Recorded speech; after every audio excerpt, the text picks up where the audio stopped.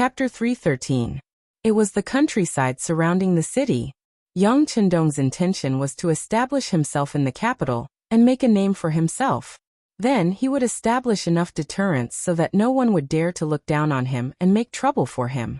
It seemed that he had done enough of these things. Whether it was defeating the Walla army, beating up the Japanese envoy, or bombarding Haging Street, no one would dare to try anything behind his back. Since it was stable, then what he had done was more or less done. If he were a little more forceful, he would have to confront the imperial power, and the consequences would be unpredictable. At the very least, Yang Chendong, who lacked military power and influence, had not thought about what to do in the capital. In the society of the time, news spread very slowly. The Ming dynasty was still very powerful, and the imperial power still had a deep influence. Changing all of this was not something that could be done in a single day. It was said that heroes were born in troubled times. In the face of the great Ming dynasty, which was not in chaos, many people would find it difficult to do much even if they had all the strength in their bodies. Logically speaking, Yang Chendong could have become a wealthy man in a peaceful world. With his ability and influence, he was completely capable of doing this. After all, no one could hold such an important position in the hearts of both Zhu Qiyu and Qi Zhen. But since he had come to this world and knew what would happen in the future, Yang Chendong did not want to see his descendants being bullied and trampled on by foreigners. He wanted the health of his descendants, the moment when the Han people reached the apex of the world. With such a grand dream, how difficult would it be to put it into practice? In the future, even if one was rich enough to rival an entire country, it would still be impossible to achieve this goal. With the development of communications and the binding of interests, every action of any country was equivalent to living under a magnifying glass. If any country wanted to do something out of line, they would become the enemy of the world. Any country that was too strong could be labeled as a hegemon. But this was not the case now. With the lack of information, there were even cases where people did not know of each other's existence. Even if they did know, it was very difficult to understand the situation, and it could be called a complete darkness. At this moment, if a force or country suddenly rose up, it would be very difficult for others to join forces to resist. This was an opportunity. With these thoughts in mind, Yang Chendong boarded the carriage and returned to the Yang Manor. The task of cleaning up Blackwell Street was handed over to Sun Pa, one of the commanders of the Warden's Office of the Five Cities, and Wang Bo, the deputy of the Supreme Court. There should not be any problems. The next step was to calculate the results of the battle, and then how to make the data look better. Anyone with a little brain would know what to do. For Yang Chendong, this operation was more of a deterrent, a timely show of the tiger's fangs to warn some people. As for how Zhu Qiyu, who had begun to counterattack because of this matter, would change the defense, he would just treat it as a big show to watch. In any case, no matter who it was, he believed that they wouldn't touch him unless they had absolute confidence. Of course, he did it on purpose this time. He wanted to find an excuse for himself and for Zhu Qiyu. He believed that when the right time came, he would be able to grasp it. Before the opportunity appeared, Yang Chendong still focused on the Yang Academy. If everything went well, he would probably leave the capital for a period of time. Before that, how to train the first batch of students was a must.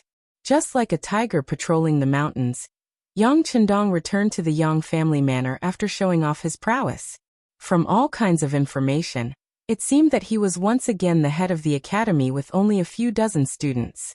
When this news spread, many of the important officials were puzzled. Among the officials of the Great Ming Dynasty, Yang Chendong was definitely an exception and a different existence. Only the Confucian school was respected, so the status of scholars and learned people was far higher than the other common people, merchants, craftsmen, and soldiers. Under the policy of using literature to suppress force, the status of scholars in society was even higher. They seemed to be able to casually point out the country and make judgments about the affairs of the world. Coupled with the fact that they were from the same sect, it was easier for them to band together. This led to the situation where the scholar officials and the emperor ruled the world. Yang Chendong was the descendant of Yang Rong, the son of the three Yangs. Even if he didn't know anything with his status, he wouldn't have a bad life. As long as he had a little ability, He would be able to sit high in the imperial court. It was even possible for him to repeat the past glory of the Yang clan. This was the so-called good birth. However, Yang Chendong had a good birth and was extremely capable. He had even made great contributions, and was greatly indebted to both the northern and southern emperors of the Great Ming dynasty. If such a person were to sit high in the imperial court, he would be a symbol of a boundless future. Once he had enough experience, it was not impossible for him to become an important official, or even a powerful official. It could be said that his future was bright, but he showed that he was uninterested in the imperial court. All he cared about every day was doing business and teaching students. He didn't teach orthodox Confucianism, nor did he teach the Analects of Confucius, the 4 books, or the 5 classics. Instead, he included magic, chemistry, physics, geography, and other things that were called unorthodox at that time. Under the rule of Confucianism, the status of merchants was very low. Even if you were rich, even very rich, if you didn't have enough background, everything you had would become a gift to others.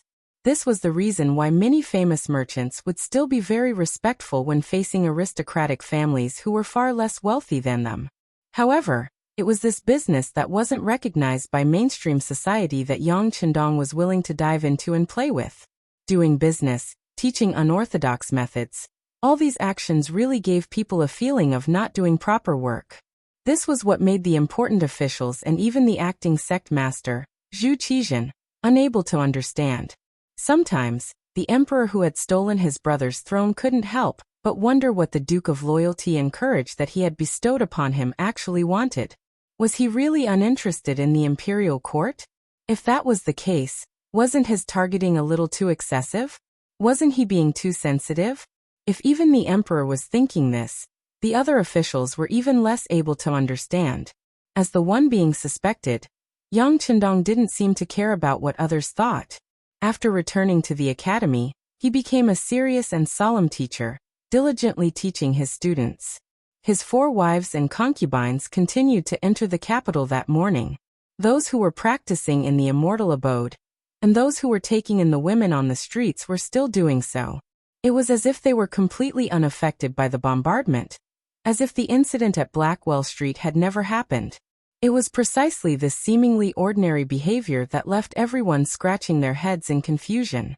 After thinking about it for a while, everyone turned their attention back to their own matters. Although the bombardment in the middle of the night was still there, it was only aimed at Blackwell Street. Since it didn't have anything to do with them, they naturally went back to what they were doing. Only a few people with deep foresight could vaguely see that this young Duke of Great Ming's loyal and courageous actions were all practical matters. Developing commerce was accumulating money. Yang Bao was controlling public opinion. The immortal abode was expanding its influence. The Yang clan's bank was hoarding money, and even the Yang clan's academy was teaching pragmatism. It was just that the majority of people couldn't see it clearly. But regardless, the storm gradually calmed down. Some of the officials who had thought that something major was about to happen breathed a sigh of relief. More attention was placed on the matter of changing the guard of the army. When it came to the mobilization of hundreds of thousands of troops, there were a lot of things that needed to be done. A lot of money needed to be spent, and there were also a lot of empty seats. How to curry favor with them and get what they wanted was what the officials should consider and do. With Zhu Qiyu's approval and powerful officials like Shi Heng and Yi Ming taking charge, the matter of changing the guard of the army began to unfold with great vigor. Squad after squad of soldiers walked out of the capital, and squad after squad of soldiers entered the capital in an orderly fashion. This display of the Great Ming's military strength allowed even more officials and nobles to relax and enjoy their lives. But in the wake of all this, countless families had been destroyed, and countless people had been lost. The officials turned their attention away from Yang Chendong, but there were still some people who paid attention to this person. In an unremarkable Chengshan in the capital, in the dimly lit backyard, a tall man was standing there, listening to a man whose eyes occasionally flashed with killing intent. Big brother Yan, my big brother and third brother died too unjustly this time. You have to uphold justice for us. The shorter man, who was dressed like a wanderer of the Jianghu, had said many things before concluding with these words. He seemed to be weeping about something. Unjustly. The person who was addressed as Big Brother Yen uttered one word. It was unknown whether he was sighing or speaking from his emotions. He shook his head lightly and continued.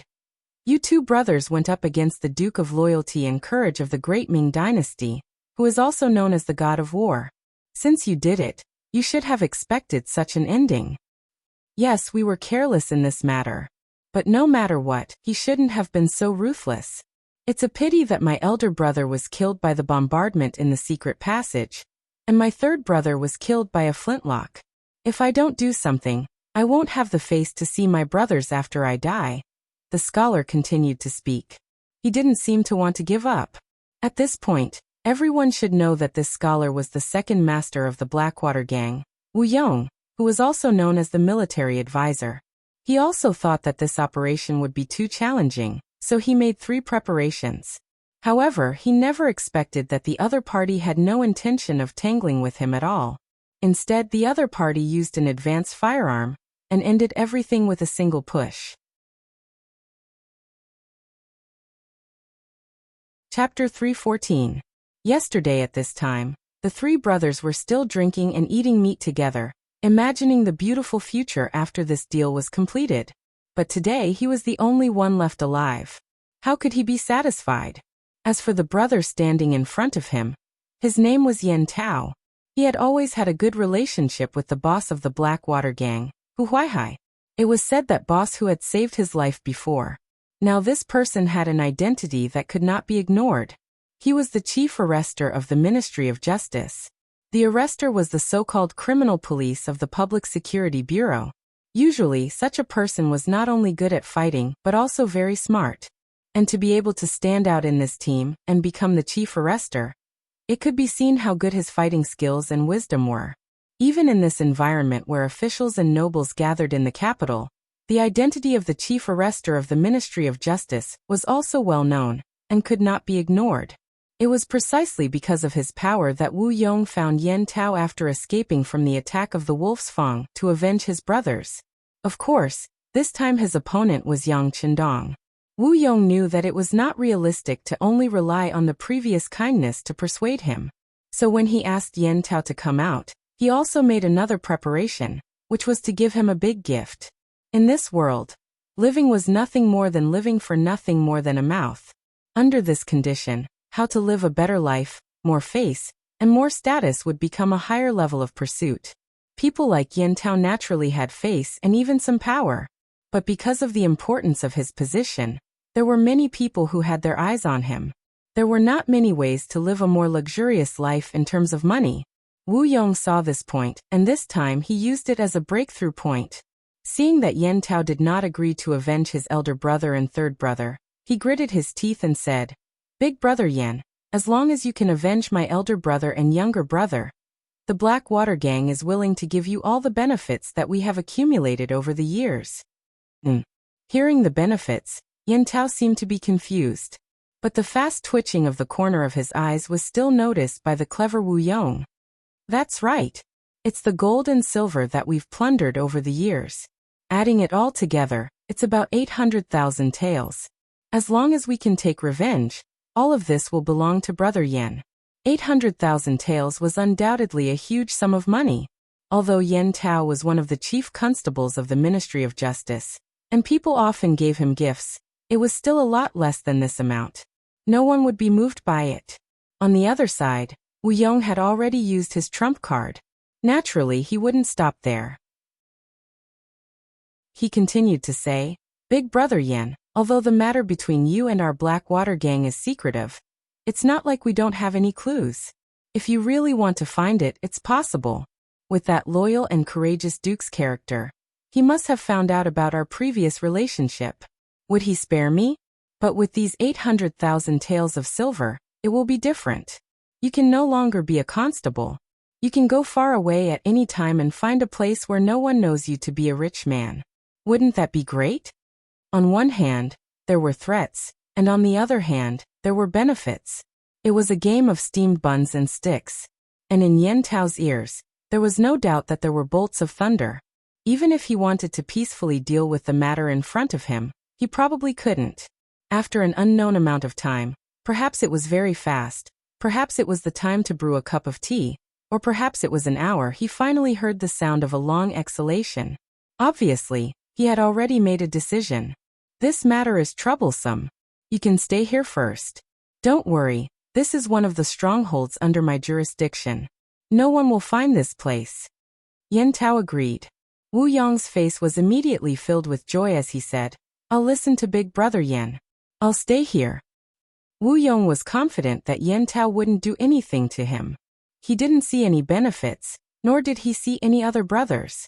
Who knew if he had left any backup plans outside? Once something happened, his relationship with the Blackwater gang would be exposed to the world. Relying on this, Yan Tao naturally didn't dare to have any devious thoughts. Even if there was one, it could only appear when he killed Yang Qindong and got the money to escape to the end of the world. Seeing that Wu Yong was so tactful, Yan Tao nodded his head in satisfaction. But since we have to make preparations, we can't do without the silver tails. Don't worry, Big Brother Yan. I'll arrange for someone to send the silver tails over tonight. Is 400,000 taels enough? It's enough, Yan Tao happily replied.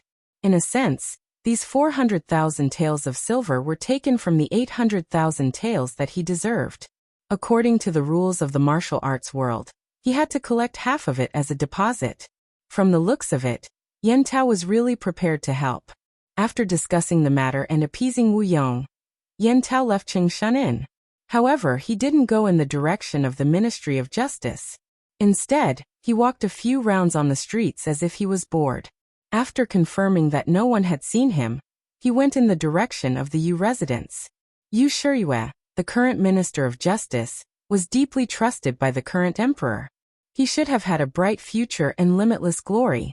However, because of a conflict with the Duke of Loyalty, Yang Qindong, his grandson Yu Xiong, was sentenced to death.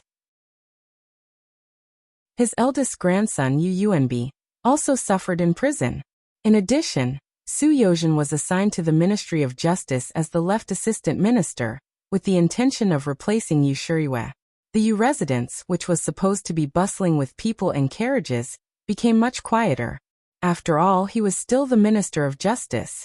He was still the Minister of Justice, and there were still many officials who came to visit him every day. By the time Yan Tao arrived, he could only enter from the side door. The head constable of the Ministry of Justice. It sounded like a very prestigious title, but in the minister's residence, it was just a small official. If Yan Tao wasn't someone who was promoted by Yu Shiyue and had come to the Yu residence before, and the gatekeeper knew him, it would be difficult for him to enter through the side door. Even if he entered the Yu residence, he might not be able to see the minister. He came to a slightly remote side hall and waited for more than 2 hours. After drinking a few pots of tea, he finally heard the sound of footsteps outside the door. Master is receiving guests in the front hall. Please wait a moment, Constable Yan.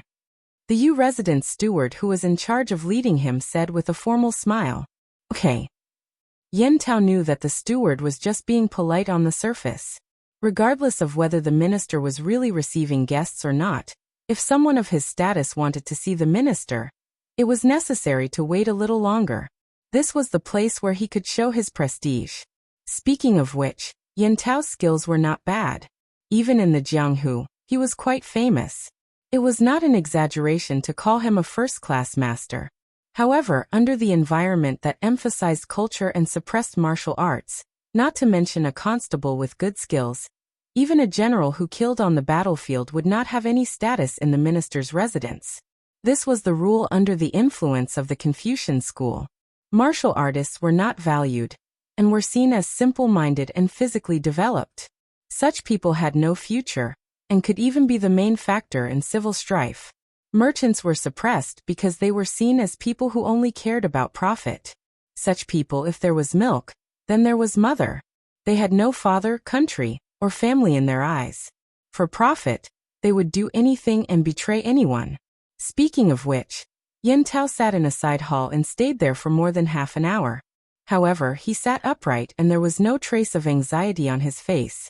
It could be seen that he was a person who could achieve great things. Time passed little by little, and there was a sound of footsteps in the distance. Hearing the sound of footsteps, Yen Tao quickly stood up with a very respectful look. However, when the person appeared, he raised his head and there was a slight surprise in his eyes. Young master, you? That's right, it's me. Grandfather knew that you were here, but there was something he couldn't get away from. So he let me come. Haha, Constable Yen, take a seat. The person who came was Yu Yuanbi, Yu Shiyue's most admired eldest grandson. In order to train him, he would usually be in charge of receiving guests when there was no important matter. This was also a method of training. The minister did not appear, but Yu Yuanbi did. Yen Tao was somewhat disappointed. However, when he thought about how Yu Xiong had died at the hands of the Duke of Loyalty, Yang Chendong, he had a glimmer of hope in his heart. Perhaps this person wanted revenge more than him. As a hot-blooded young man, he should be easier to fool than a minister like Yu Shiyue. After making up his mind, Yen Tao's expression became much calmer. He first sat down, then held a cup of tea and said casually, "Actually, this constable didn't come here for anything. I just thought that the 7th day of young master Yu Xiong's death is coming, so I came to pay my respects." Suddenly, Yu Xiong's name was mentioned. Yu Xiong's death could be said to be the shame of the entire Yu family. Now that someone mentioned it in front of him, and only as a chief constable, Yu Yuanbi's expression changed. He said with a livid face, "Yen Tao, what are you trying to do? Don't you want to work anymore? Young master Yu, please calm down. Things are not what you think. In fact, this constable is here for this matter. Instead of keeping the matter of young master Yu Xiong under wraps, it would be better to take revenge. That would be the only way to solve the problem. But I don't know if young master Yu Xiong has the guts to do such a thing." As a chief constable, Yen Tao's ability to grasp people's hearts was very strong when interrogating criminals. This time, he used provocation to force Yu Yuanbi to make a choice. Revenge? Haha, you're just a lowly chief constable with an insignificant official position. How dare you speak of this lightly? Unless you have some ability? Yu Yuanbi could roughly guess Yen Tao's background. However, when he thought of Yang Chendong's power and ability, he still did not dare to do anything. Chapter 315. Just as young master Yu said, this constable does have some ability. At least I still have some useful people in my hands. After saying all this with a smile on his face, Yen Tao suddenly leaned forward and said a name from his mouth. It was Wu Yang's name. The Blackwater gang had been wiped out overnight. Only the second in command, Wu Yong, had escaped. Now that they were in the middle of a large-scale manhunt, any smart person would be able to guess why Yen Tao suddenly mentioned this person. Oh, Yu Yuanbi's expression instantly lit up. He finally knew why Yen Tao had come to find him. He really did have some confidence. Just as Yu Yuanbi was thinking, Yen Tao's voice sounded in his ear again. If the matter is done well, we can naturally take revenge. Even if it isn't done well, it has nothing to do with us. We won't lose anything. Besides, as long as the plan is well thought out, there shouldn't be any accidents in a surprise attack. After all, humans have flaws. Humans are made of flesh and blood. Swords and spears can take lives. Not bad, not bad. Yu Yuanbi laughed loudly, then pointed to the teacup on the table and said, "Big brother Yen, please have some tea." Yu Yuanbi had changed the way he addressed Yen Tao from Constable Yen to Big Brother Yen. This was his way of expressing their closeness, and it also meant that he would support the other party. How could Yen Tao not feel it? He immediately laughed and drank from the teacup. "Good, let's have some tea together. Speaking of which, the tea in the minister's residence is really good. Haha, if Big Brother Yen likes it, you can bring some back later," Yu Yuanbi said with a face full of enthusiasm. After that, the two of them lowered their heads and conspired for a long time. When Yen Tao left satisfied, he went straight to his grandfather's study. Yu Yuanbi had made the decision on his own, and agreed to cooperate with Yen Tao. This wasn't a whim, but because he knew that if the Yu family wanted to develop, Yang Chendong, this stumbling block, had to be kicked away. Otherwise, if they couldn't even protect themselves, how could they talk about spreading their name? After understanding all this, he predicted that even if his grandfather knew about this matter, he wouldn't object. Sure enough, he entered the study and explained to Yu Shiyue why Yen Tao came. The Minister of Justice was silent for a while before nodding. Do things secretly. However, since we're going to make a move, we can't give the other party the slightest chance. You should also go and make some arrangements. If the time is right, you can add a stab. In short, it's fine if you don't make a move, but if you do, it must be a thunderous method. He never thought that his grandfather would put everything on the line and ask him to do it himself. UUMB couldn't help but say excitedly, "Grandfather, don't worry. I'll make the arrangements right away. As long as there's a chance, I'll definitely make him suffer the pain of having his heart pierced by thousands of arrows." The reason why Yu Shuriwa was so ruthless was naturally because the situation in the imperial court was already pressuring him. Especially after Su Yozhen became the left assistant minister of the Ministry of Justice. This person wantonly bought people's hearts and had already begun to shake his authority in the Ministry of Justice. If he couldn't deal with the foreign enemy Yang Qindong, it wouldn't be long before his position as Minister of Justice would be useless. Since there was no way out, he could only take the initiative to attack. Yen Tao's arrival was no doubt tantamount to giving him a chance to make a move. Although there were risks, but wealth was originally sought in the midst of danger. How could one achieve great things without being ruthless? Moreover, after Yen Tao left the Yu residence, he went to contact Wu Yong. Yen Tao was like a walker walking in the dark. At night, he knocked on the door of Cheng Shunin and saw the second-in-command of the Blackwater gang, Wu Yong, who was waiting for news. Wu Yong was already burning with anxiety. He was even prepared to escape at any time because he really didn't know whether Yen Tao was reliable or not. Although he was indebted to this person in the past, it didn't prevent him from suddenly killing him. However, the moment he saw the tall Yen Tao appear, Wu Yong still looked very calm. At least on the surface, there wasn't the slightest hint of fear or terror. To be able to become one of the 4 chief constables of the Ministry of Justice, Yen Tao was not only skilled in martial arts, but also unusually quick-witted. He might have thought of something long ago, but just didn't want to say it. Tonight he came here for business. He went to the home of the Minister of the Ministry of Justice and gained a lot. This time he came here to tell him part of his plan. "Second Master Wu, I've decided to help you. Here's a list of materials. They are all bloody men in the Green Forest. They only recognize money and not people. How to persuade them to help you? You just have to work hard. But remember, if there is no accident, there will be an opportunity in a few days. Whether you can seize it or not depends on you." After putting down the information on the mercenaries in the capital, Yen Tao stayed for a while longer before leaving. He knew of Wu Yong's abilities, and he was confident that he would have no problem recruiting these men to work for him for the time being. As for the people in the materials, in fact, they were some bandits with names in the Ministry of Justice. Some of them even had bloody cases. Such people were the so-called scum of society. However, it was undeniable that these people had a clean background. Even if someone wanted to use them, it would only be a temporary exchange of power and money. No one would support them.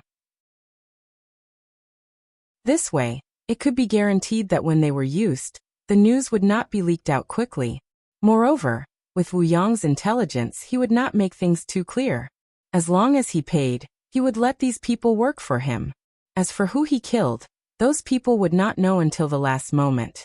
In a few days, Wu Yong should be able to do this. As the local boss of the underworld in the capital and the former second-in-command of the Blackwater gang, his ability should not be underestimated. In 1451 AD, the second year of Jingtai of the Ming dynasty, the Miao people's uprising began. Huiming and Huiming were the princes of the Minzhuang king Zhu Yuanzhang, the 18th son of Zhu Yuanzhang. In the first year of Jingtai, 1450, Zhu Yuanzhang died, followed by Huiming. Huiming, the king of Guangdong, was brave and strong. His family, Duan Yuhang, was favored by the king because of his excellent skills. Later, Yu Libin said that Huiming was abnormal and should be the ruler of the world. Thus, Huiming started a rebellion. He made a fake imperial edict and sent Duan Yuhang, Meng Neng, and Chen Tianxing to the Miao people's territory. He used silver seals and gold coins to lure the Miao people to attack Wugong. After the Ming dynasty's southern emperor, Zhu Qizhen, heard the news, he sent the governor of Huguang, Wang Lai, and the chief military officer, Liang Luo, to suppress the rebellion. After Zhu Qizhan went through the Tumu incident, his personality became more gloomy and his methods became more ruthless. After he gained a foothold in the original capital of Nanjing, he began to reform the governance of officials and started to train soldiers. Courage after knowing shame. Because of his experience, Zhu Qizhan knew that the so-called under one, above all, under the Ming dynasty, and under the emperor's wisdom were all fake. Only a strong military force and an abundant national treasury would be the true core of the country. In order to achieve this goal, he issued a series of orders, and the entire South began to expand the source of soldiers. Under the eyes of many, soldiers were forcefully arresting strong men, causing the originally rich South to be in a mess. Who knew how many families were torn apart because of this? Because of this, some scholars openly expressed their opposition. Some even said that this was clearly militaristic and not the way of a saint. In the past, the emperor had always been very tolerant of scholars. This was because many times, they represented the will of the people and the will of the world. If one offended them, it would be difficult to have a good reputation among the people, and there might even be chaos. However, Zhu Qizhan, who had a goal in mind, was ruthless this time. Any scholar who dared to talk about national affairs, especially those who criticized his actions, were all arrested. He did not hesitate to become enemies with some scholars, because he wanted to restore the glory of the great Ming dynasty. He wanted to unify the north and south of the great Ming dynasty. He wanted to wash away the shame of his past. He wanted to be a wise ruler of a generation, a ruler of prosperity. In order to achieve his goal, he would do anything. It was also because of this that many scholars were implicated. Although some aristocratic families were still deeply rooted and were not implicated by this matter, they still had their own opinions. At this time, after King Minzhuang succeeded the throne, he declared that the people of the world should be ruled by the people of the world. He declared that he wanted to become the ruler of the world. The difference between here and in history was that the Miao tribe leader Yang Wenba supported his actions. The reason was simple. Previously, when Zhu Qizhan recruited soldiers, he caused a lot of trouble in the south, which made Yang Wenba hate him. In addition, Zhu Qizhan was no longer the only ruler of the great Ming dynasty. In the north, there was still the existence of the substitute Zhu Qiyu, who was enough to compete with Zhu Qizhan. This greatly weakened Zhu Qizhan's strength. Therefore, Yang Wenba made a decision that was different from history. He supported the king of Minzhuang instead. With Yang Wenba's support, King Min's strength increased greatly. Wugong, which was located in the southwest of Hunan province, was broken through in 3 days. After winning the first battle and taking down King Min's emblem, he finally gained the recognition of some aristocratic families. After receiving some support in terms of gold, silver, and grain, his power increased. He had the potential to become the king of the south. When King Min's matter came out, Zhu Qizhan naturally flew into a rage. While sending troops, he also sighed in the palace. Zhu Qiyu took the throne when his life and death was uncertain. It could be said that there was a reason for this. Although Zhu Qiyu did not recognize him later, when he came to Nanjing to establish the South Ming dynasty, Zhu Qiyu did not do anything to stop him. To put it bluntly, Zhu Qiyu acknowledged his existence in private. On the surface, Zhu Qiyu still called him King Yu. This was something that could not be helped. However, who was Zhu Huizhen? He was just a small descendant of King Minzhuang. How dare he call himself a king? This was touching his reverse scale. Even if there was internal friction, he would not let him make a big deal out of it. In the palace, Zhu Qizhan was not in a good mood. He was so tired that Empress Qian was also in a bad mood.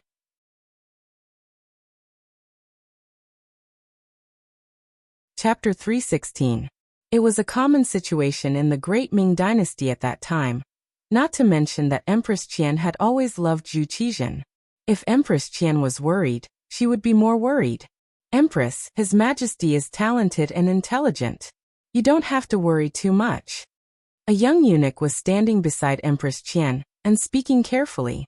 He was a eunuch who was not very old, but had an extraordinary manner of speech. He was Mao Mu, the eunuch who had been indebted to Yang Qindong, and was later ordered to follow Empress Qian out of the capital. Before the Tumu incident, Mao Mu already had some status in the imperial harem. Zhu Qizhen's life was unknown, and the chief eunuch, Wang Zhen, died in the chaos. As a eunuch promoted by Wang Zhen, he was also implicated. It was only after he took out most of his wealth that he was able to save his life. It was not until Yang Chendong returned to the capital that everything became better. Later, he approached Empress Qian on behalf of Yang Chendong and finally came to Nanjing. After seeing Zhu Qizhen become the South Emperor, he became the most trusted eunuch of Empress Qian, and had some status in Zhu Qizhen's heart. Seeing that his master, Empress Qian, was in a depressed mood, Mao Mu tried to explain carefully.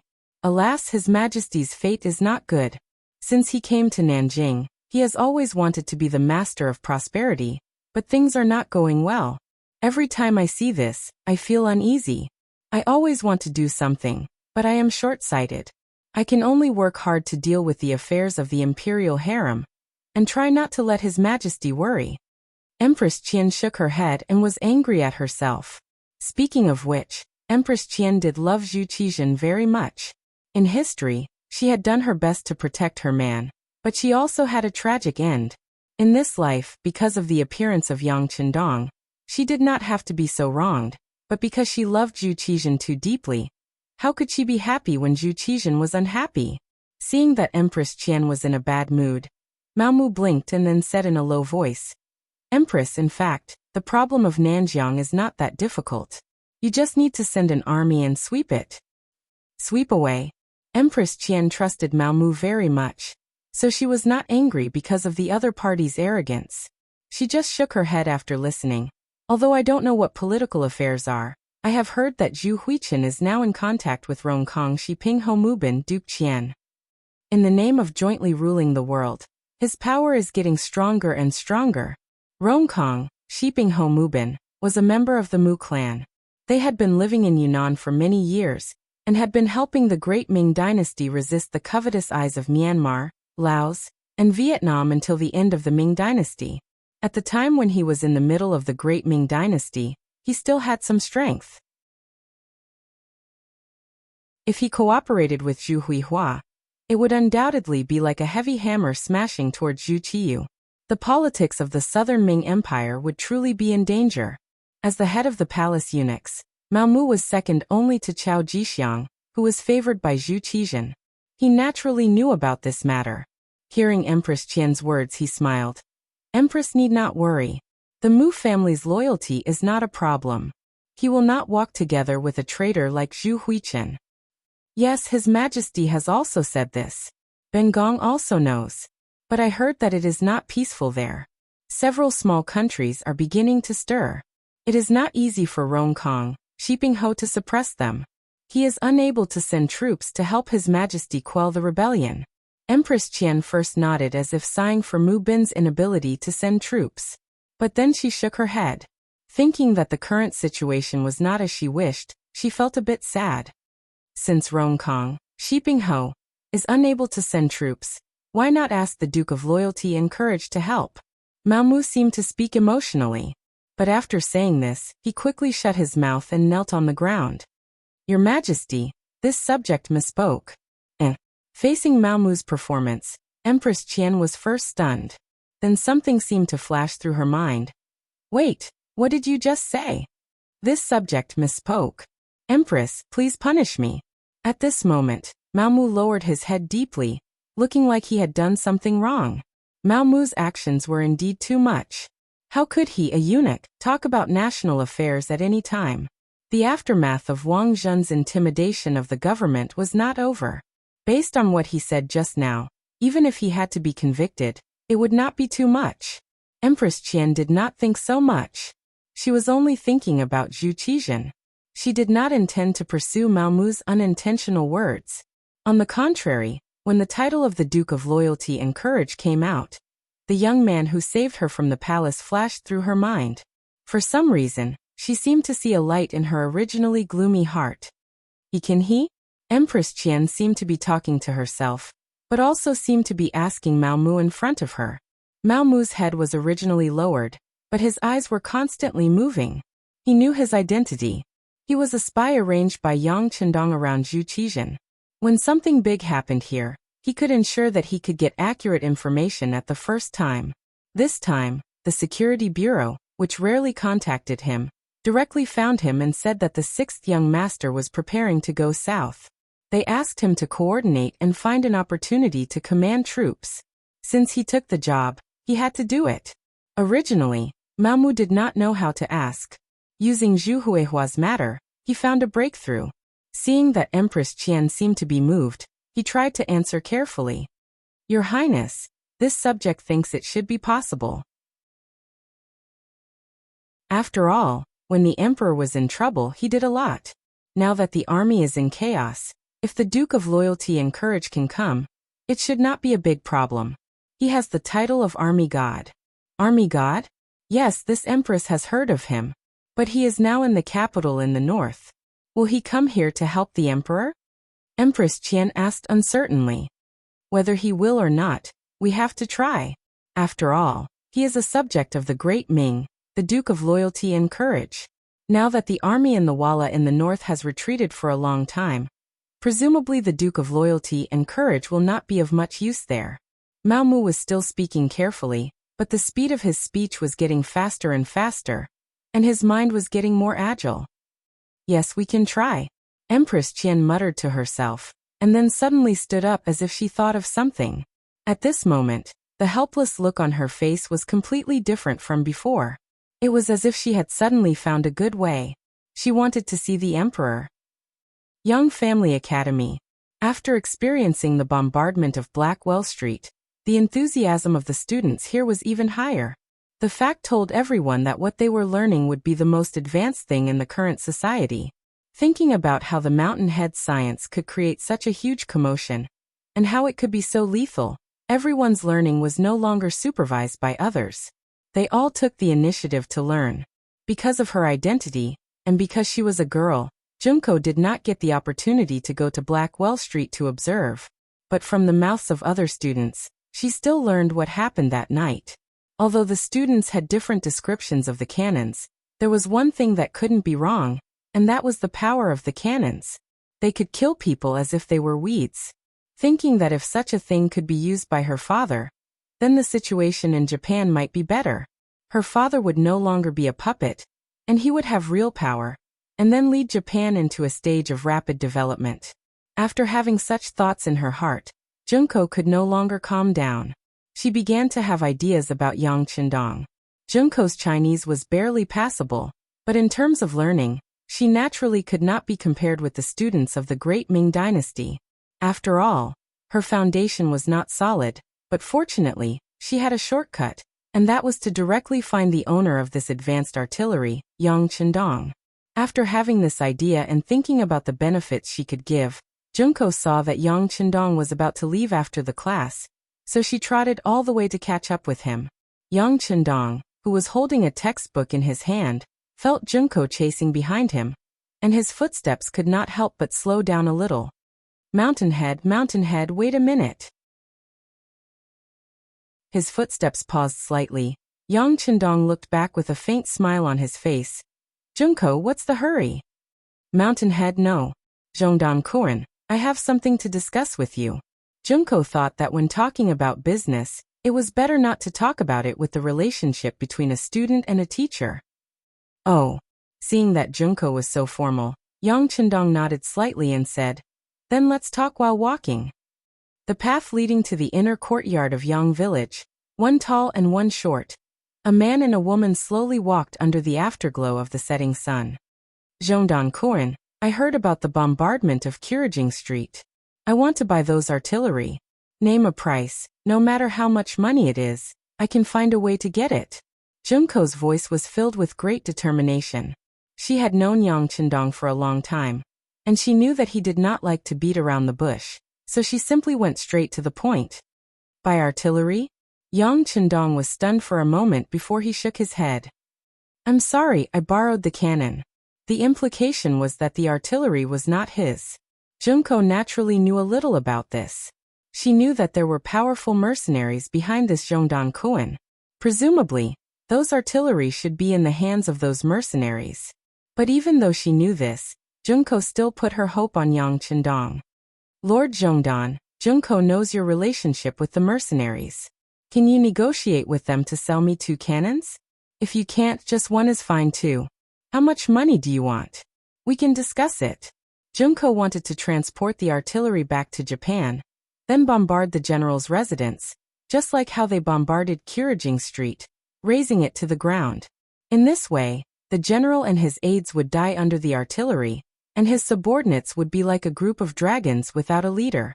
Then the emperor would take the opportunity to seize the real power. And to do all this, she could only do it through Yang Chendong. Her face was full of hope. No matter how much money it is. Yang Chendong pretended to be very curious and asked.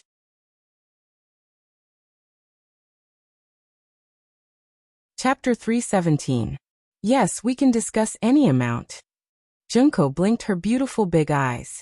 Any amount is negotiable? Yang Chendong repeated this sentence and saw the sincerity in the other party's eyes. He couldn't help but smile and said, "But do you know that when I wanted to buy 1, the other party asked for 10 million taels? 10 million taels. Hiss. After hearing the price, a look of shock flashed across Junko Yu's face, followed by hesitation and confusion. Haha. Yang Chendong couldn't help but laugh after seeing her reaction. He turned and left. He knew that Junko had to think about some things carefully before coming to a decision. He couldn't push her too hard at this moment. As a person of the future, Yang Chendong naturally didn't have a good impression of Japan. If possible, he would bring Lung Feng over. Rather than say that he was going to reform them, it was better to swallow them whole. It would be more satisfying to rule the world. However, although Lung Feng's development was going smoothly, it was still very difficult to reach a certain scale due to the limitations of the environment, population, and wealth. Even if he was in the capital, he could only do things to intimidate others. He couldn't really overthrow them. Where would he find the time and effort to do anything to Japan? He wasn't strong enough, but that didn't mean that he couldn't do something first. For example, he could disrupt the internal affairs of Japan. This way, it would be much easier to deal with the empty Japan in the future. For this matter, Yang Chendong had thought of a few methods in his mind. However, he was still far away from Japan. A small fight wouldn't solve the problem, but he wasn't strong enough to fight a big fight. Without full confidence, he didn't do anything. Junko taking the initiative to look for him might be a chance for Yang Chendong. How could he let go of a chance to earn money? As for asking for 10 million taels of silver, it might seem like a lot to others, but he knew that Junko would definitely agree. However, in Yang Chendong's heart, making money was secondary. More importantly, he wanted to see the civil strife in Japan. He had already done some things before, but he always felt that it was not enough. He still needed to do more things. In that way, when Japan faced internal and external troubles, the pressure would be a lot less. After leaving Yang Chendong, Junko went to find her guard captain, Kobayashi. During this period of time, Shaolin was like a sponge, constantly absorbing water. The training methods of the Yang family manor were not hidden from him. After he saw it, he learned a lot. Only then did he realize how soldiers should be trained. Only then could they be truly elite. When Junko came to find Kobayashi, he was recording something in Japanese in his room. A good memory was not as good as a good pen. This was a common saying in many cases. Your Highness. As soon as she saw Junko open the door, Kobayashi was about to salute her out of habit. Forget it, there's no one else here. Junko shook her head, then sat on the chair for receiving guests, then looked at Kobayashi with sparkling eyes and asked, "You must have heard about the artillery, right?" "Yes, I heard about it. I also took the time to go to Kyurajing Street to take a look. The destructive power was really amazing." Shaolin, who replied, couldn't help but feel a chill run down his spine when he thought of the collapsed houses that he saw. He even wondered what kind of destruction such a powerful cannon would cause if it hit Japanese soil. Who would be able to withstand it? Yang Chendong's sense of mystery and power strengthened in Kobayashi's heart. "Then tell me, if these things could be used by your father, would the Supreme General still dare to be so domineering?" After Kobayashi finished speaking, Junko lightly opened her red lips and asked, "Ah, what?" For a moment, Kobayashi was a little confused by this question. But after he reacted, he said with some excitement, "Is he willing to give such powerful firearms to us? I bet he's already talked to him. We can buy it. But the price is a little more expensive, 10 million taels per cannon." Junko nodded. She didn't know if this was good news or bad news. Hiss. Kobayashi sucked in a breath of cold air. It was obvious that he was really shocked by this number. 10 million taels, even at the peak of the Ming dynasty, it took 2 years of tax revenue to reach this amount. Japan was much smaller than the Ming dynasty, so it was unknown how long it would take to gather this number. But thinking about it, although the number was huge, if they could really get it, it would be worth it. Not to mention that with this thing, the emperor would be the real emperor. Just with the specimen, they could later imitate it. Everyone had one head and 2 shoulders, so why could others create it, but they couldn't? Thinking of this, Kobayashi's eyes began to burn with passion. "Your Highness, this is a good thing. Even you think so? If I send you back, will you be able to persuade father?" Junko was waiting for Kobayashi to say this. The sudden change made Kobayashi finally understand the purpose of Junko's visit, and he couldn't help but fall into silence. 10 million taels of silver was a large amount, and he had to return to Japan. But his status was low, so he couldn't guarantee that he would be able to do it. The best way was of course to let Junko go back, but Kobayashi also knew that if Junko left now, who knew what would happen? Even if he had the money in the future, he was afraid that he wouldn't be able to buy the cannon. If that was the case, wouldn't it be a waste? While Kobayashi was still hesitating, Junko said anxiously, "Kobayashi, I will write a letter to father, please." After saying this, she bowed deeply to Kobayashi. "Your Highness, please don't. I will try." Kobayashi saw Junko's action and knew that he couldn't avoid it. He thought that it was better to give it a try, and if it didn't work, he would just take a trip back to Japan, and then find an opportunity to come back here. Kobayashi finally agreed, and Junko's face flashed with a charming smile. "Then I will go and talk to him, and then I will write a letter to father. You should be prepared." Junko quickly appeared in front of Yang Qindong, and said that she wanted to buy the cannon. Of course, she still didn't say her identity, only that her family was very interested in it, and that such a powerful cannon could be sold at a higher price once it was shipped to Japan. 10 million taels of silver, this was already a heaven-defying price. Yang Qindong really couldn't think of any other price. But for Junko's completely self-deceiving idea, he could only nod. He also promised that once he saw the money, he didn't need to come to the Great Ming Dynasty anymore, and he could go to Little Luli Island to trade. And for safety, the mercenaries could escort the cannon to Japan's territorial waters. Junko was naturally happy that her safety was guaranteed. She was still very confident about whether or not she could get the cannon with the money. The source of this confidence was naturally her understanding of Yang Qindong. She knew that this person was a person who kept his promises, and he would never deceive her. Soon Junko finished writing a letter. She wrote down what she had seen and heard in the Great Ming Dynasty, including the incident where her country sent samurai to attack the Tianjin garrison a while ago. She emphasized that the Great Ming Dynasty was now very powerful, and it was far from what the weak Japan could touch. She also hoped that father could stabilize the situation in the country and strengthen himself first. As for the power of the cannon, she wrote in detail. The most important thing was that with this weapon, it could instantly turn the general's mansion into a piece of scorched earth, and at that time, it would be the time when the imperial power would be concentrated.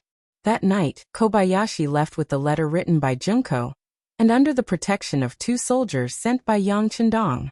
He would go straight to Tianjin Guard, where there would be a special ship to send him back to Japan.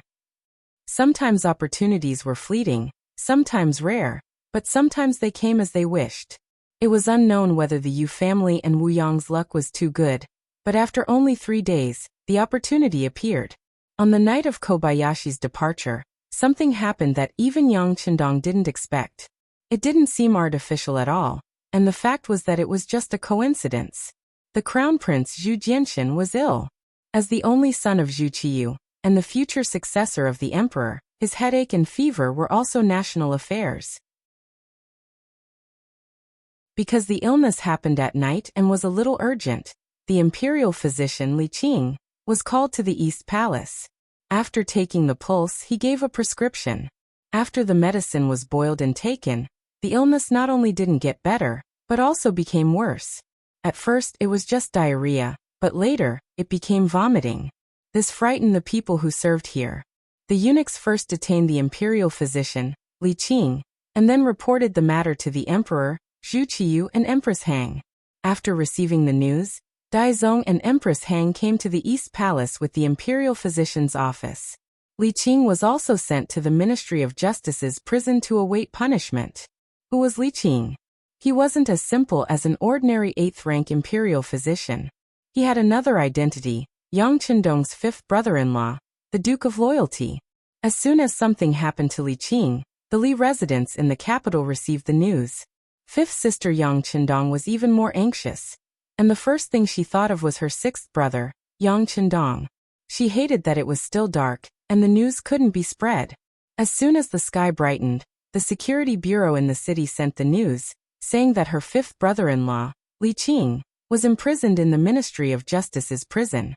It was said that he had injured the crown prince, Zhu Jianxian, but the details of the matter still needed to be investigated. Prepare the carriage, let's go to the capital. Yang Qindong's feelings for his 5th sister were still very good. He could guess that his 5th sister was probably very anxious at this time, so he decided to go to the capital personally to ask for an explanation.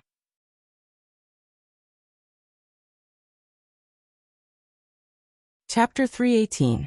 Yang Qindong suddenly entered the capital and saw 5th sister's carriage at the Yongding gate. Immediately, Yang Qindong comforted 5th sister and asked her to return to the residence and wait.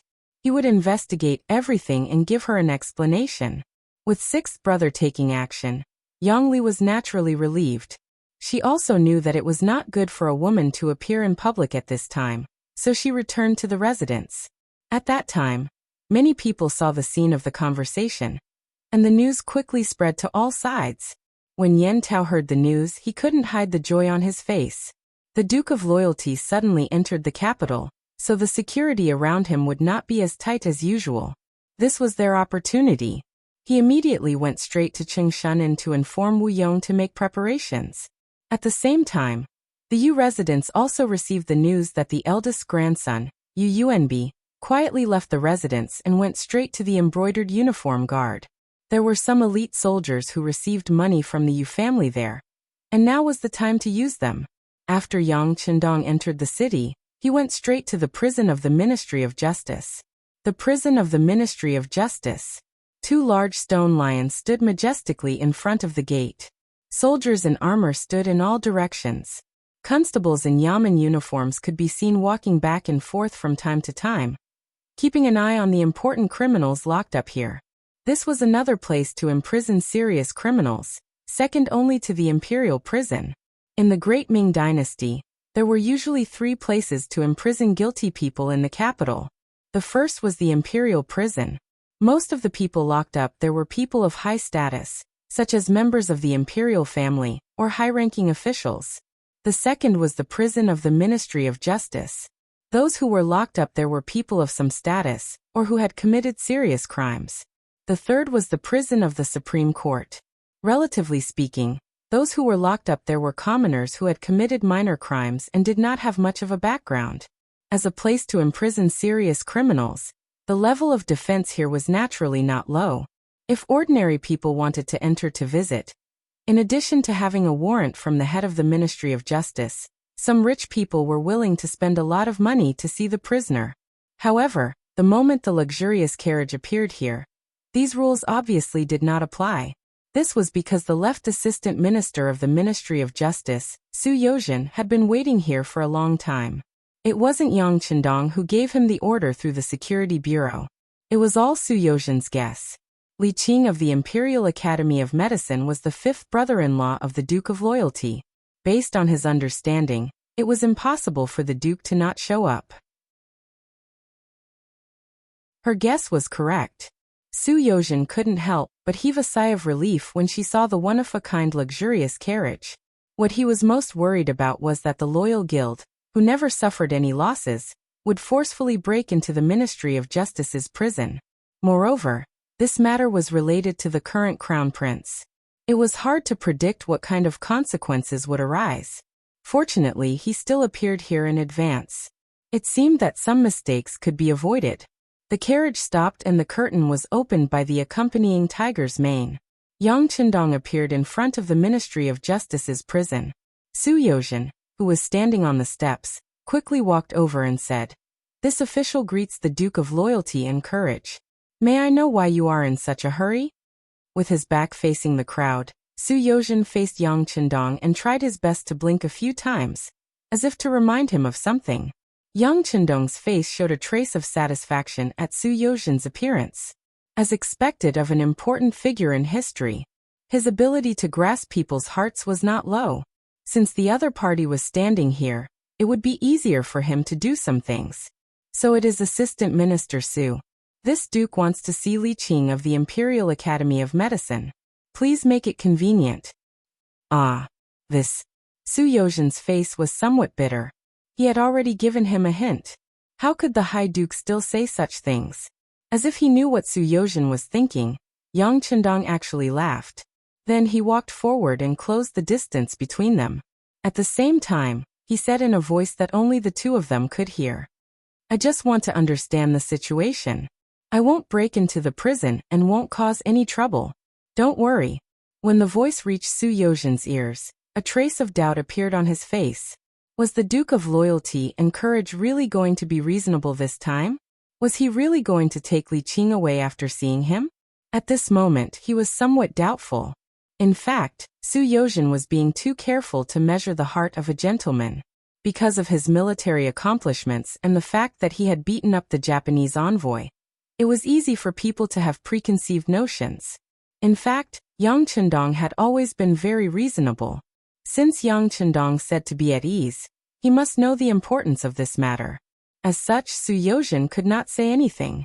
In fact, even if the other party insisted on taking Li Qing away, there was not much he could do to stop him.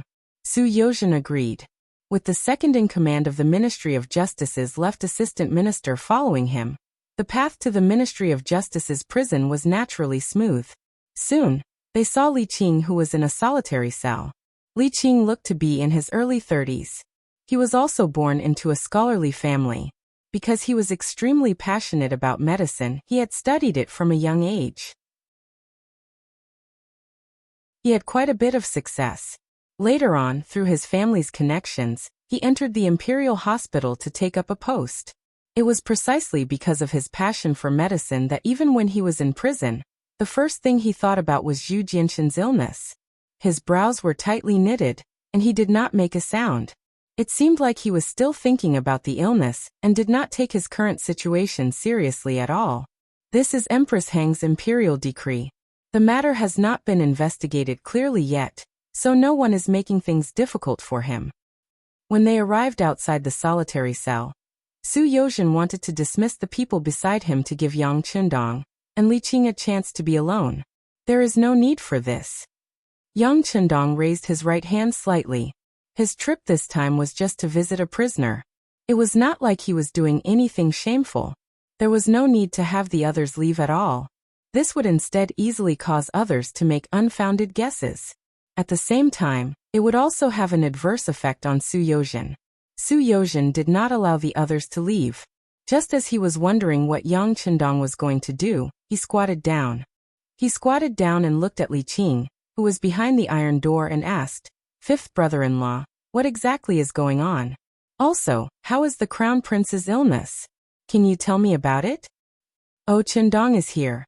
Li Qing, who had been meditating, was interrupted by Yang Chendong's voice. Only then did he realize where he was. He couldn't help but bitterly smile and say, "It is rare for the loyal Duke to come and see me. I am endlessly grateful."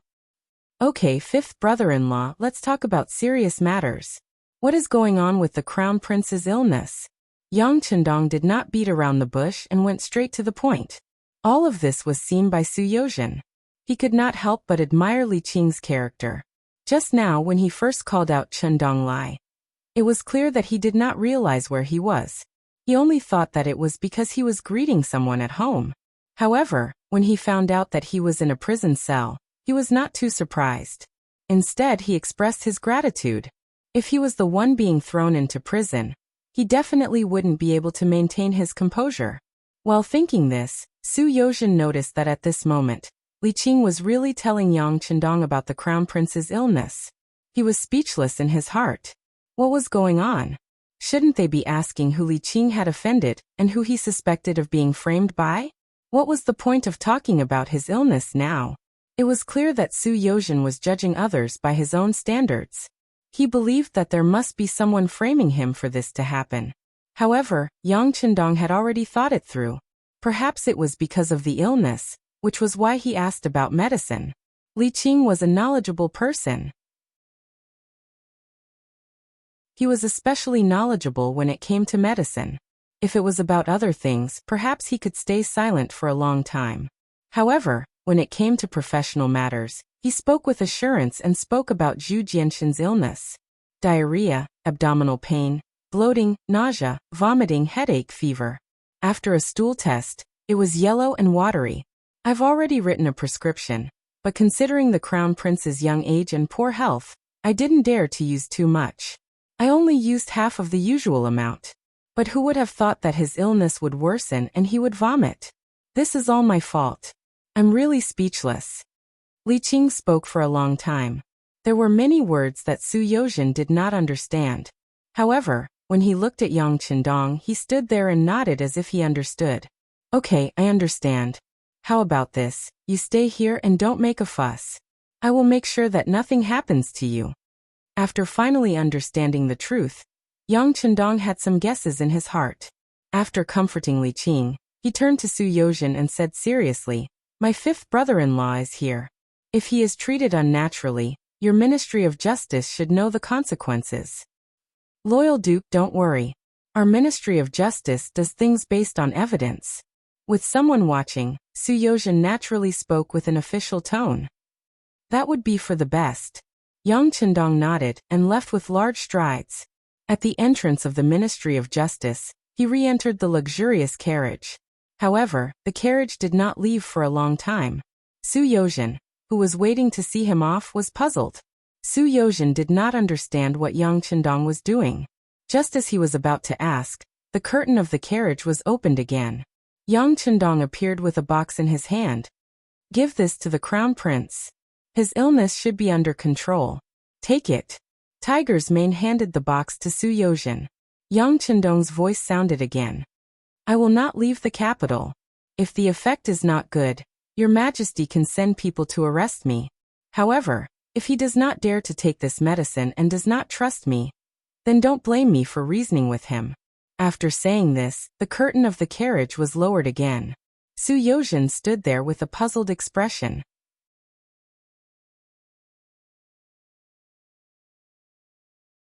Chapter 319. However, since Yang Chendong had said so, what else could Su Yozhen do? She could only nod her head and head back to the palace. In the carriage, Yang Chendong sighed. After hearing Li Qing's words, he went into the large warehouse to investigate and found out that Zhu Jianxin was suffering from viral enteritis. This illness was naturally not a serious illness in the future, but in the past, it could have been fatal. Thinking back, Zhu Jianxin's early death might have had something to do with this. This matter was not complicated, and it was not that the imperial physicians were not skilled. It was just that the crown prince's illness came too quickly. In addition, he was a child and had a weak body. If strong medicine could not be used, it might harm the body and cause a greater rebound. People would always say that many times, the imperial physicians were not as good as some barefoot doctors when it came to treating illnesses. This was actually a misconception. To be able to enter the imperial hospital, which one of them did not have real skills. After going through layers of selection, and their family background was clean? The reason why some illnesses were not as good as the treatment methods of the country doctors was because the patients they faced were either rich or noble. These people had a common problem, and that was that life was very precious. For example, if they had the same illness if they were ordinary people, it was fine if they died, but if they survived, it would be a skill that could make them famous. The barefoot doctors could naturally do things without restrictions. Sometimes they even came to treat patients with experimental methods. However, in the imperial hospital, it was completely different. They first had to ensure that they did not make any mistakes and protect themselves. In this kind of environment, it was fine if they did not do well, but they could not mess things up. Most of the time, they used conservative methods. Some small illnesses would not be cured quickly due to various misgivings, and it was not uncommon for it to become a serious illness. What was Zhu Jianshan's status? The crown prince, he was the future emperor. In addition, his birth mother was Empress Hang, the eldest son of the first wife, and the only son of the substitute emperor, Zhu Qiyu. His importance could be seen. There really wasn't the slightest bit of accident or carelessness.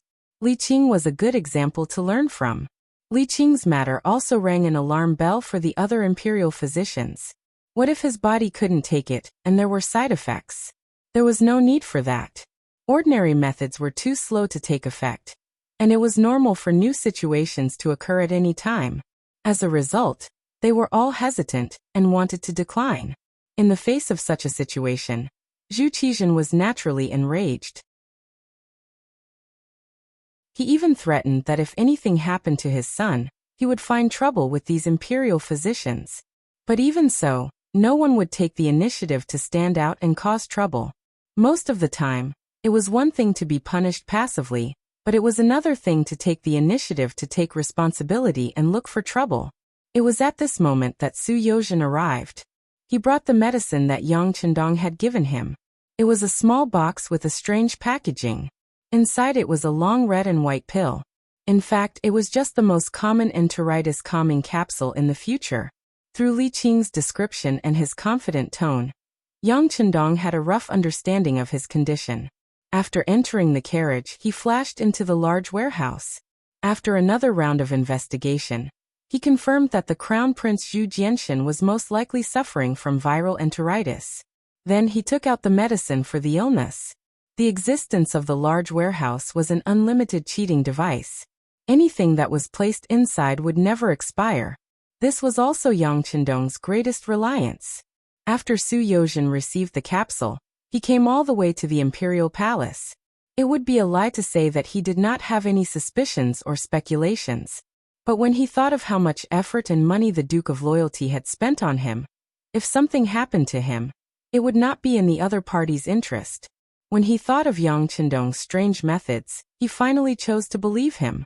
Of course, he could only be responsible for delivering the capsule. As for whether the emperor would let Zhu Jianshan take it, that was something he could not do. In the imperial palace, the imperial physician's self-protection made Zhu Qiyu furious. As soon as Su Yozhen appeared and presented him with the medicine, he saw a turning point. He immediately ordered a few imperial physicians to study the medicine to see if it was poisonous. He even purposely had a eunuch take the medicine.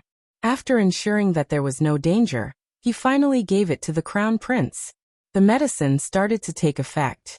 The crown prince did not feel as uncomfortable and fell into a deep sleep. Several imperial physicians came forward to check his pulse and confirmed that his condition had improved a lot. At this moment, Zhu Qiyu finally let out a sigh of relief. Good, beloved official Su has done a meritorious service by presenting the medicine. Reward. Zhu Qiyu, who was in a good mood, looked at Su Yozhen and was particularly pleasing to the eye. With a putong sound, Su Yozhen knelt on the ground. He hurriedly explained in detail that the medicine was delivered by the Duke of Loyalty. He also emphasized the matter of Li Qing from the imperial hospital. With meritorious service, no one would push it away. However, Yang Chendong was still waiting for news in front of the Ministry of Justice's prison. At this moment, how could Su Yozhen dare to be greedy? Zhu Qiyu stood there and quietly listened to everything. After the matter was clear, he couldn't help but feel a lingering fear. He originally thought that the medicine was a folk prescription that Su Yozhen had obtained. In addition, the matter was urgent, so he did not ask too much. Now that he knew that it was done by Yang Chendong, he was worried that this medicine that he had never seen before might have other side effects. After all, the crown prince had an accident. When he was in danger, there was no one to inherit his mantle. If Yang Chendong was suspected of rebelling, doing things like this was not impossible. He had some doubts in his heart. After all, Yang Qindong's power had long created a situation where his meritorious service shocked the emperor. Logically speaking, based on his meritorious service and the things he had done, it would not be excessive to give him the title of one of the three dukes. However, Zhu Qiyu did not do so. It was because his weakness could easily create a sharp contrast with the other party's strength. Fortunately, this Duke of Loyalty and Courage followed the rules. When he had nothing to do, he would do his best to be a teacher in the Yang family manner. He also rarely interacted with the important officials in court. As the emperor, he was very satisfied with this kind of method of not forming cliques. In order to compromise, as long as Yang Qindong did not do things too ostentatiously, he would also turn a blind eye. For example, when he beat up the Japanese envoy and wrestled with Minister Yu Shiyue, he only reprimanded him. He did not do anything excessive. It seemed like the well water did not interfere with the river water, but in reality, both sides were secretly on guard. In this kind of environment, if Zhu Qiyu knew that the medicine was given by Yang Qindong, he probably would not dare to eat it. He did not reprimand Su Yozhen for not explaining the source of the medicine first, because Zhu Qiyu also knew that once she explained it clearly, the crown prince's condition would worsen. Alright, Zhen understands the matter. It seems that imperial physician Li Qing was wrongly accused this time. How about this? You release him and promote him by 1 rank. As Zhu Qiyu spoke, he waved his hand, indicating that Su Yozhen could leave. Yes, Your Majesty. After Su Yozhen agreed, she bowed and left. In his heart, he understood that this matter was over. He didn't reward Yang Qindong, who had taken out the medicine, because the emperor didn't want to have any more dealings with him. However, raising Wang Qing's rank was actually a gesture of goodwill. The Duke of Loyalty and Courage entered the city, and it seemed that he entered the city in a hurry, so there were not many guards around him. As soon as the news came out, Head Constable Yan Tao came to Qingshan Inn. In the past few days, Wu Yong had done a lot of things. With gold and silver, and some connections with the Blackwater Gang, he had found many Lulin experts. The famous ones were Copper Whip Wang Gui, Silver Spear Song Gang, Swimming Dragon Hand Li Zixing and others. These people's martial arts were not low. They had stayed in the Black Well Street for a period of time because of a mishap, and were taken care of by boss Hu Huaihai. It was because of this relationship that these people contacted Wu Yong in 2s and 3s under the promise of great benefits. Although the matter with the Blackwater Gang had come to an end, Wu Yong still did not dare to move around in the capital during the day. When Yan Tao came to find him, he was lying on the bed to catch up on his sleep. However, when he heard the noise, he immediately stood up. When he got up, a short sword was already in his hand. It's me, don't be so nervous. I came to tell you that he entered the city, and is now at the entrance of the Ministry of Justice's prison. There are only a dozen guards around him. Yan Tao's voice came in an extremely low volume. Then, the inn quickly became quiet again, giving people the feeling that this place had always been quiet. Wu Yong maintained the posture of holding the sword, until there was no sound from the outside world. Then, as if he had woken up, his eyes flashed. Then, he put on some makeup and quickly left Qingshan Inn. Although with his status, it would be more dangerous to go out during the day, some opportunities were fleeting. If he did not seize them, he did not know when the next opportunity would come. As for Yan Tao, after leaving Qingshan Inn, he went to Yu Mansion again. This time it was easy for him to walk in. The person who received him was the eldest grandson of Yu Mansion, Yu Yunbi. He had also received the news, and was waiting for his arrival. Then, a large net covered Yang Qindong's head. However, before everything happened, it was still very calm, like the darkness before dawn. There was no wind, no rain, and no sunlight. In front of the Ministry of Justice's prison, Li Qing was released. He did not show any fear on his face. Perhaps it was because the time he spent in prison was too short, and his attention was focused on his illness. Fifth sister Yang Qindong also rushed over in the Li family's carriage. When she picked up her husband, the two of them expressed their gratitude to Yang Qindong. In this regard, the sixth young master Yang casually waved his hand, as if he did not care. Since they were family, he wouldn't be stingy when it came to helping out.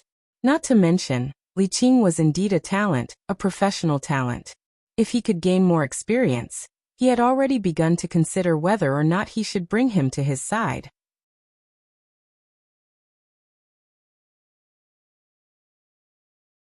Chapter 320. After settling the matter, Yang Qindong naturally would not stay in front of the prison of the Ministry of Justice any longer. The carriage turned around and headed straight for the south of the city. Everything that happened here today was just a small interlude in Yang Qindong's eyes. It was not something to be taken seriously, but he did not know that there was a murderous plot waiting for him on the way back. The Yongding Gate was one of the gates that Yang Qindong used to return to the Yang village. They had passed through this place countless times, and even the soldiers of the 5 cities' warden's office were extremely familiar with this place. When they saw that one of the most luxurious carriages in the capital, they bowed from a distance to express the respect they felt for it. Every time this happened, the curtain of the carriage would be opened, revealing Yang Qindong's young, handsome and calm face. He nodded slightly, which could be considered as a greeting to the soldiers. Just this small action made countless soldiers extremely excited. Their eyes shone with excitement. Speaking of which, Yang Qindong still had some influence in the army, and it was not small before. Just like after defeating the Walla army, it was easy for him to infiltrate the army with his influence. But he did not do so. Originally, he walked the path of the elite. Although this way, the early development would be very slow. The advantage was that he had a solid foundation. Yang Qindong also believed that, with the passage of time, there would be a day when this army would grow stronger. At that time, it would be the time for them to rise to the top of the world. The carriage left the Yongding Gate and headed for the Yang village 15 li away. In front of them, a group of 100 people was waiting in formation. They were lying on the side of the road, holding their breath and waiting for something. They were dressed in different clothes, and many of them were not familiar with each other. But this did not prevent them from gathering here, because they had a common goal, and that was to kill the Duke of Loyalty of the Great Ming Dynasty. The people of the Lulin did not follow any rules. They might go berserk and kill people because of a sentence, but they might also fight because of a contemptuous look, or fight over meaningless disputes. It was because of this that they were even more terrifying. And now this group of terrifying people were gathered together. From this, it could be seen how powerful the person who attracted them was. That man was Wu Yong, the former second-in-command of the Blackwater Gang. He was lucky enough to survive. Back then, his mission was to ambush Yang Qindong halfway, but because he was detected too early, he failed in the end.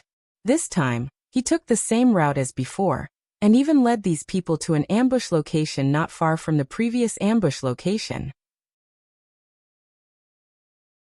With this arrangement, he seemed to want to climb back up from where he fell. There were more than 100 heroes, all of them were Lulin people, and all of them had learned some martial arts. Among them, there were some who had made a name for themselves in Jianghu, such as Copper Whip Wang Gui, Silver Spear Song Gang, Roaming Dragon Hand Li Zixing, and so on. All of them had the ability to take on more than 10 people. If they were to encounter an ordinary man who relied on brute force, perhaps even 10 or 20 people would not be a match for them. Of course, Wu Yong was able to invite them because of the temptation of a large sum of money. Wu Yong said that after the matter was completed, the rewards would be very rich. However, at the same time, he also wanted to make a name for himself. In Jianghu, what mattered most was reputation and righteousness. The so-called reputation naturally referred to reputation and fame. Righteousness referred to the spirit of loyalty and righteousness that reached the clouds. Previously, during the bombardment of Blackwell Street, who knew how many Lulin people were killed? These people roamed Jianghu all year round, so it was impossible for them not to have 2 or 3 friends. For example, among these 100 people, there were some who came with the intention of avenging the death of their old friends. There were also some who came for fame. If they could kill the Duke of Loyalty and Courage of the Great Ming Dynasty, presumably, it would be awe-inspiring. From then on, their reputation in Jianghu would be even more resounding, and it would be easier for them to do things. With all kinds of thoughts, more than 100 people hid in the dense forest beside the road. Since they were experts who had learned martial arts, they naturally had the ability to hide and adjust their breath, so that from a distance, it was impossible to see anything wrong with this place compared to other places. Under everyone's expectant eyes, a luxurious carriage appeared, and a small guard team of more than a dozen people also appeared in everyone's line of sight. At this moment, an austere atmosphere unknowingly filled this dense forest. Affected by it, one's breathing unconsciously became heavier. If one's hearing was good, one would already be able to faintly hear the sound of slightly heavy breathing. The carriage approached from afar, 300 feet, 200 feet, 100 feet, 800 feet, 500 feet, 300 feet, 10 feet, 8 feet, 5 feet. As it got closer and closer, the faces of the guards could already be seen through the dense forest. Suddenly, a loud shout rang out, and then a figure seemed to descend from the sky. A long bronze whip smashed directly at the moving carriage. The wind was swift and the rain was like thunder. Under this blow, it had the power to wipe out 1,000 soldiers. Caught off guard, the roof of the luxurious carriage was hit heavily, and the whole body of the carriage seemed to be smashed a lot. However, because the body of the carriage was really sturdy, it was pierced with one blow. The person who made the move was Copper Whip Wangui. He first hid in a big tree, and when the carriage passed by, he suddenly attacked from above. He wanted to split the carriage to reveal the target of this trip, but because he underestimated the sturdiness of the carriage, his attack failed. When the attack began, a whip fell from the sky, and the horn of the attack was blown. Figures rushed out from the dense forest, either holding swords, sabers, or spears. The speed of these people was very fast. The distance of 100 feet was covered in only 2 to 3 breaths. Before the dozen or so guards could react, they rushed towards the unique and luxurious carriage that represented an extraordinary meaning. Boom! A long spear flashing with silver light directly pierced into the carriage. The one who made the move was Silver Spear Songgang. After Copper Whip Wangui's attack failed, he used his own attack method. Clang! Just as the long spear was about to pierce into the carriage, a long saber came slashing over and struck the body of the silver spear, causing it to deviate slightly. The long spear that was supposed to enter through the curtain instead pierced the edge of the window, causing wood chips to fly into the air. Protect the young master.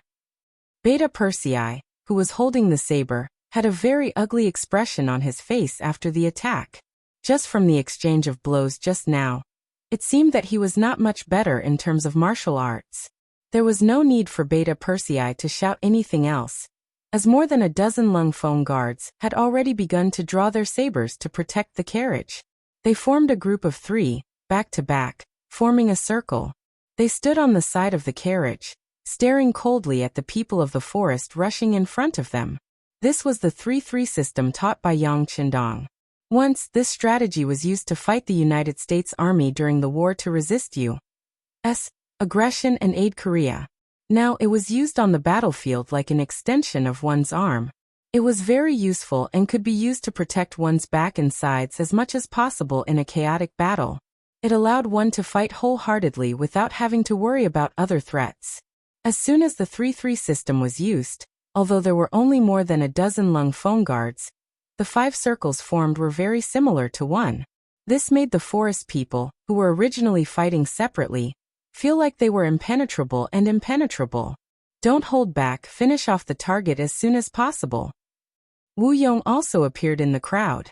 His gaze only swept over the dozen Lung Feng guards before returning to the luxurious carriage. Intuition told him that these guards were very troublesome and difficult to deal with. Instead of fighting with them, it was better to directly kill Yang Qindong in the carriage. When the time came, things would naturally be much easier to deal with without a leader. With Wu Yang's appearance, the forest people who were originally fighting on their own became much more orderly. They began to approach the carriage step by step. At the same time, they also sent a portion of their men to surround the other 5 circles in other directions, using the tactic of holding back the guards. Quickly close in.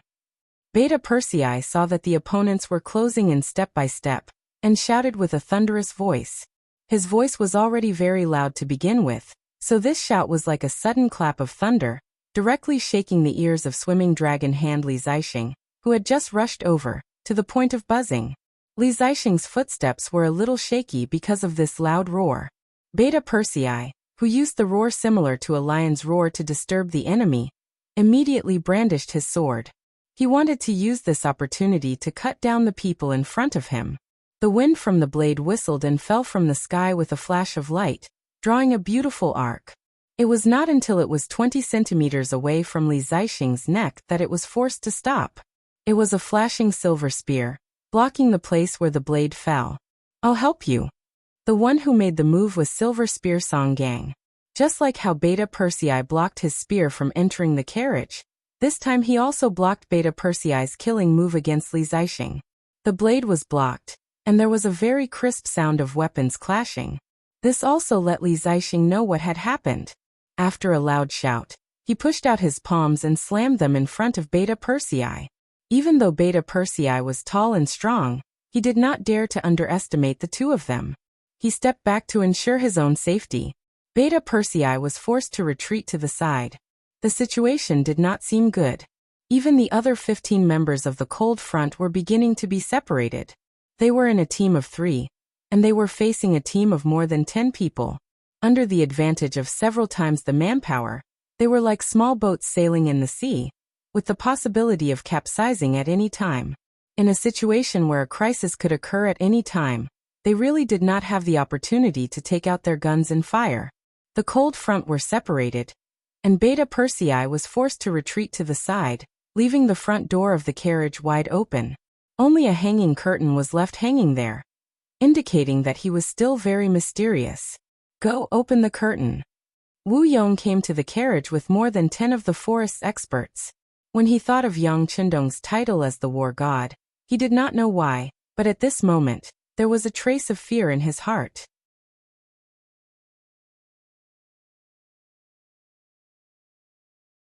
Chapter 321.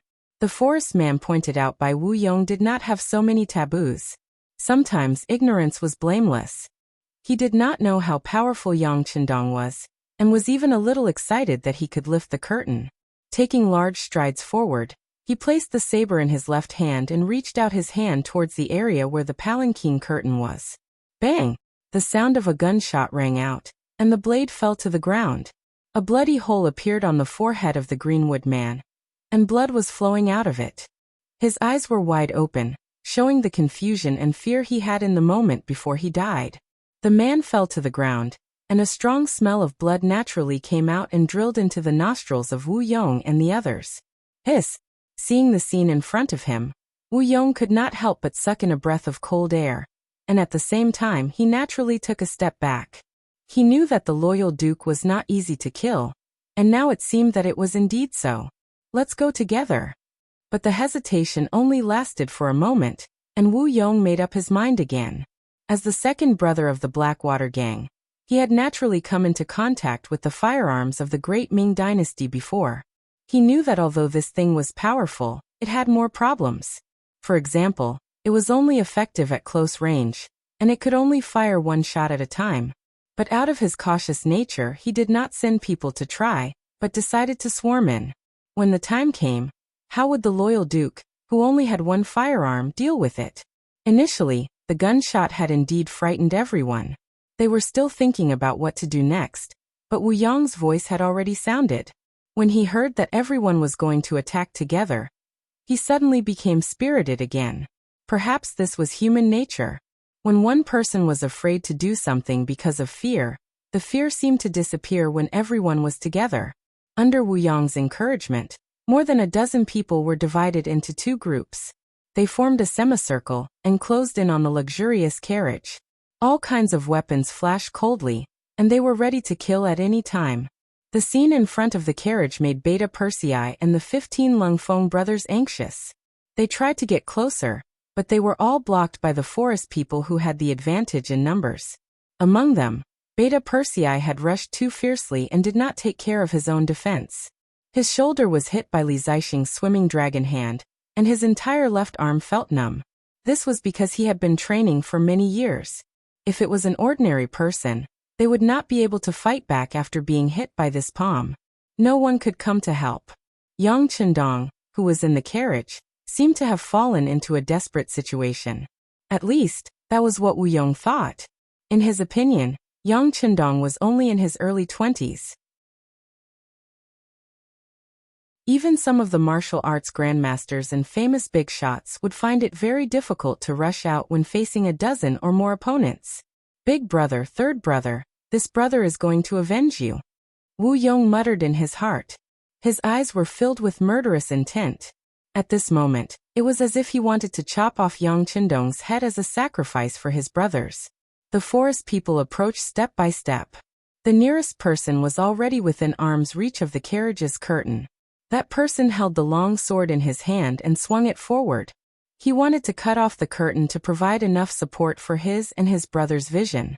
For a moment, everyone's eyes were focused on the long sword, as if they wanted to see what kind of vision the sword would bring when it was swung down. They also wanted to see if the young loyal duke of the great Ming dynasty, whom they had identified as their target, was really that powerful. Did he really have 3 heads and 6 arms? Bang! Another gunshot rang out, accompanied by the scene of the forest man holding the sword falling to the ground. This gunshot also caused the other forest men to involuntarily take a step back. Obviously, they were very wary of this flintlock. Don't be afraid. He only has 1 flintlock. If we attack together, he won't be able to do anything. Wu Yong saw that the morale of his men was shaken, so he immediately shouted loudly. As he looked around, he saw Copper Whip Wang Gui and the others besieging a 3-man cold vanguard squad. Under the wave of the Copper Whip, the 3-man squad was indeed in a very difficult situation. There were even different wounds on the 3 men's bodies. However, the formation was really special. At the very least, it was useful for defense. It actually caused the forest men, who outnumbered them by several times, to be unable to find a suitable opportunity to attack in a short period of time.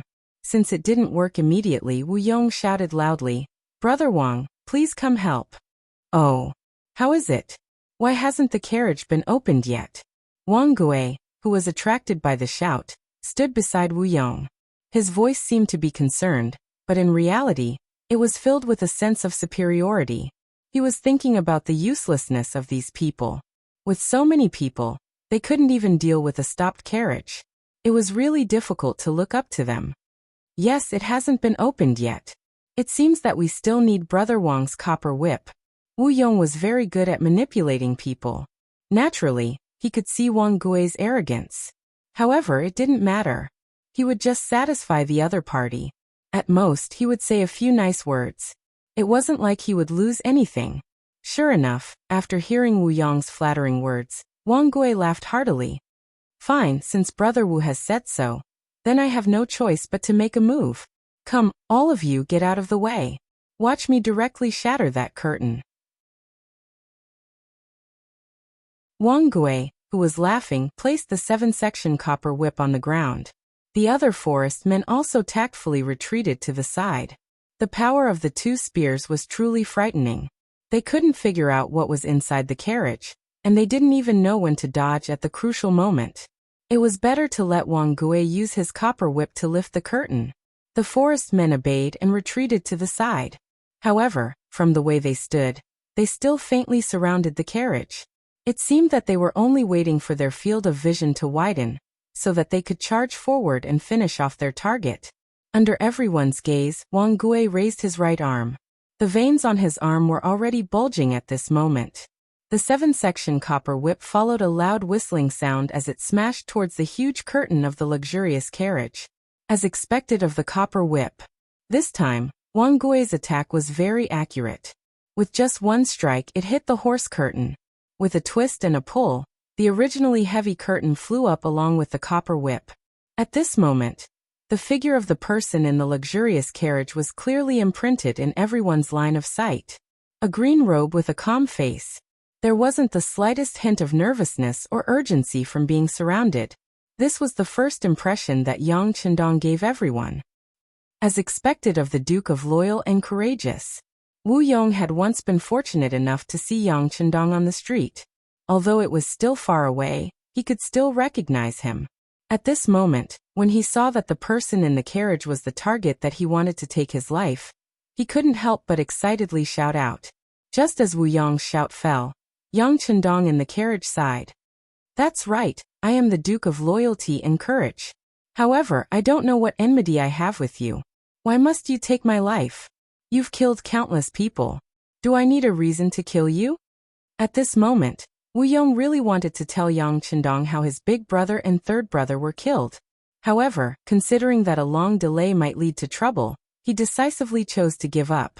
Instead, he held a ghost knife in his hand and pointed at Yang Chendong. Kill him. Whoever kills him will be rewarded with 1,000 taels of silver. 1,000 taels of silver was enough for an ordinary family of 3 to live for the rest of their lives. Even for the forest people who spent money extravagantly, it was a huge sum of money. As the saying goes, people die for wealth. As the shout fell, 4 or 5 figures had already rushed out.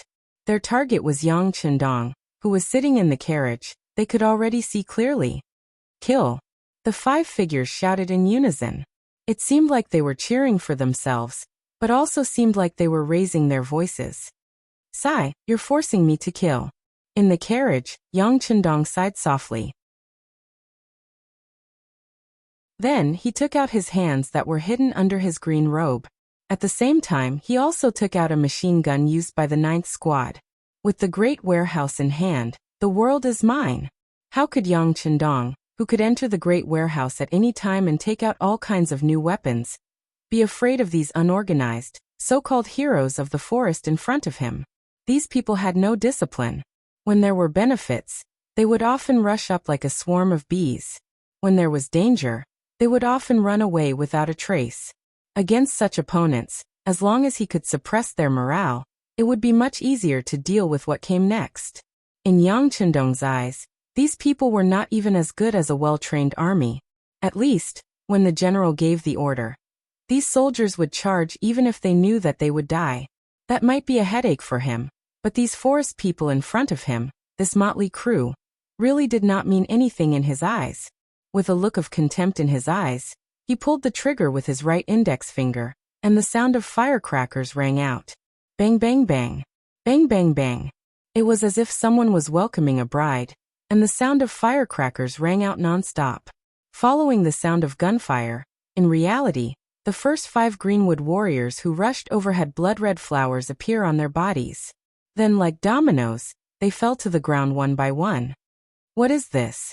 Wu Yong and the others, who did not understand the details, and did not even know what an advanced igniter was, were dumbfounded.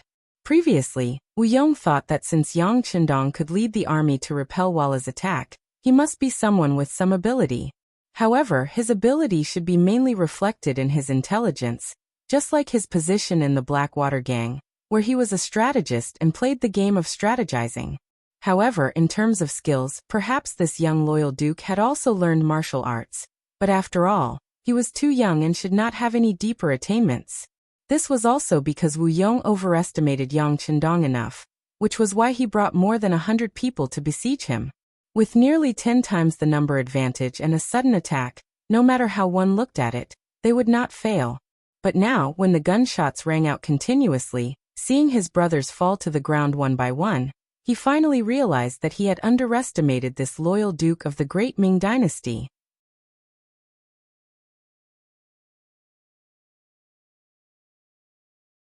Chapter 322. A volley of bullets shot out, and the first row of 5 Greenwood warriors closest to the carriage fell to the ground with their eyes wide open, as though they were unable to rest in peace. Yang Chendong smacked his lips and shook his head. I already said you guys forced me to kill. Since I've already killed, I'll continue to kill.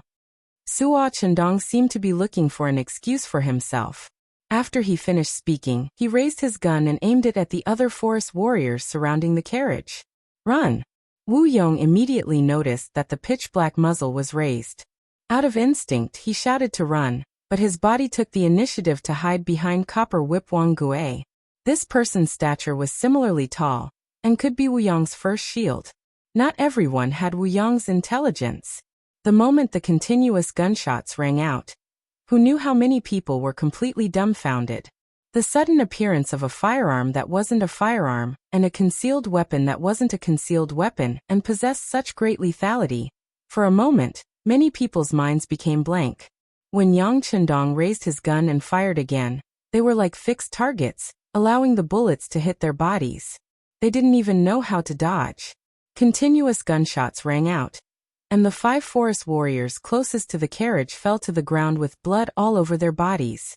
Then the muzzle shifted, and the black muzzle once again spewed out a red light, aiming at those forest warriors who were still in a daze and at a loss of what to do. The copper whip was propped up on the ground, and Wang Gui's old face was already wrinkled together. He had roamed the underworld for more than 30 years, and believed that he had seen and heard many things, but everything that happened in front of him was still beyond his imagination. He never even thought that there would be such a thing today. When Yang Chendong moved the gun towards him, he was still standing there in a daze. Then gunshots rang out, and Wang Gui, who had been shot 3 times in the chest, naturally fell backward. But he only fell backwards and didn't really fall down. Wu Yong, who was hiding behind him, supported him. So, a dazzling firework soared into the sky, which was suddenly released from Wu Yong's hand. He thought of what Yin Tao had said to him.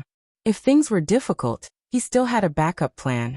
At that time, he could catch the Duke of Loyalty in one fell swoop. Previously, he had almost forgotten about this matter. Now that he didn't know if the fireworks would have any effect, he could only wait for the results. It didn't matter if he died, but if he couldn't kill Yang Chendong, even if he died, he wouldn't have the face to see his big brother and third brother. With Wang Gui dead, the Greenwood man who was walking in front of the carriage and preparing to attack also woke up and began to rapidly retreat. In this regard, Yang Chendong did not chase after them, nor did he shoot. Instead, he looked at these people nervously, as if he would not shoot if they did not force him. The moment the gunshots rang out, Beta Persei also took the opportunity to withdraw from the battlefield. He avoided the entanglement of Silver Spear Song Gang and Dragon Hand Li Zixing, and returned to the carriage. The other 5 3-man teams were also moving closer to the carriage, with a look of vigilance on their faces. Why did he stop fighting? Silver Spear Song Gang walked to Wu Yong's side, and asked with a frown when he saw the bodies of more than a dozen of his companions on the ground. Maybe there aren't many bullets left in his gun. Wu Yong shook his head and said in an uncertain tone, "Then what are we waiting for? Since there aren't many bullets left, let's just swarm him and see how many of our brothers he can kill." Dragon Hand Li Zixing had a ruthless expression on his face. Obviously, as a famous master in Jianghu, it would be too embarrassing if they couldn't even kill a target of more than a dozen people with the power of hundreds of people. As soon as Li Zixing finished speaking, he received a few supercilious looks. It was as if they wanted to charge at him. Although it was true that these people were from the Jianghu, they were also known as the heroes of the forest by others. Some of them had even committed murder, giving people the impression that they were extremely vicious. However, there was one thing that could not be changed, and that was that they were still very afraid of death deep down in their bones. Otherwise, they could have swarmed him together instead of fighting and probing him. After speaking, Li Zixing knew that everyone was looking down on him, so he didn't speak anymore with a red face. After all, his words just now were a bit impulsive. It was normal for him to receive supercilious looks from others. On the other hand, Silver Spear Song Gang couldn't help but ask, "Brother Wu, then what are we doing here?" "Waiting." This time Wu Yong's tone was incomparably firm. Just now, the signal of fireworks had been released. Next, it was time to see what Yin Tao's backup plan was. He hoped that it wouldn't disappoint him. Wu Yong and the others didn't run. They just fled and didn't fight. They just faintly formed a fan and blocked the way. In this regard, Yang Chendong and the others didn't charge or retreat, nor did they shoot. It was as if they were waiting for something. The only difference was that Wu Yong's expression was relatively calm. Under Yang Chendong's calm appearance, there would occasionally be a hint of anxiety in his eyes. Time passed by minute. After about a quarter of an hour, a heavy sound came from the ground.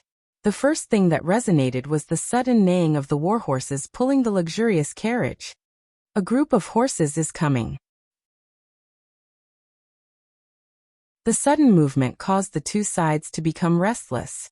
Everyone couldn't help but look in the direction of the capital, wanting to see who was coming. Some of the mercenaries were even prepared to run. They were just here to earn some extra money. They didn't want to lose their lives here. As for whether they could escape or not, they were still confident in being surrounded by dense forests. The sound of the horses behind them was getting closer and closer. Yang Chendong, who was sitting in the carriage, suddenly relaxed. With a wave of his right hand, he took out a brand new magazine and inserted it into the machine. Not only him, Beta Persei and the other 15 members of the Cold Front also took out the spears on their backs and began to check their equipment. All these movements were so skillful and natural. Wu Yong suddenly had a bad feeling when he saw the way they acted, as if there was no one else around. Could it be that the other party has something to rely on? Or is it that while I'm waiting, the other party is also waiting? This thought only flashed through Wu Yong's mind for a moment before disappearing. In the end, he knew too little about firearms. If it had been an opponent like Shi Heng, he would have already fled to God knows where the moment the squad opened fire with the machine gun. Wu Yong, who still had the advantage in numbers, was still hoping that this group of horses might be reinforcements from the loyal Duke. Otherwise, why would the other party be so calm? However, he didn't know what the other party would do after he released the fireworks. The two sides were still in a standoff. The outline of the horse group behind them was gradually becoming clearer. After some time, it finally appeared in front of everyone. It was a group of horses dressed entirely in black. From a distance, it looked like there were about 50 of them. In ancient times, war horses were very rare and expensive, especially in the Central Plains. Most of the war horses needed to be purchased from the northern grasslands. As time passed, the price would often increase by a few times. To be able to take out 50 war horses at once, it was obvious that this person's identity was extraordinary. Haha, they're all here. The horse group was getting closer and closer, until they stopped about 100 steps away from Yang Chendong. At this distance, it was already within the range of an arrow. At that time, an arrow could be shot about 130 steps away. At this distance, even an ordinary bow and arrow could have a considerable lethality. At such a close distance, the carriage might only need to charge down and tear Yang Chendong and the others to pieces. The leader of the horse group, who was actually a young man, seemed to know this result and reason. He laughed heartily. Yang Chendong narrowed his eyes for a moment when the person greeted him so enthusiastically. Obviously, he didn't recognize the other party. It was only when Yang Er leaned forward and whispered something that he nodded as if he suddenly realized something. So it's young Master Yu. I really didn't expect that the person behind today's big battle was actually you? The person who came was Yu Yuanbi, the eldest grandson of Minister Yu Shiriyue of the Ministry of Justice. He was also the backup that Yen Tao mentioned. That day, Yen Tao went to the Yu mansion to seek an audience with Minister Yu. He said that Wu Yong wanted to deal with Yang Chendong. As one of the chief constables, how could Yen Tao not know about the enmity between Minister Yu and the Duke of Loyalty? Even the third young master, Yu Xiong, had died because of this. This was an irreconcilable enmity. Perhaps Yen Tao knew that it was unrealistic to rely on Wu Yong to deal with Yang Chendong. Or perhaps he was optimistic about Yu Shiyue's position and wanted to climb up. In short, he told him everything about Wu Yong. He even made another decision. Even if Minister Yu did not want to deal with Yang Chendong, he could also kill Wu Yong and send his head to Minister Yu. This could be considered a merit. However, how could Yu Shiyue not see that there was a death feud between him and Yang Chendong? Because his grandson, who was the third in line, had been executed, many officials in the Ministry of Justice looked at him differently now. There was also the newly promoted left assistant minister, Su Yozhen, who took advantage of this to gain a lot of power. The Ministry of Justice was no longer in the era where he had the final say. All of this was because of Yang Chendong. If this person died, he would still be put in an important position because of the emperor's favor, and the Yu family would be able to regain its former glory. He understood this in his heart, but how could he kill Yang Chendong? Could he kill him? What would the situation be if he killed him? These were all things that Yu Shiyue had to think about. Just like Yang Chendong, he naturally had the ability to kill any important minister, but why didn't he do so? It was because he had a lot of scruples. The safety of the important ministers was not guaranteed. Once it became a situation where everyone was in danger, these people might join hands to deal with him.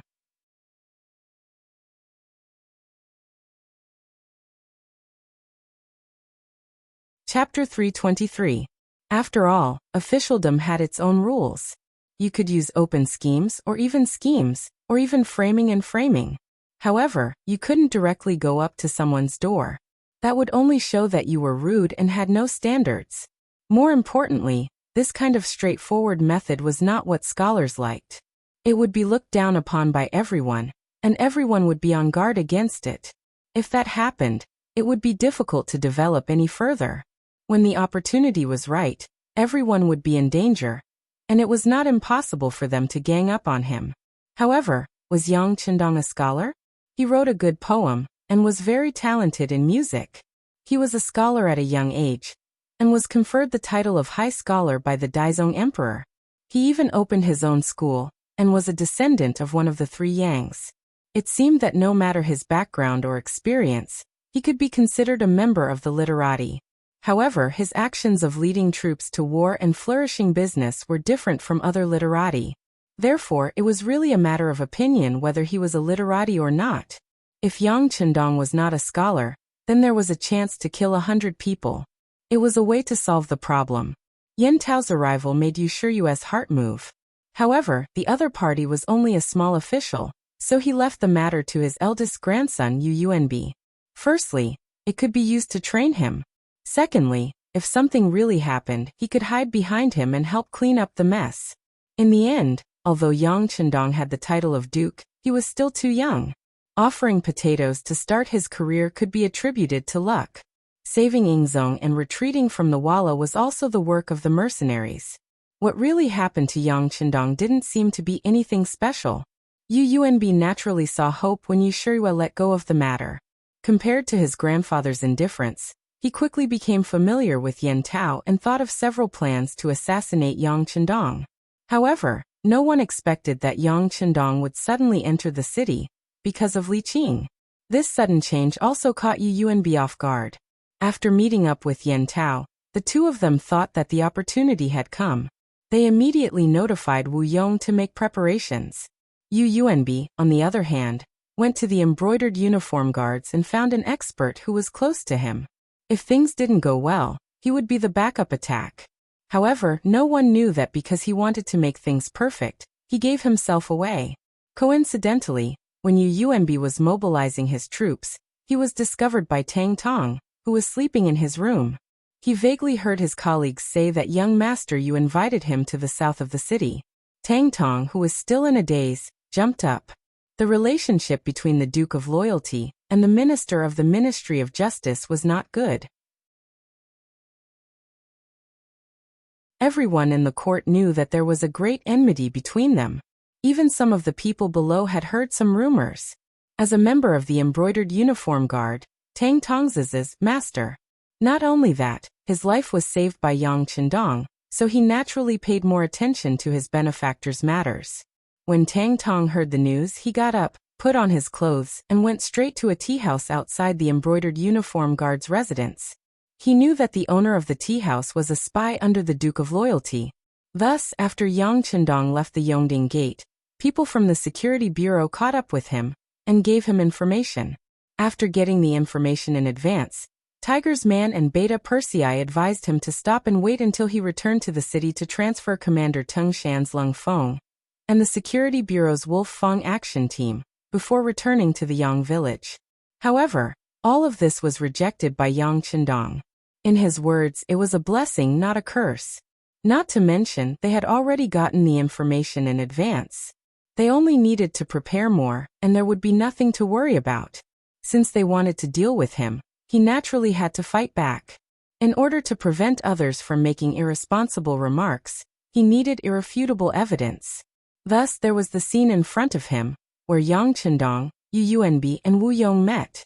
At this moment, Yang Chendong, who was surrounded from two sides, didn't seem to be in a good situation.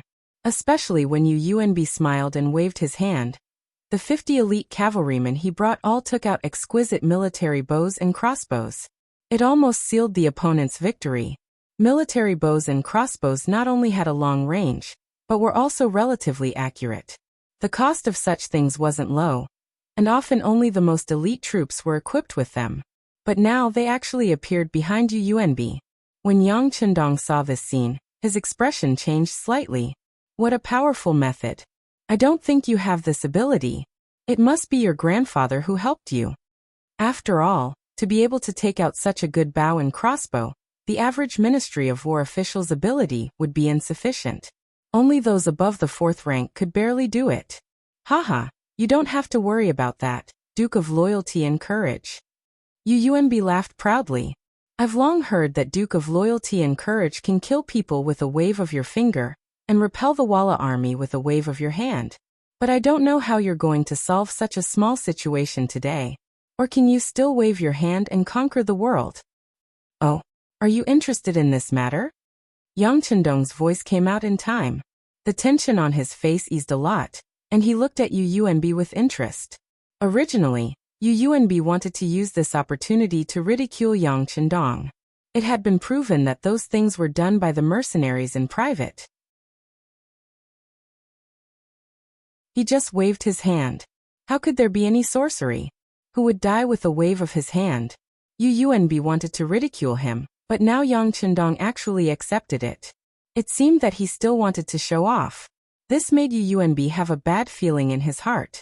But soon he shook his head and threw the uneasiness in his heart to the back of his mind.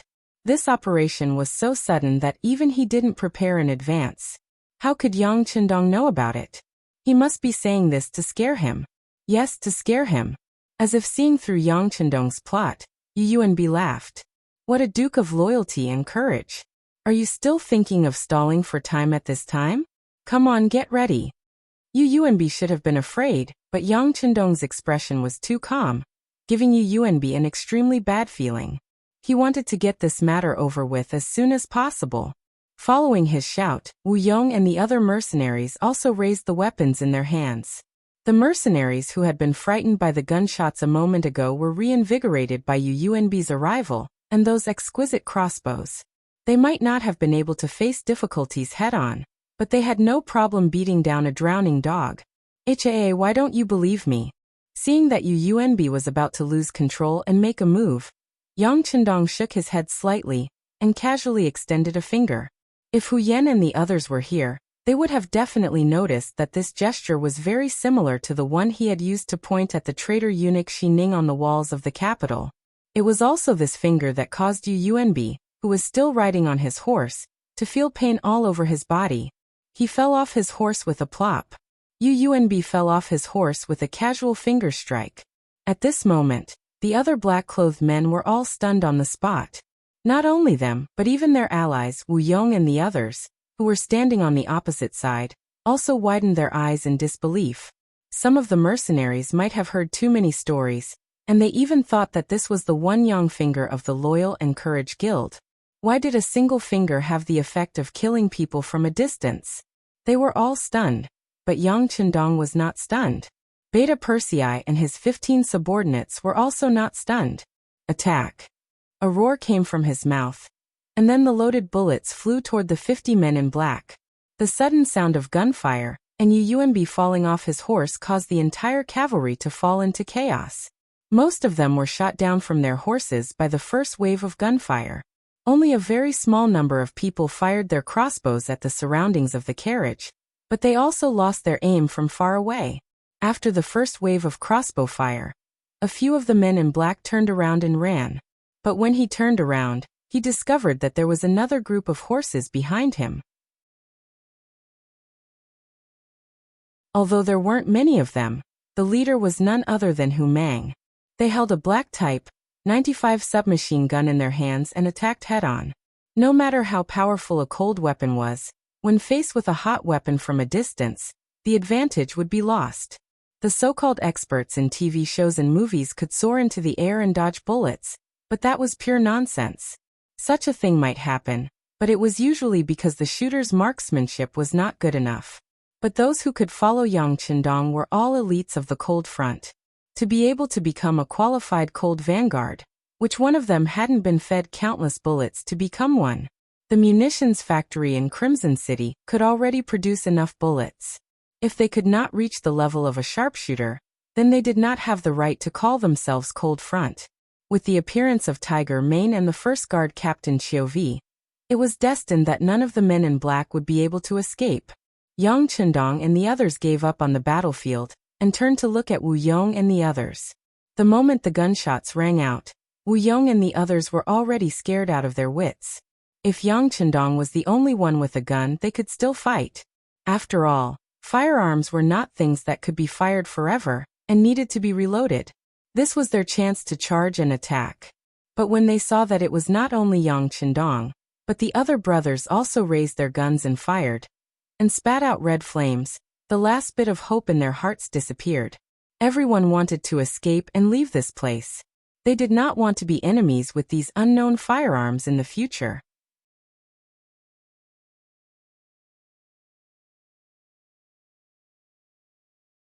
Chapter 324. The mercenaries decisively turned around and left. Wu Yong knew that something big was about to happen. Even if he stayed behind to charge, he would only be risking his life. With a trace of reluctance in his heart, he turned around and followed everyone into the dense forest on both sides. Puff puff puff. Sniper rifles with silencers began to fire, and the ghost sniper was fired.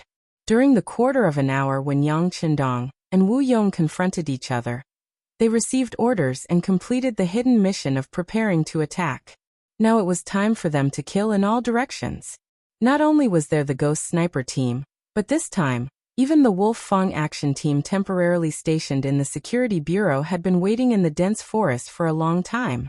They were waiting for these self-proclaimed mercenaries to barge in and give them a head-on blow. This was the strongest force that Yang Chendong could transfer in a short period of time. Perhaps it would not be easy to leave the scores of more than 100 people behind, but at least he could kill most of them and let them make a name for himself. Endless slaughter unfolded in the forest. Every gunshot could mean the loss of a life. Every scream could mean the end of a life. Yang Chendong did not look at the forest. He got off the carriage and under the protection of Beta Persei and the others, he strode to Yunb, who was lying on the ground with a gunshot in his leg. Save me, save me. Yunb, who was still arrogant just now, was now pale. It was caused by excessive blood loss and excessive shock. Don't worry, you won't die, at least not yet. Yang Chendong said coldly. He squatted down and then touched the muzzle of the gun in his leg with his right hand. It looked like he was checking the injury, but when he was about to touch the wound, he used more strength. Ah! Under the force, Yunb could not help but howl. Pain, pain. Now that you know how painful it is, tell me, who else wants to murder me other than you?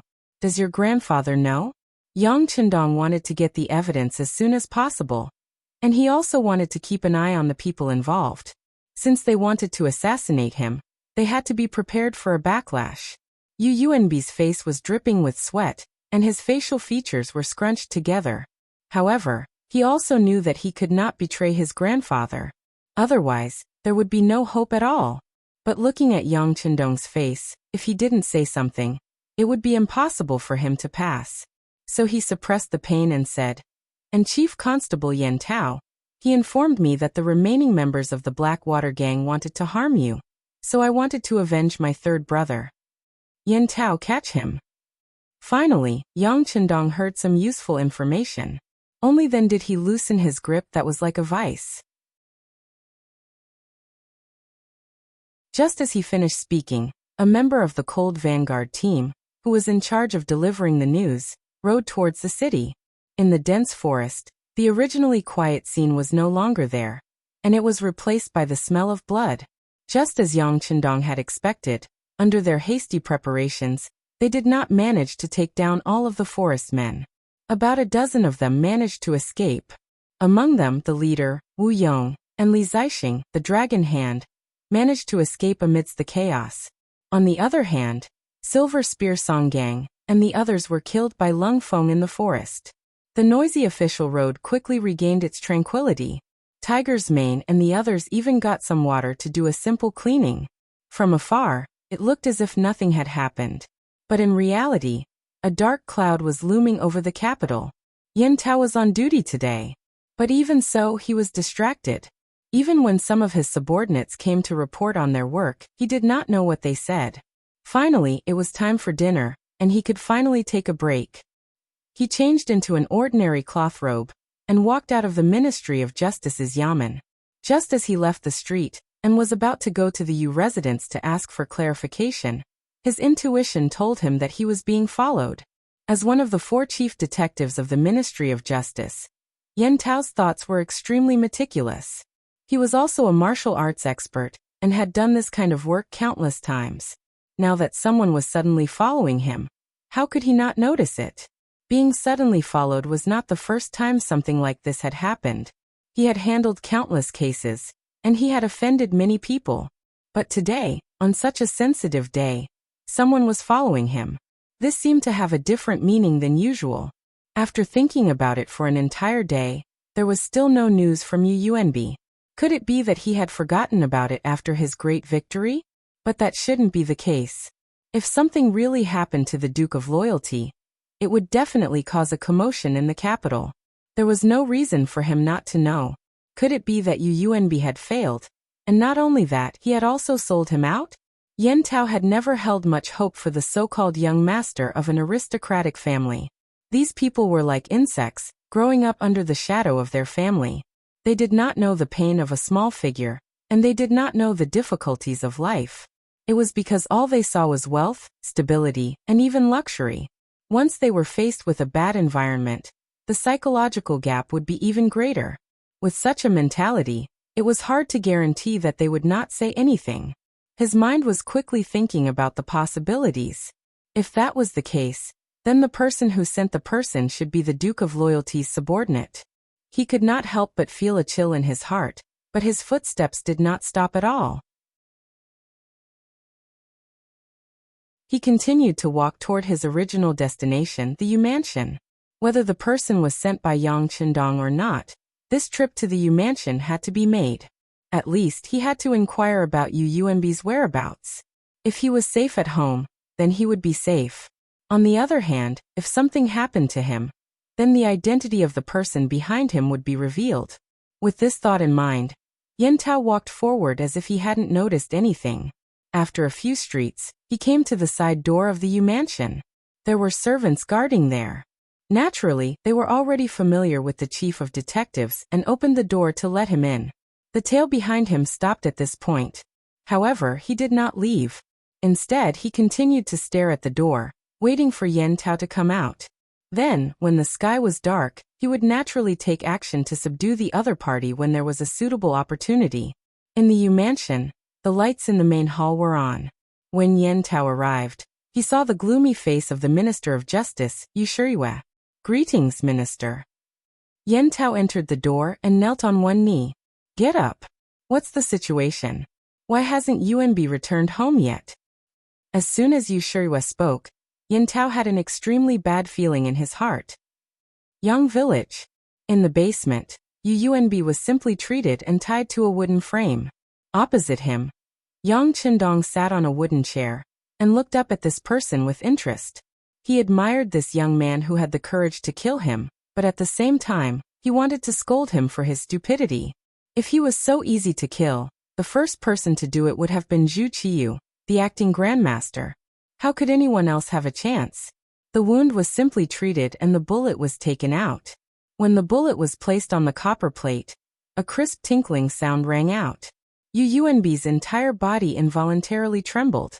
This also made his divine sense seem to have sobered up a lot at this moment. "How is it? Is it very painful?" "Sai, life is like this. There is always some pain to let a person see the truth more clearly. Just like what you did today, it was like a mantis trying to stop a chariot. I really don't know what you were thinking. Did you think that you could kill me just because you brought some light cavalry and some crossbows? People always have to pay the price for their actions. Now that you've been captured, your life is in my hands. Can you say something? Perhaps I'll even consider giving you a quick death. How about it?" Yang Qindong spoke unhurriedly, as if he was criticizing the other party. He was also amazed by the other party's actions, or perhaps he was calling him stupid. However, it wasn't until the last sentence that his true intention was revealed. However, after this sentence, one could see that Yu Yuanbi's expression had clearly become much uglier. If he said that he would give him a quick death, Wouldn't that mean that he would die regardless of whether he said it or not? Of course, he didn't want to die. He had a grandfather who was a minister, and was now a sixth-rank official in the imperial court. He was also young and could be said to have a bright future. How could he die? He didn't know what kind of darkness he would experience after death. Everything he had now would end, and he would lose it all. At this moment, he didn't know whether it was because of fear or because it aroused his heroic spirit. He suddenly changed his weak appearance and shouted loudly, "No! You can't kill me. My grandfather won't let you go if he knows. I'm an official of the imperial court. If you kill me, you'll offend the law. Even the emperor won't tolerate it. Let me go, let me go. Otherwise, I'll flatten your Yang village and kill everyone in your Yang family." Yuumbi was still shouting hysterically, roaring threats several times. Yang Chendong could no longer hear all of this.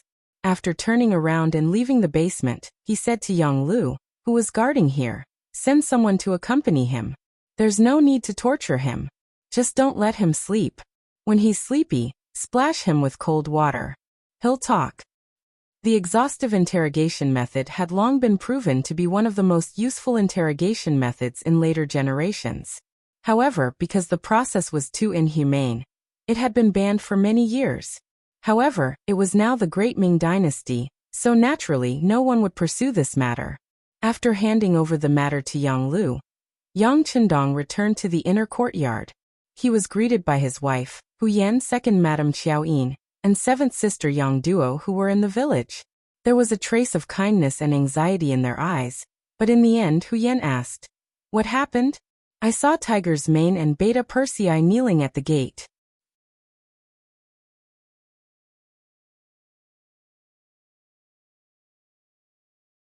Chapter 325. It's fine. Yang Chendong showed an extremely bright and clean smile. It's just a small matter. They willingly accepted the punishment. By the way, what delicious food did you make today? Ask someone to bring it out. Lu Lang will have dinner with you in a while. Knowing that Yang Chendong intended to send them away, Hu Yan and the other two girls still wanted to say something. But considering that the man had to do great things, they all obediently nodded and followed Hu Yan to the kitchen. When Xiaoyin walked past Yang Chendong, she said in a mosquito-like voice, "Don't be too harsh." Yang Chendong could not help but smile. Among the girls, only Xiaoyin had trained with him in cold front before, so she naturally knew his methods. For this reason, it was normal to have such worries. It was just that Beta Persei's performance today was really disappointing. If they had not received the news in advance and made some preparations, it was hard to say what the result would have been. Learning from the mistakes of others, there were some problems that needed to be properly discussed. At the gate in front of the inner courtyard, there were several rows of people kneeling in neat rows.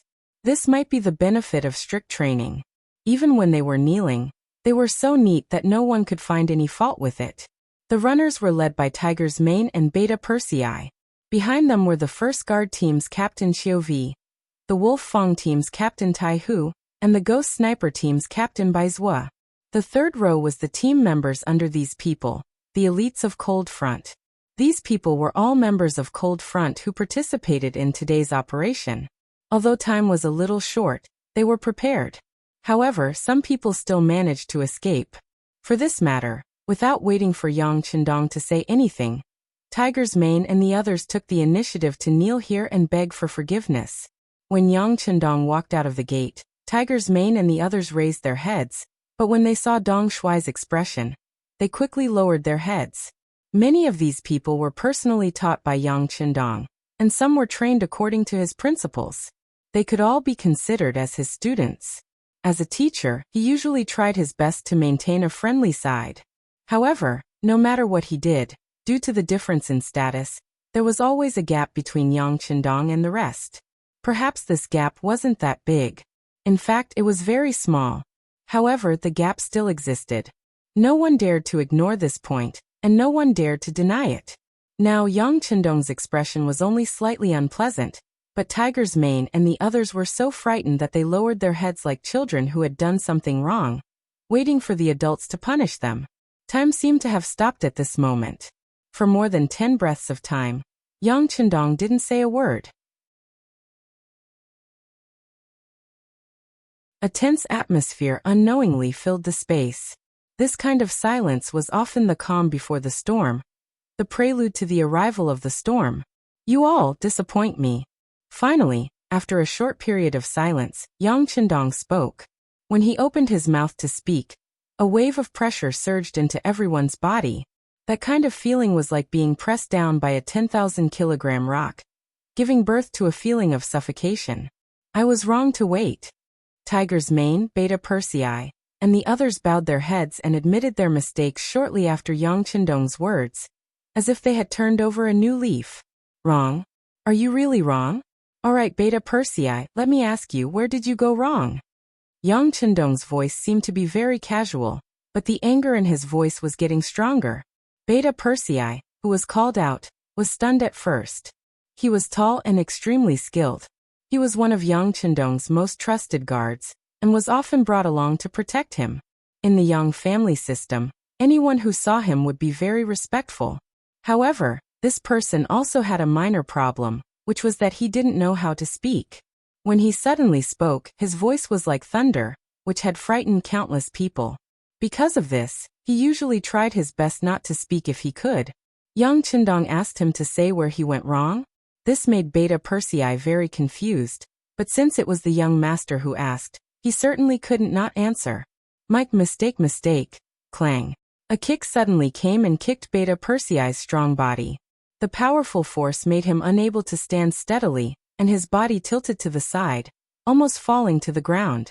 When he felt that the kick was from the young master, he tried to straighten his body, and his face was a little happier than before. Corporal punishment.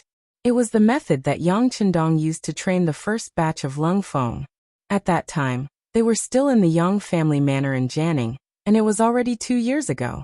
It was also because of the corporal punishment along the way that these uncultured boorish men learned their lesson, and finally grew up.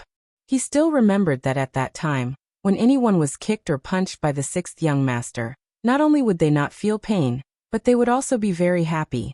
This represented the sixth young master's love for them, because if he didn't even want to hit you, perhaps it represented a kind of disappointment. More than 2 years later, he was kicked by the sixth young master again. Beta Persei's eyes and heart were only filled with joy and excitement. You don't even know where you went wrong, and you keep saying that you were wrong? Have you really thought about it? After the kick, Yang Qindong's angry voice rang out. Yes, young master, I was wrong. Beta Persei didn't seem to understand the meaning of Yang Qindong's words, and continued to express his sincerity and seriousness. Yes, you were wrong. Since you don't know where you went wrong today, the young master will tell you, but please remember, this is only the first time. If you make the same mistake again, then you and all the people who made the mistake will go back to Crimson City. Haven't you always wanted to go to the battlefield? There will be many opportunities there, and it should be suitable for you. Yang Qindong's voice was still a little high-pitched before, but when he talked about going back to Crimson City, his tone was much lower. Originally, Beta Persei was a little happy, thinking that after this kick, it would prove that the young master still cared about him, valued him and trusted him. Look, now he was even helping to point out where he went wrong, wasn't he?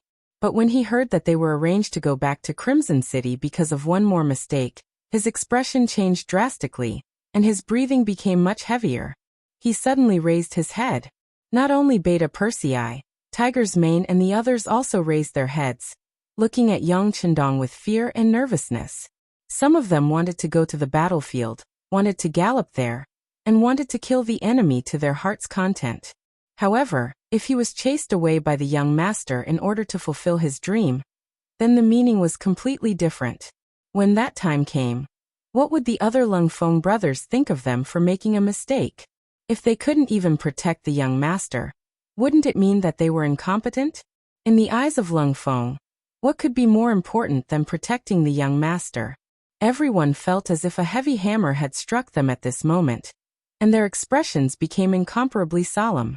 They finally felt that the young master didn't seem to be joking with them, but was serious.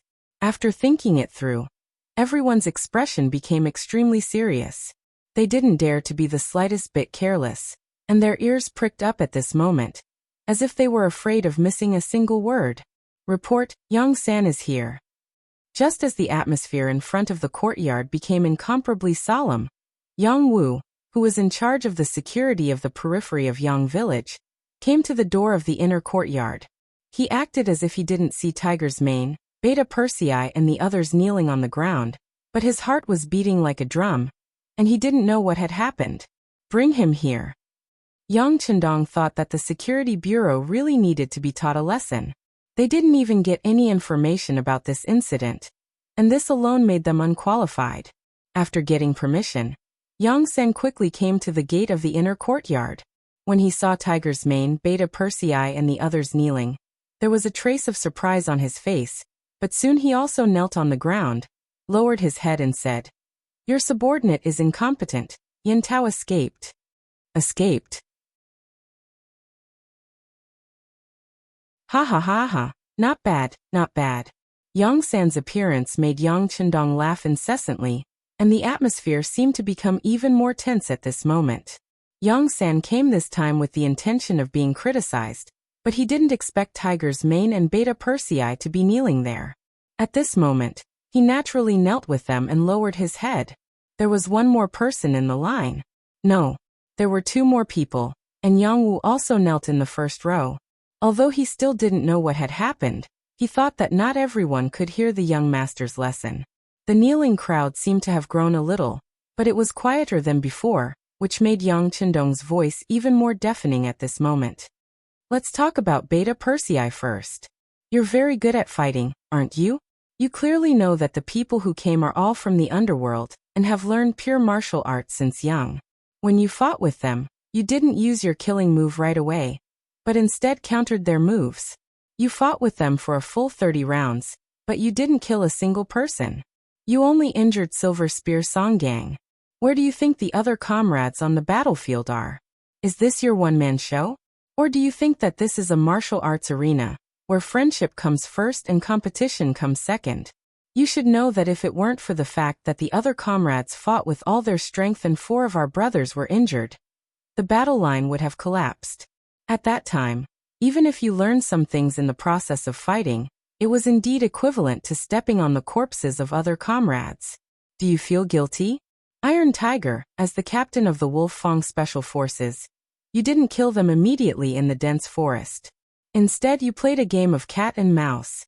In the end, more than a dozen of your opponents escaped. Let me ask you, is it fun to be a cat? Is it fun to watch your opponents have a mental breakdown?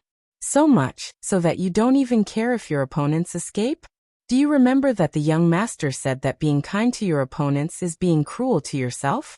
Do you know that in the future, because of those who escaped, it is very likely that our comrades will be harmed by them? And all of this is caused by your momentary playfulness?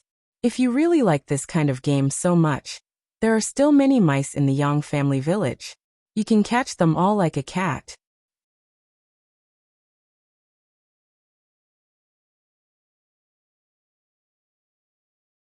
Chapter 326. Bai Zhua. As the king of sniping, you and the entire Ghost Sniper squad are responsible for long-range attacks. It was killing people invisibly, killing people from 1,000 meters away. But what did you do?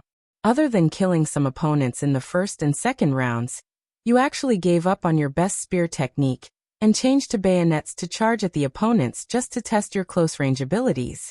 Not only did you escape from the opponents, but you also injured 2 of your brothers. Whose fault is this? Yang San. I've told you before that intelligence work is very important, and even plays an important role in the overall situation.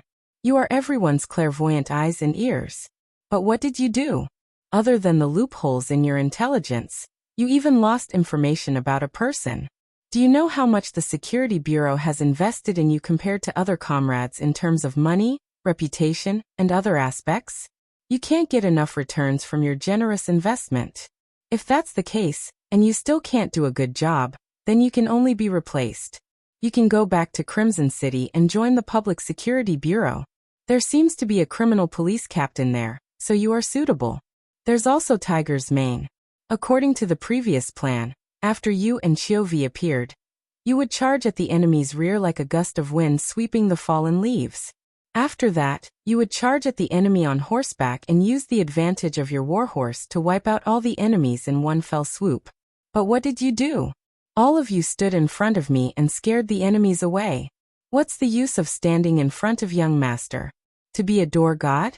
If that's the case, Crimson City's gate will lack 2 suitable gatekeepers. You guys can fill this gap. In a short while Yang Chendong said a lot. Almost all of the people kneeling here were mentioned. Even Yang Wu, who came later, was reprimanded. He said that recently, the cold vanguard outside Yang Village had become more and more lazy. In the past, they were required to be alerted if there was an enemy within 10 miles. But now they only noticed when the enemy was 5 miles away. Passive defense would never be as effective as taking the initiative to attack, and it would be more proactive. After a round of scolding, he pointed out some of the shortcomings that were gradually revealed. For example, arrogance, self-righteousness, disobedience, adventurous, lack of consideration for the overall situation, selfishness, disregard for the safety of their comrades, and so on. This was not a sudden thought. After living peacefully in the Yang family village for so long, everyone's spirit had indeed become lazy. They thought that they had the strongest weapon in the world and had gone through strict training, so they were truly invincible. But he really didn't know that arrogance could easily lead to death. He really didn't know that arrogance made people fall behind, and falling behind meant being beaten. Taking advantage of today's opportunity, Yang Chendong taught everyone a lesson. If the tree is not repaired, it will not be straight. If the person is not repaired, he will be valiant. No matter how strong a person was, if they were arrogant to the point of looking down on everything, then they wouldn't be far from being defeated. From today onwards, start criticizing others and yourself.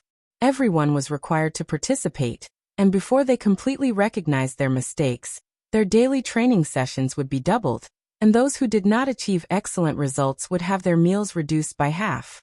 For the 3rd time in a row, his results were still the worst. Thus, he left the Yang clan manor and returned to Crimson City. His original honor as the Cold Front was revoked, and he was promoted to a civil servant. The rest of the people will return to their normal training state when they recognize their own shortcomings and pass the approval of their comrades. After dropping these words coldly, Yang Chendong turned around and walked into the inner courtyard. Just as he was leaving, he waved his hand and called Tiger's Man and the deputy director of the Security Bureau, Yang San. Criticism and self-criticism were the class meetings in the modern army. During training, even if they were busy, they had to take time out every day to have a small meeting. Often, it would be based on the class as a unit. The squad leader would first self-criticize and criticize others, then the squad leader, and so on for every soldier. This practice could make people more aware of their own shortcomings, and also better understand their comrades around them. They could constantly improve from pointing out the shortcomings, and it could also increase the friendship between comrades. It had been proven that this was a very good way to train soldiers. Yang Chendong didn't use it before because he was afraid that it would be too much of a blow to everyone's fighting spirit. But through today's matter, it was indeed necessary to do so. Even with such advanced weapons, they had still let more than 10 enemies escape. This was enough to prove that the deciding factor of victory was not the advanced weapons, but the fighting spirit and the hearts of the people. It was believed that through criticism and self-criticism, everyone would have a string in their minds that would lower the chances of them making a mistake to the lowest. They would be able to make Cold Front stronger and faster. Yang Chendong walked at the front until he reached the garden in the inner courtyard. Tiger's Man and Yang San followed carefully behind him. They weren't afraid of the harsh training, nor were they afraid of the mountains of swords and seas of fire, but they were afraid of being sent back to Crimson City. For old people like them, they were the most outstanding and powerful existences in Lung Feng's eyes, and were even idols in the eyes of some people. If they were really sent back to Crimson City, then it would be a failure in life. No one would look up to them anymore, and there would be no hope for them in life. The work of the Security Bureau needs to be improved, and the people under us also need to undergo more systematic and hard training. Tiger's Man also needs to be improved. As a new member, he must achieve excellent results. If he can't, then he will be sent back to Crimson City. This isn't a joke. Sometimes one wrong step can affect everyone, and all the previous efforts will be wasted. Do you understand? When Yang Chendong's words were heard by Tiger's Man and Yang San, the two of them nodded solemnly. They knew that this time, the young master was really expressing his dissatisfaction with the Security Bureau. If a similar situation were to occur in the future, their positions would probably be shifted. It was even possible that they would be sent back to Crimson City in accordance with military law. Knowing the seriousness of the matter, whether it was Tiger's Man or Yang San, they both secretly made up their minds. The Security Bureau had to be changed, or it would be destroyed. The seriousness of the two could be seen from their eyes. Yang Chendong knew the principle of too much, and did not mention the issue of rectification. Instead he asked, "Tell me, where did Yin Tao go? Where did you lose him?" When it came to serious matters, Yang San's resolute voice sounded. Our people went to wait outside the Ministry of Justice's Yamen, and saw Yin Tao go to Yushiryue's residence. After that, there was no news. Could it be that he spent the night there? Tiger's Man asked with a doubtful face. After all, it was only a short period of time, so it couldn't be said that they lost him. Impossible. Because after that, the people we sent to follow him found Yin Tao. Speaking of which, the other party was too careless. He didn't know our standards of conduct and followed us in pairs. It was also because of the timely warning that Yin Tao felt that things were not going well. He didn't do anything to our people and hurriedly withdrew. When the subordinates came back to report, I was afraid that Yin Tao was going to escape, so I came to report to Young Master to see if we should dispatch the Wolfang Special Forces to capture this person. Yang San's tone was very respectful as he asked for instructions. After silently listening to this, Yang Chendong gently shook his head. Yin Tao was just a small fry who could not arouse his interest at all. On the other hand, Yushiryue, the Minister of Justice, had provoked him time and time again. This time, he even tried to assassinate him. If it wasn't for the effect of the chess piece called Tang Tong arranged in advance, he was afraid that he would have suffered a loss this time. And this repeated provocation was really intolerable. Get ready, there is no need for the U residents to exist. He just said faintly, as if talking to himself. But in the ears of Tiger's Mane and Yang San, they clearly knew what this meant. It might be a bit too much to say that it was pulling a tooth from the tiger's mouth, but in this way, it was tantamount to starting a war with the scholar group. Yushiryue was nothing, but he was after all a second-rank official in the imperial court. If he was defeated, it was unknown whether the other officials and scholars would have the thought of a fox mourning for the death of a rabbit, and a heart of hatred for a common enemy. Although Yang Chendong's power had been rapidly developing in Qiqian City, the speed was fast enough to make anyone in the know speechless. But in the capital, he had always been very careful.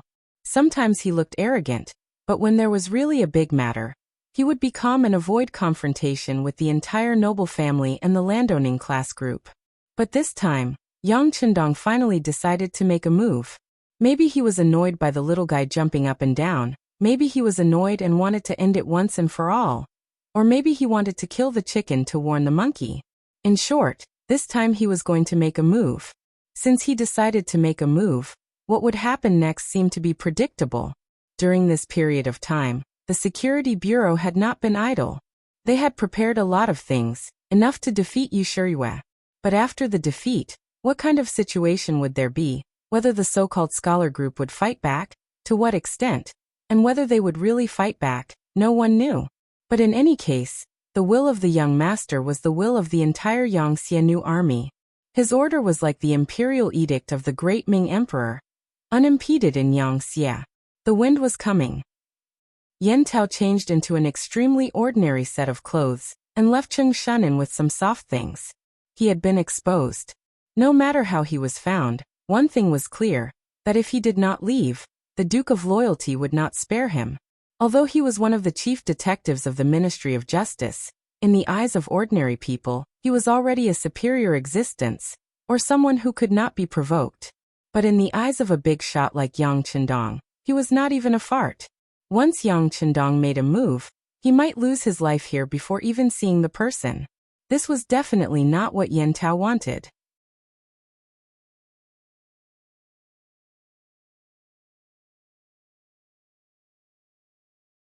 Chapter 327. He only had one choice: to leave the capital. Fortunately, the world was very large, and the Ing sect was still in the south. Even if he couldn't, he still had quite a few of his fellow disciples in the south. As someone who had once roamed the Jianghu, he naturally didn't have to worry about survival. Even so, when he thought about the career he had worked so hard for, he still felt a sense of reluctance. But when he recalled the chaotic scene in the Yu residence, his reluctance was replaced by determination. Yu Yuanbi had not returned home, and had even cut off all contact with his family, causing the entire Yu residence to become tense. This was precisely what he had seen with his own eyes. Perhaps Yu Shirue had already thought of a certain possibility.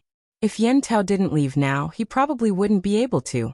After looking around the room, he took in a deep breath and resolutely turned around, silently leaving the capital in the middle of the night. Back to the Yu residence. His eldest grandson Yu Yuanbi had not returned home for an entire afternoon. The steward had sent people to the places where the young master would normally go, but they had still found nothing. When the steward reported this matter to his master, Yu Shirue, this old man sitting in the academy seemed to have aged a great deal in a single afternoon. Got it, the housekeeper said weakly and left the room in silence. Soon after, there was the sound of things being smashed.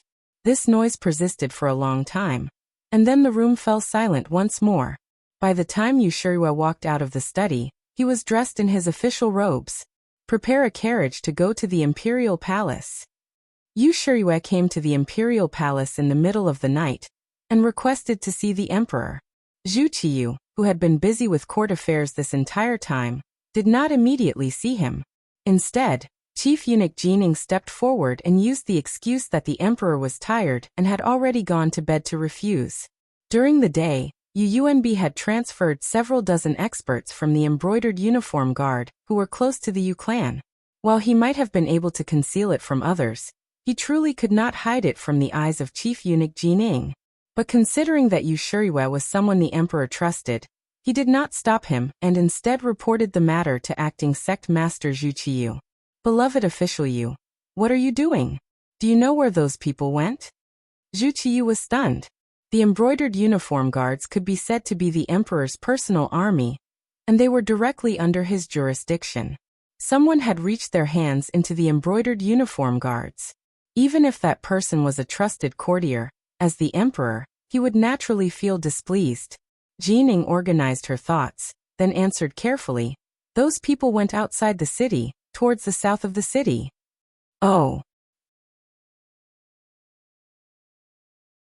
Zhu Qiyu seemed to have thought of something when she heard this.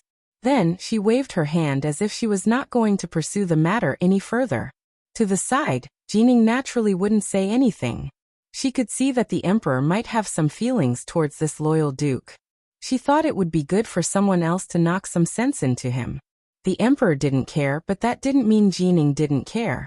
As a close official of the emperor, there were many things that he needed to prepare for a rainy day. He couldn't just send people to investigate when something happened and the emperor asked him what happened, right? That kind of subject was not qualified and could not become a favored subject. Jining sent someone to wait until nightfall before news came back. The person who sent the person didn't see anything, but they smelled the scent of blood and found the scene of the murder. According to the report of an experienced spy from the East Factory, there had probably been a fierce battle, and many people had died. People have died? A bloody battle? Jining formed an image in her mind. Then she shook her head. Now, no one had come to the imperial palace to see the emperor. From the looks of it, that loyal duke should be fine. If Yang Chendong was fine, then Yu Shirue would be the only one at a disadvantage.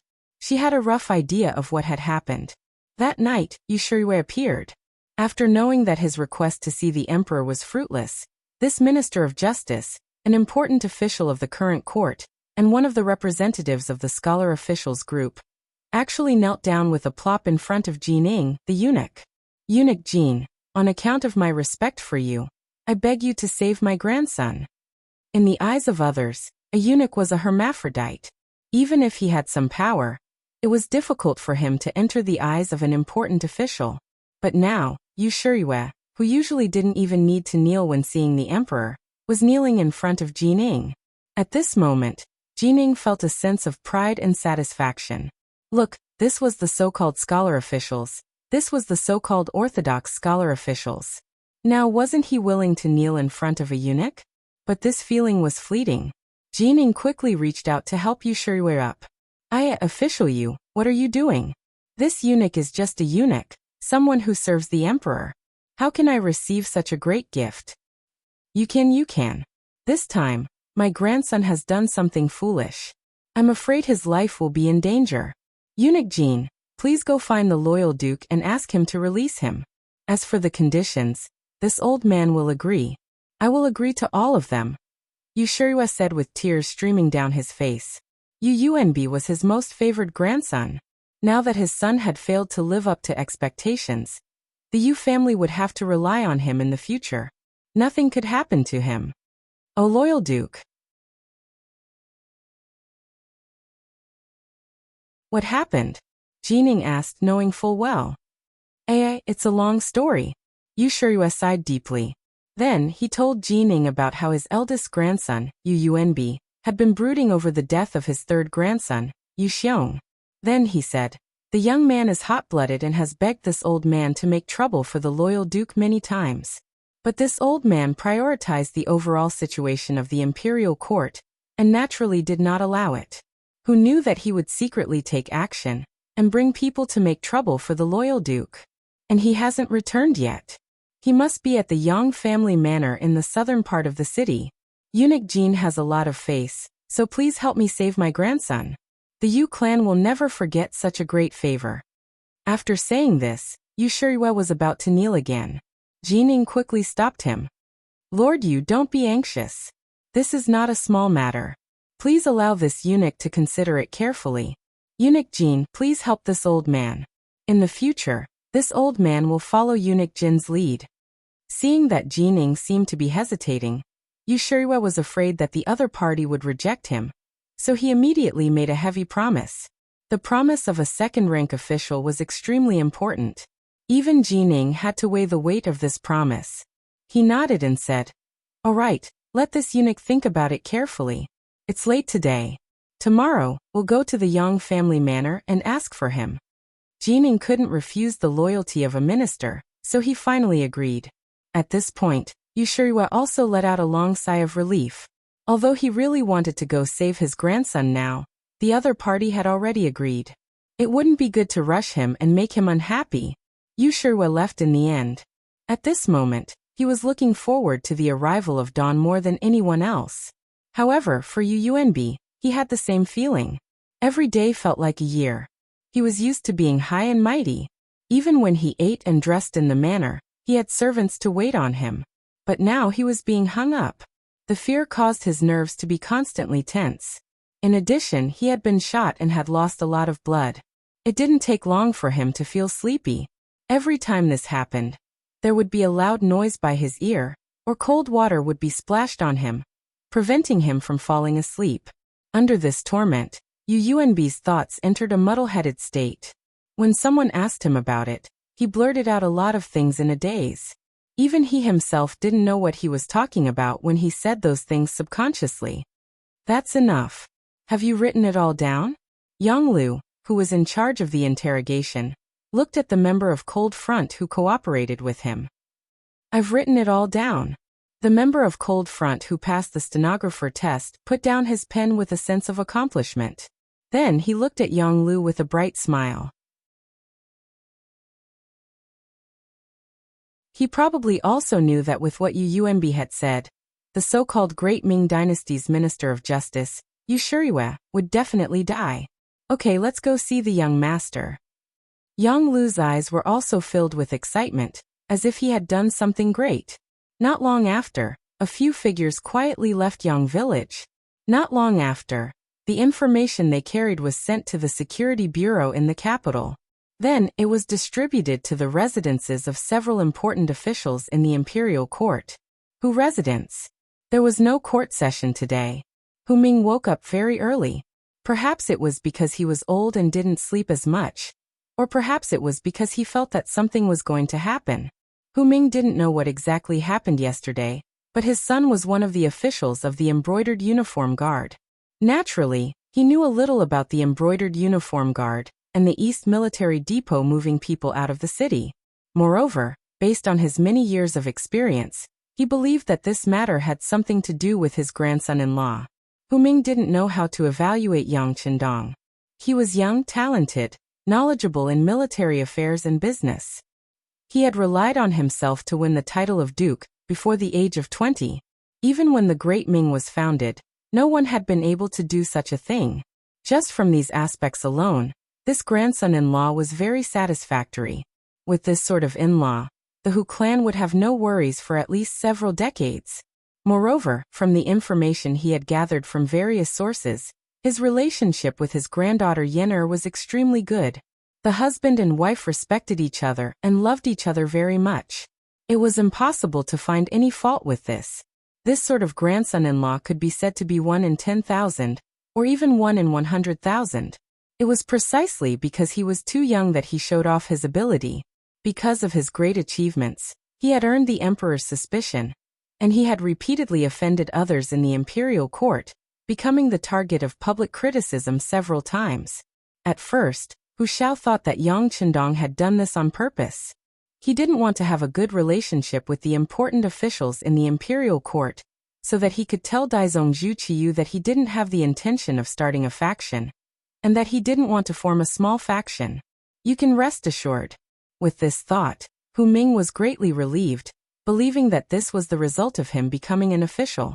His many years of experience in the imperial court told him that imperial favor was vast and mighty, but imperial favor could also make a person fall from heaven to hell.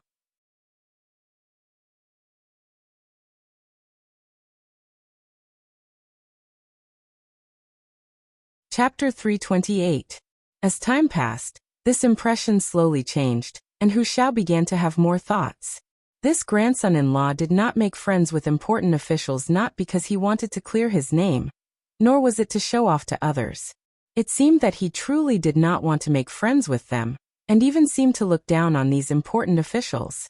As soon as this thought appeared in his mind, Hu Xiao was given a fright. He had seen many arrogant people, and there were countless people who thought they were talented when they were young.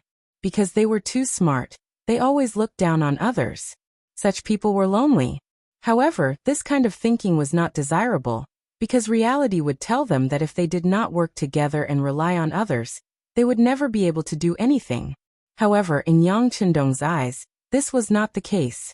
He was an expert who could do things without relying on others.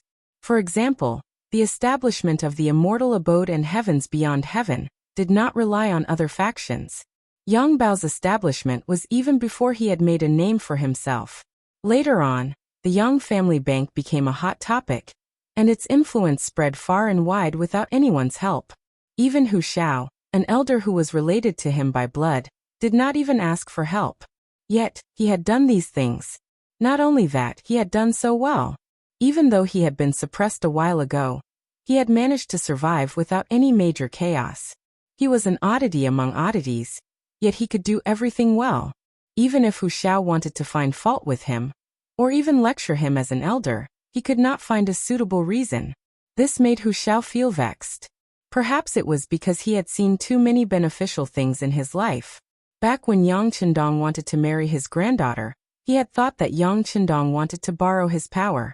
At the time, it was not just him. Many people thought this way as well. Yang Qindong wanted to borrow his power, so how could Hu Xiao not think the same? If the Hu clan wanted to develop, if they wanted to have good fortune, and if they wanted to continue, they also needed a strong alliance. In addition, his granddaughter, Hu Yan, was also very fond of this marriage, so he had agreed after deep thought. For this reason, Hu knew how many people in the capital envied him. However, all of this changed on the day of their wedding. On the same day, Yang Qindong not only married Hu Yan but also took in 3 concubines. Even though he had said that he had discussed this matter with the Hu clan, only Hu Xiao knew that he had been completely unaware of this matter from beginning to end. This was tantamount to slapping his old face, but he couldn't say anything about it. He couldn't tell others that he didn't know anything. If he did, wouldn't he be slapping himself in the face? He suppressed the anger in his heart, thinking that in the future, when Yang Chendong came to ask him for help, he must give him a good beating. He had waited for such an opportunity for a long time, but Yang Chendong had never once asked him for it. On the contrary, they would send a lot of priceless gifts during festivals. Because of this, the Hu clan became even more prosperous. Some of the younger generation and side branches in the bureaucracy naturally benefited from this. They no longer needed to rack their brains and rely on their positions and power to do things they didn't want to do. On the contrary, this allowed them to establish themselves more upright and flourish in the bureaucracy. Normally, an official clan would have the support of a large financial group behind them. However, there was no one like Yang Chendong, who only gave and didn't ask for anything in return. As a result, the Hu clan could do things more openly. Even if an enemy wanted to make trouble for them, it would be difficult for them to find a reason. Because of their selflessness, many of the Hu clan's officials were more upright. With just a little bit of effort, it wasn't difficult for them to rise up the ranks. The eldest son, Hu Changning, had also been promoted because of Yang Chendong. And now, he had even caught the emperor's eye. All of this was because of Yang Chendong's help. Over time, the Hu clan no longer treated Yang Chendong as a junior who relied on the shade of a large tree. Instead, they viewed him as a colossus on the same level as them. Changes were constantly occurring, and Hu Xiao began to place more of his attention on this matter. Giving without receiving anything in return would always make people feel uneasy, and this made them even more concerned. Naturally, the imperial court would protect Yang Chendong's interests. This was the only thing Hu Xiao could do. It could be considered a return for what he had received. When yesterday's incident came out, and it happened in the southern part of the city, Hu Xiao couldn't help but wonder if it had something to do with his grandson-in-law. If it had something to do with him, why hadn't there been any news yet? Could it be a small matter? But since the embroidered uniform guards had made a move first, and the Eastern Palace guards had made a move later, how could it be a small matter? Hu Xiao, who hadn't slept well the entire night, was puzzled. Finally, he heard footsteps behind him. Ning, or why don't you sleep a little longer? Hearing the footsteps, he knew that his eldest son, Hu Changning, had arrived. Hu Xiao slowly turned his head, and a kind expression appeared on his face. Father, there's news. Hu Changning didn't answer. In reality, he had been awakened by a sudden incident. When the city gates opened in the morning, the security bureau had brought over a set of documents. He hadn't woken up yet, but when he saw the documents and records in his hands, all his sleepiness disappeared, and he hurried over to find his father. Hu Xiao's expression didn't change, but his hand had already reached out, indicating that he valued this matter. As the documents fell into his hands, he slowly read them. Finally, his expression changed. Sensing that his father was digesting the contents of the documents, Hu Changning carefully said, "The person who came is Chendong's trusted aide. He also sent over a handwritten letter. Give it to me." Just as he was thinking about the importance of this matter, Hu Xiao didn't hold back when his son said this. He reached out again, and a letter was unfolded in front of him. Hu Zongning read the letter word by word. After a while, he closed the letter and slowly closed his eyes. The documents recorded evidence of the crimes of the Minister of Justice, Yu Shiyue. Attached were some questions that his eldest grandson, Yu Yuanbi, had personally explained. Yu Yuanbi was Yu Shiyue's successor, and because of this identity, he was usually involved in many core and confidential matters. One of them was only known to his own family. Yu Shiyue had secretly sent someone to contact Zhu Qizhen of the Ying sect, who was in the south. The general idea was that once something happened to the Dai sect, he would seek refuge there. This idea of having a foot in two boats wasn't wrong. In fact, it was the right choice in troubled times. However, the problem was that some things could be done, but others couldn't know about it. Once others found out, those who wholeheartedly wanted to serve two masters would often end up empty-handed, or even lose their heads. As a ruler, he could tolerate the selfishness of his subjects and seek benefits for himself. However, this kind of behavior that didn't completely submit to him was absolutely intolerable. When Hu Xiao saw this, he knew that Yu Shiyue wouldn't be able to get past this obstacle. The result of touching the dragon's reverse scale was obvious. Hu Xiao didn't speak for a long time. Hu Changning, who was beside him, carefully asked, "Father, this is the minister of the imperial court. Why is Chen Dong forcing him to his death?" Hu Changning hadn't seen Yang Chendong's private letter before, so he naturally didn't know the reason. His thoughts were still stuck on the idea that since they were all important officials in the imperial court, it would be better to cover up for each other and find a good relationship. Beating someone to death like this would only make others wary of you and alienate you. This wasn't what a wise person would do. When Hu Xiao heard the question, he let out a long sigh and said, "Go take a look for yourself. Your son-in-law wants to go south to take a look. He's killing the chicken to warn the monkey before he leaves, reminding everyone. No, it should be said that he's directly killing the monkey."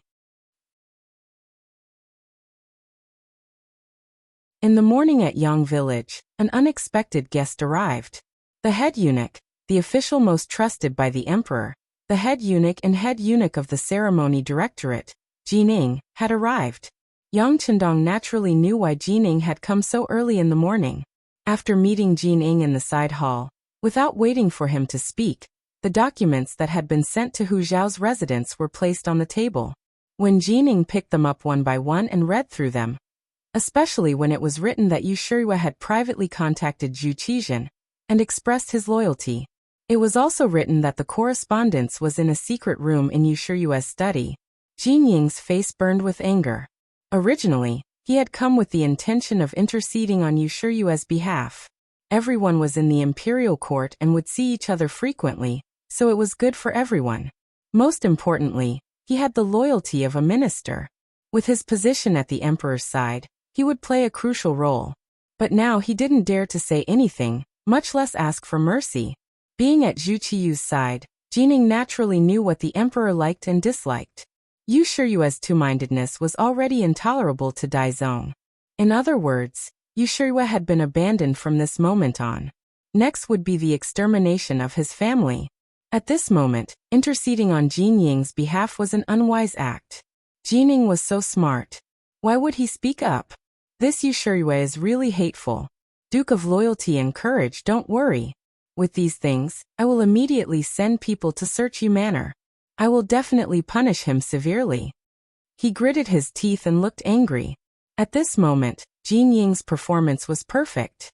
Those who didn't know would never have thought that he was still thinking about offending Yu Shiyue when he came. Jin Ying's attitude was completely within Yang Chendong's expectations. Then let's report this to the emperor and handle it. With just one sentence, Yang Chendong also expressed his thoughts. He would not suppress this matter. Even if Jining wanted to cover up for Yu Shiyue, he would announce everything to the public. At that time, it would only implicate even more people who spoke up for the Yu family. After knowing Yang Chendong's attitude, Jining understood that there was no turning back. However, he was even more curious. With these things in his hands, if it were him, he would have many options. For example, he could threaten Yu Shiyue and then use him for his own purposes. But why did Yang Chendong insist on making the matter public and putting Yu Shiyue to death?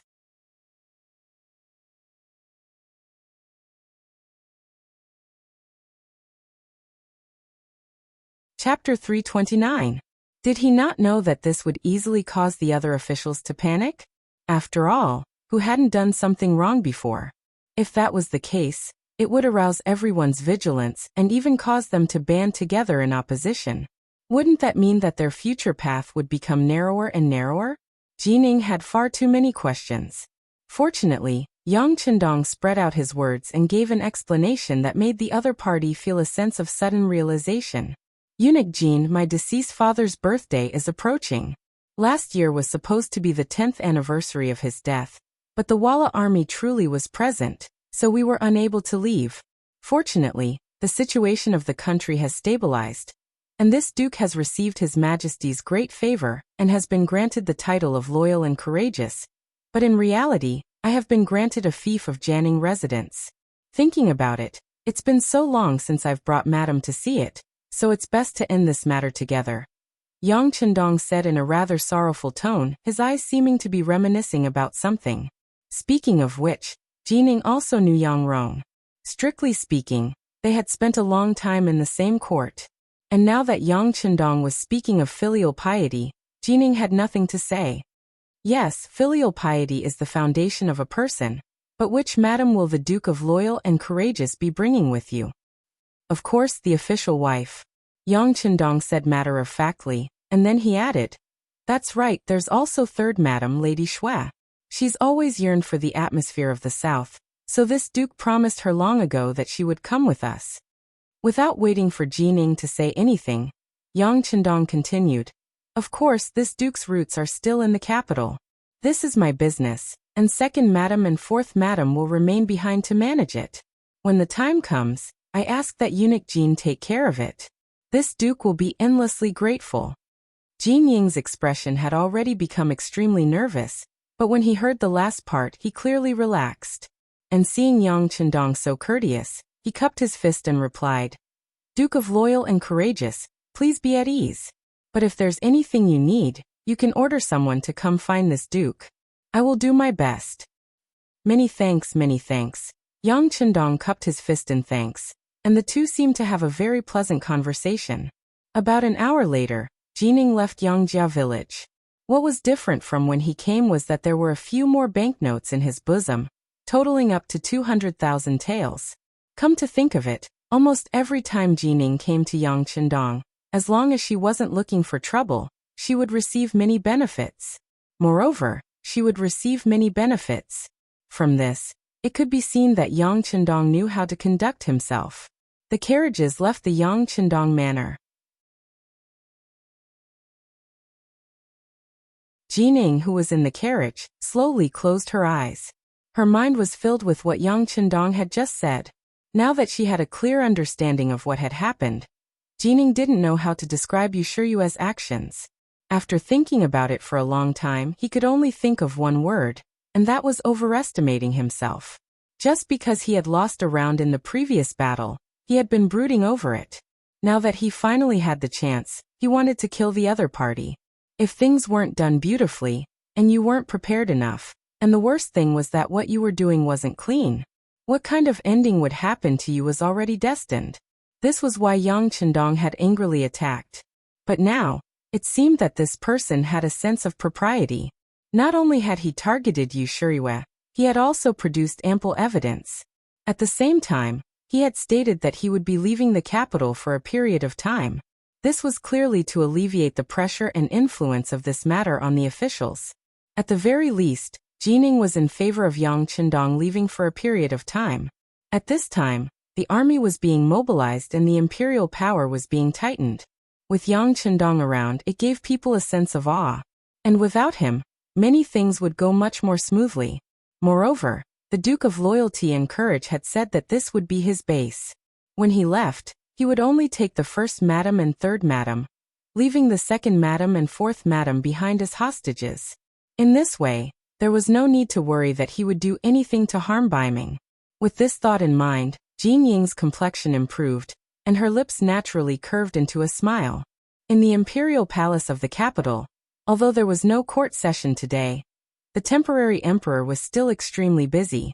Many memorials awaited his approval, and many important matters of state and military required his final decision.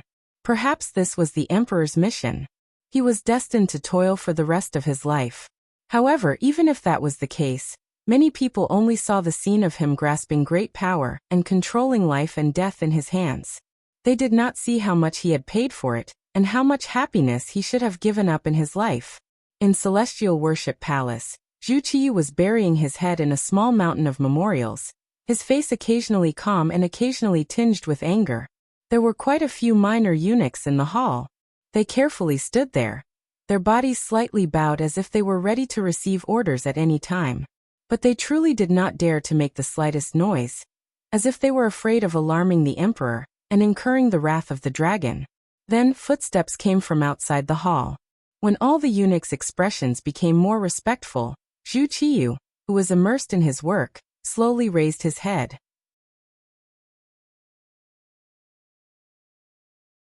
After a casual glance, he continued to read the memorials in his hands.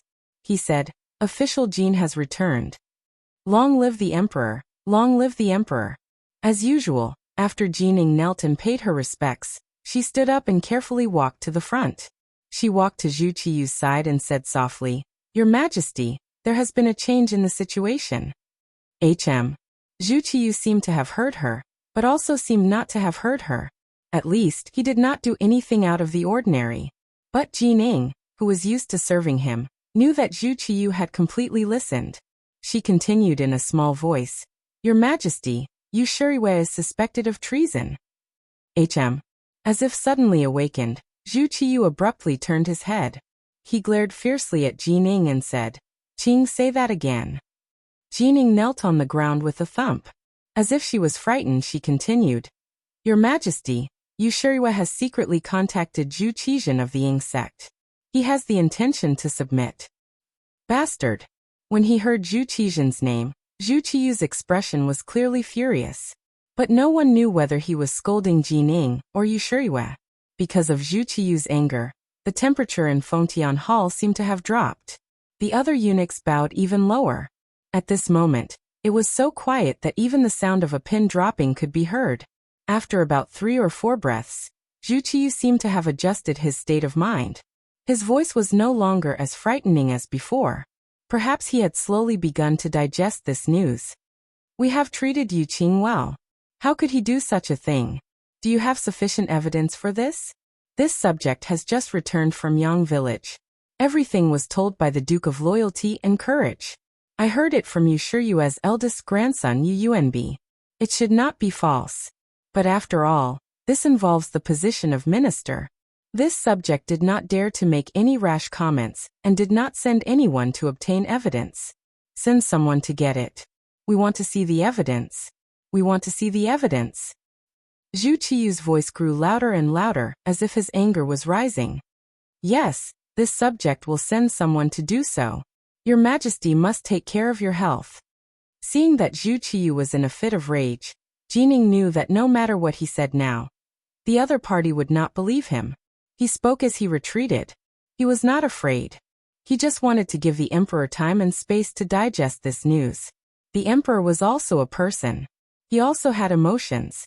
The so-called not showing his emotions, usually referred to in front of outsiders, such as eunuchs. Usually Zhu Qiyu would not fake it. Jining was well aware of this. That was why he retreated to give the emperor time to adjust. Of course, he also needed to obtain the evidence. Manor. A night had passed. They had sent out all the men they could, but there were still no clues. At this time, as the master of the manor, the current Minister of Justice, Yu Shuriwei, did not dare to have any expectations. He could only place everything on Jining. He hoped that this chief eunuch still had some face, and could get Zhongsun Yuanbi back from the hands of the Duke of Loyalty. As for what kind of price he would have to pay, he was already prepared to be bitten. The entire manor became gloomy because of Yu Shiyue's mood. The servants walked carefully, as if they were afraid of doing something wrong and being caught in the crossfire. Many things could happen just because you did not want them to.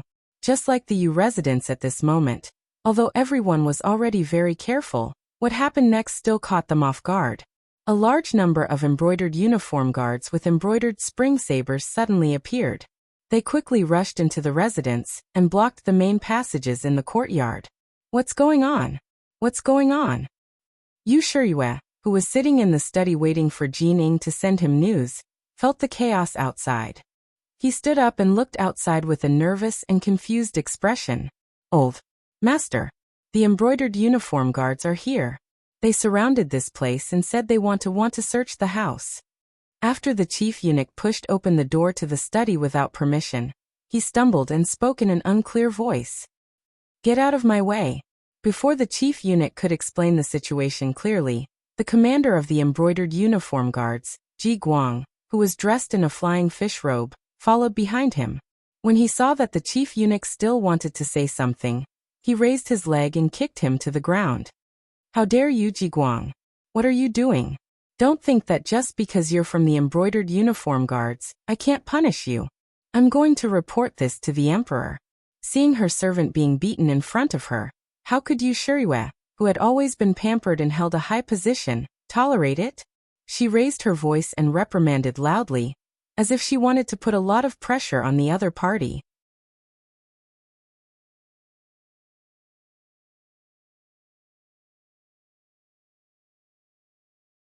Chapter 330. Yu Shuriwe was the Minister of Justice. With the abolition of the cabinet, the Minister of Justice could answer directly to the emperor. He was the highest-ranking official. In addition, he was promoted by the substitute emperor, Zhu Qiyu, and was deeply trusted. He also had a good relationship with the other ministers. Even Jining was considered one of his own. With such an environment, such popularity, and such a network of connections, it was no wonder that Yu Shuriwe still dared to question the embroidered uniform guards loudly with an expression of condemnation. However, Yu Shuriwe was too agitated. He didn't think about it. Without orders from above, how could the brocade guard dare to make a move on an important official like him? Since they were here, they must have been on the emperor's orders. Ji Guang looked at Yu Shuriwe, who was jumping up and down, as if he was looking at a clown. He shook his head disdainfully. Lord Yu, this official only knows that I'm here to investigate under orders. Please cooperate. As for whether you want to lodge a complaint or not, it's up to you. Men search.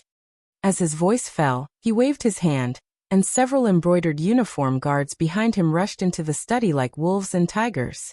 Then, according to the information they had received, they quickly found the secret door. The mechanism moved, and a secret compartment appeared. A few well-preserved letters were displayed in front of everyone. These letters were evidence of Yu Shuriwe's private contact with Zhu Qizhen of Ying sect. Logically speaking, they should be destroyed. However, Yu Shuriwe wanted to keep a copy. If there was a day when he had no way out and went to the south, at least it would be a testimony that he had been considered a member of Ying sect for a long time. This evidence could have given him another life of glory and wealth. At this moment, it had become the driving force for him to go to hell. Therefore, when he saw these letters appear, and was about to be taken by the brocade guard, he went crazy. He rushed forward like a madman, wanting to snatch them back and destroy them. Ji Guang, who had long been prepared for this move, simply grabbed his shoulder with his large hand and said in a joking tone, Lord Yu, what are you trying to do? Could it be that you really have something to hide? Ah. Yu Shuriwe knew that it was impossible for him to take it by force when he felt the large hand holding him down like an iron clamp. Immediately, he changed into another face and said to Ji Guang, Lord Ji, I'll return it to you. I'll give you whatever you want. I can give you all of my property. It's priceless. How about it? At this moment, Yu Shuriwe seemed to want to bribe Ji Guang. From the looks of it, this was the only way to go. Otherwise, once these letters were sent to Daizong, it was easy to imagine what would happen to them. Who wouldn't be tempted by such priceless wealth? If it was a private investigation, there might be some unforeseen circumstances. But this time, there were so many embroidered uniform guards, and they were acting under the emperor's orders. How could Ji Guang dare to make any mistakes? Looking at Yu Shuriwe, who was begging for mercy, he shook his head coldly. Lord Yu, if you knew this would happen, you wouldn't have done it in the first place. Hey, someone come. Take Lord Yu away and keep an eye on him. Don't let him commit suicide. Yes. A few tall and sturdy embroidered uniform guards walked over and wrapped Yu Shuriwe up. Immediately, the entire Yu residence fell into a state of chaos. The movements in the Yu residence naturally couldn't be hidden from the other officials. In line with the idea that the fox grieves for the rabbit's death, and in line with the principle that without the lips, the teeth would feel cold, Governor Shi Heng, Minister of War Yi Ming, Minister of Revenue Jin Lian, Minister of Works Shi Pu, and the other officials hurried to the palace. Although they didn't know what exactly happened, they more or less guessed that it had something to do with the Duke of Loyalty. They couldn't understand why the emperor would help others deal with them. Thus, they all thought about what to say when they saw the emperor, and how to dissuade him from doing something that would hurt those close to him, and make his enemies happy. The group of officials quickly arrived outside the throne room, but they weren't immediately received by the emperor. Instead, when they stood outside the room, they could hear the angry roars coming from inside the room. At this moment, the expressions of the officials who came to plead for leniency were very unsightly. All of them exchanged glances. They all thought that the situation was serious. It seemed that the emperor was truly angry, and the situation was difficult to turn around. After about an hour, the movements in the hall grew quieter and quieter. Not long after, the chief eunuch, Jining, walked out. When her gaze fell on the officials, she sighed softly and said, "Everyone, please come in. The emperor wants to see you." Just from Jinying's expression, it could be seen that the situation wasn't good. However, now was not the time to ask about things. The officials immediately entered the throne room and saw Zhu Qiyu, who still had a furious expression on his face, glaring angrily at them from his dragon throne. Just from that gaze, the officials felt that the atmosphere wasn't right. Even so, they still forced themselves to kneel on the ground and loudly shouted, "Long live the emperor!" In the past, after greeting each other, Zhu Qiyu would say, "Rise," and everyone would rise. However, this time he didn't say anything. The officials could only kneel there, unable to rise. Time seemed to stop here. There was no sound in the hall. Under this kind of atmosphere, the officials kneeling on the ground didn't dare to raise their heads to look. It was as if they were afraid of angering the emperor. It was so quiet that one could hear a pin drop. Then there was the sound of rushing wind. Following that, letters were thrown through the air and landed at the feet of the kneeling officials. Take a look. These are the so-called loyal officials. They received my trust and were entrusted with important tasks. Now they turn around and do such a rebellious thing. They are truly unworthy of being an official, unworthy of being an official. Do you still want to plead for mercy on his behalf? Could it be that you are the same as him and have done such a rebellious thing? The letters flew everywhere. Soon the officials reached out to pick them up. After glancing at them, they felt their scalps go numb. This was a letter that Emperor Ingzong had personally written to Yu Shiyue. The officials could be considered old officials under Zhu Qizhen. Naturally, they wouldn't mistake the emperor's calligraphy.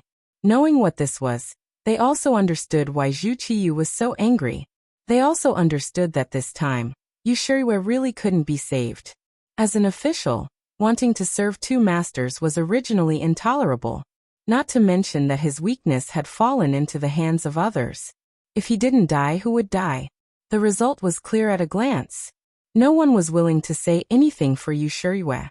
On the contrary, everyone was thinking about how to make Zhu Qiyu believe them. They didn't want to be affected by this matter. Naturally, among the kneeling officials, there were also some who were like Yu Shiyue. They had secretly sent messages to Zhu Qizhen. In the end, it was just to be safer. But those who did so were now covered in cold sweat. There were even some who learned from Yu Shiyue and privately sent messages. They were already thinking that the first thing they would do when they returned home was to burn the letters. They didn't want to leave any evidence. None of the officials dared to say anything. One by one, they kowtowed to the ground and shouted that they were guilty. It was as if they wanted to repent and repent.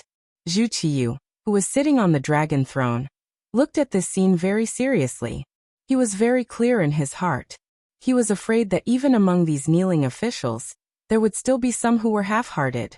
However, he couldn't kill them all. He had to give the imperial order, but in the end he still needed to rely on them to do the actual work. If he killed whoever he suspected, wouldn't that mean he would become a commander without an army? However, since there were signs of something happening, he was unwilling to let it go so easily. This was the reason why he was doing this, to intimidate the enemy. Although Yu Shiyue's betrayal made him burn with anger, it wasn't to this extent. After all, he was only a minister of justice. After killing him, there would be more suitable people to step forward.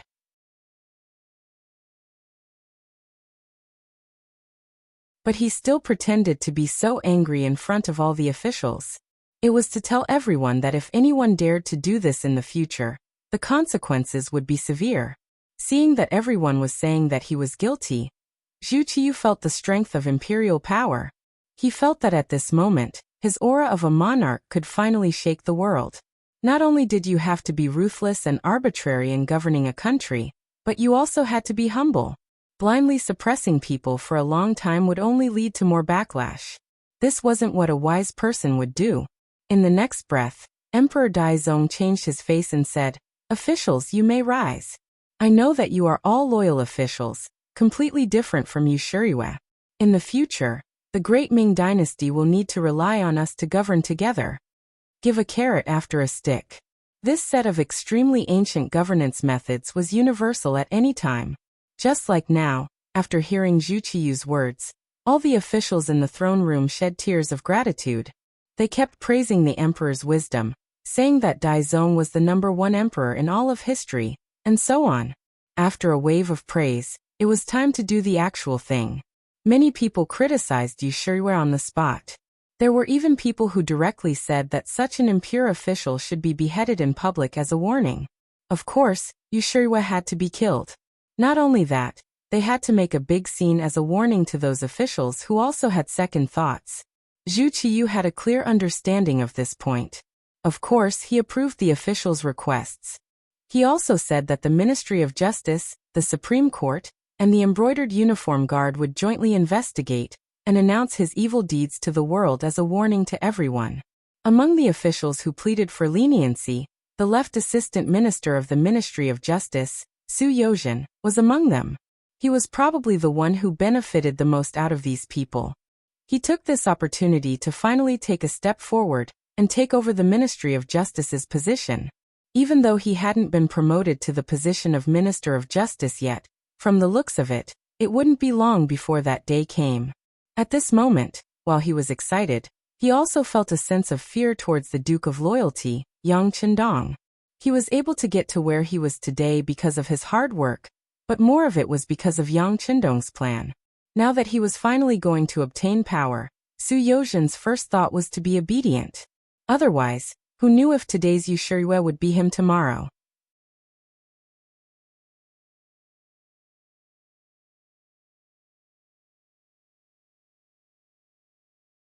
Chapter 331.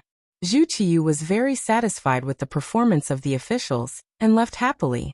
Leaving behind the 3 officials, the group of 5 discussed as they left the hall. Su Yozhen's side was even livelier. Shi Heng, Shi Pu, Yiming, Jin Lian, and the others naturally gathered around him, congratulating him one after another. Su Yozhen accepted them one by one.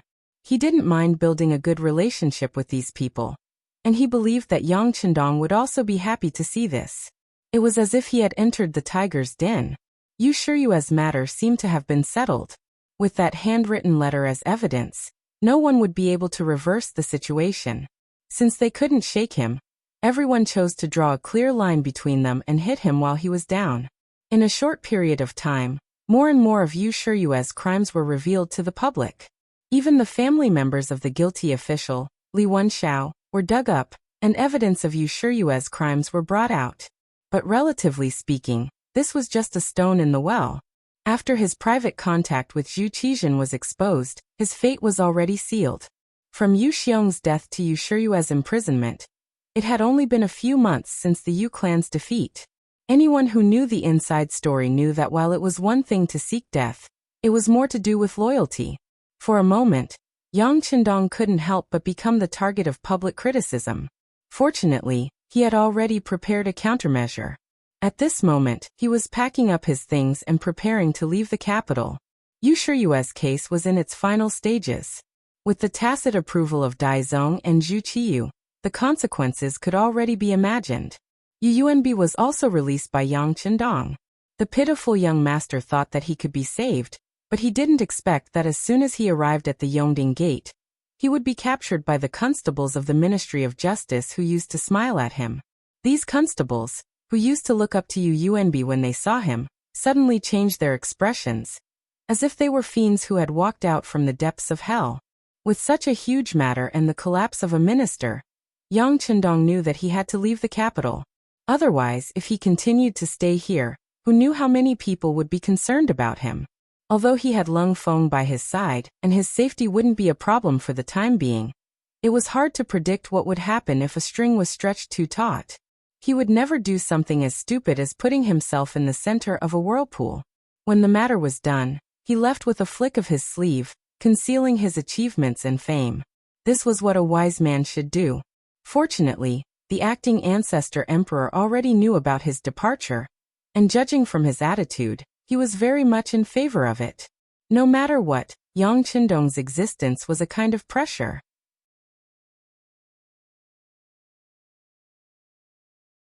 Although he couldn't see it, he could feel it.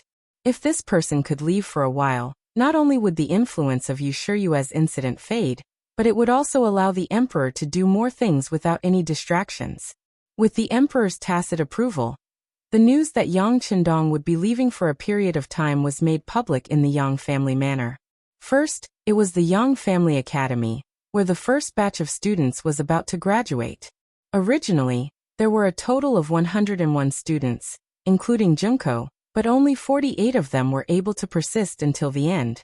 There was no lack of outstanding students who were eliminated at the very end. Although less than half of them had graduated, Yang Qindong was still extremely satisfied.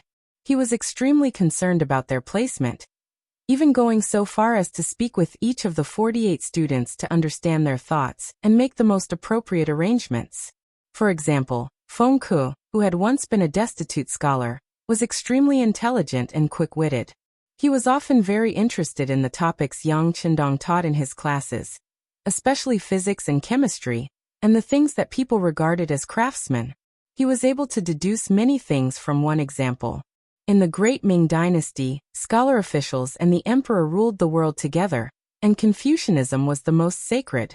Only scholars who spoke of the etiquette of sages were regarded as above men. In comparison, even generals who were skilled in war were inferior. And this was even less true of craftsmen. With this sort of hobby, one was destined to have no better future. Because of this, Feng Ke had been distressed more than once. Now that Yang Qindong was here, everything was different. When Yang Qindong asked Feng Ke to come to the study for a private talk, Feng Ke told him that there was a place where craftsmen enjoyed a high status and had a good environment, as well as many unimaginable experimental instruments. Before Yang Qindong could say anything, Feng Ke expressed his willingness to go. He even said that as long as he could realize what he had learned and imagined, he was willing to go no matter how desolate that place was. In this way, Feng Ke was arranged to go to Qiqian City, where he would first be assigned to work in the arsenal.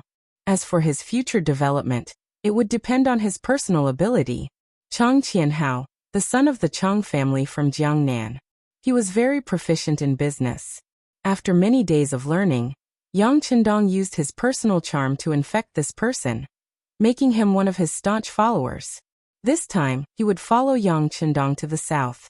If there was a chance, he would naturally expand the Yang family's business. Although Tai Qingyi and Jiang Ping were women, their martial arts foundation was very good. After half a year of learning, they performed well in all aspects, and were left to be the bodyguards of the madams. In the study, Yang Qindong took out two seemingly very small Browning women's pistols. Both Tai Qingyi and Jiang Ping had dabbled in pistols before. They had even shot targets when they were students and had good results. They had yearned for such an advanced weapon for a long time. Now that they finally had their own pistols, they were very excited. There was also Wang Si. Because his grandfather was the current Minister of Personnel, and was in charge of the promotion and evaluation of all the officials in the world, he had an important position. Yang Qindong kept him, and let him become a teacher in the Yang Clan Academy to continue his teaching and nurture more talents that could be used in the future. Wang Si had some objections to this. After he knew that Yang Qindong was going to the south, he wanted to go with him. His teacher had said before that it was better to travel 10,000 miles than to read 10,000 books. For this matter, Yang Qindong talked with him in private for more than 2 hours, and said that this was still a test for him. As long as he passed, there would be a day when he would be released, and he would be entrusted with important tasks. Wang Si didn't know what it meant to be entrusted with an important task. However, since his teacher was the one who said it, he naturally wouldn't doubt it and agreed. He also said that with him there, the Yang family village would be fine, and that his teacher could leave without worry. The group of students were arranged according to their strengths and characteristics. After the matter of the academy was settled, Yang Fu, who was in charge of the Yang family's business, was also called to the Yang family village. Yang Fu was Yang Qindong's cousin.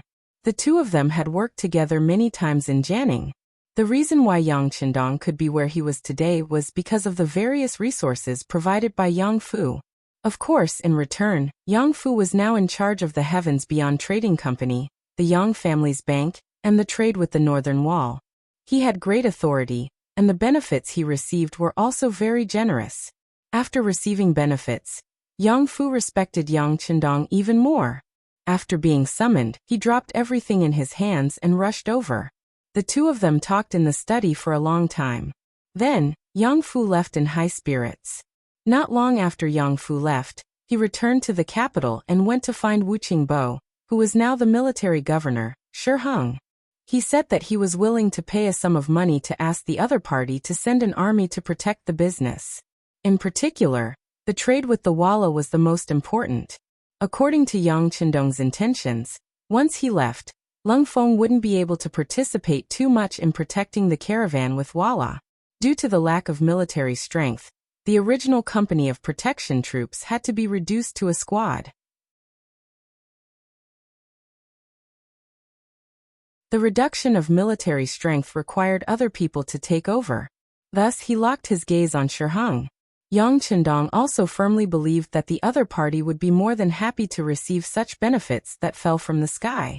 It was just as he had expected. Yang Fu took the initiative to look for him.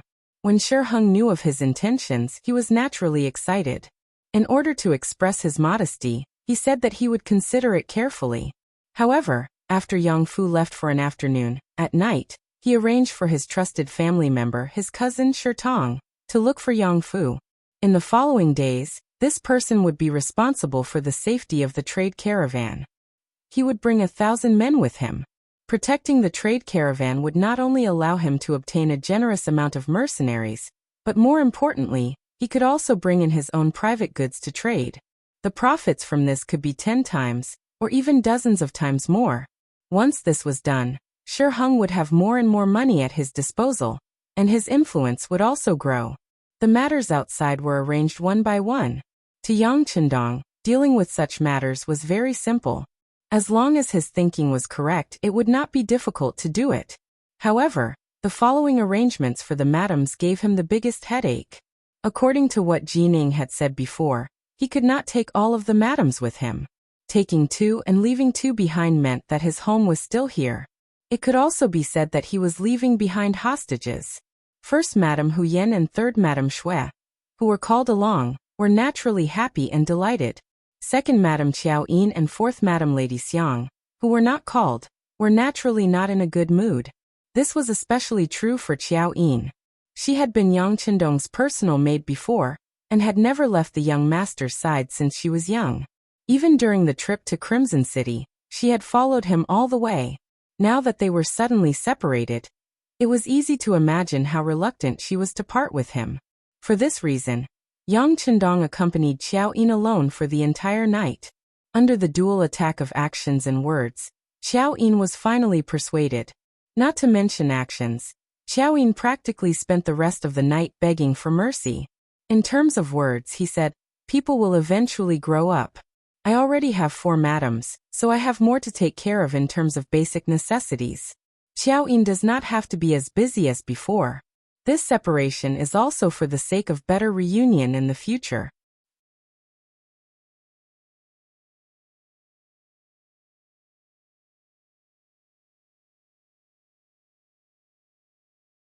Chapter 332. Qiao Yin was a sensible woman. She was already satisfied that the young master cared for her so much, talked to her so much, and even spent an entire night with her.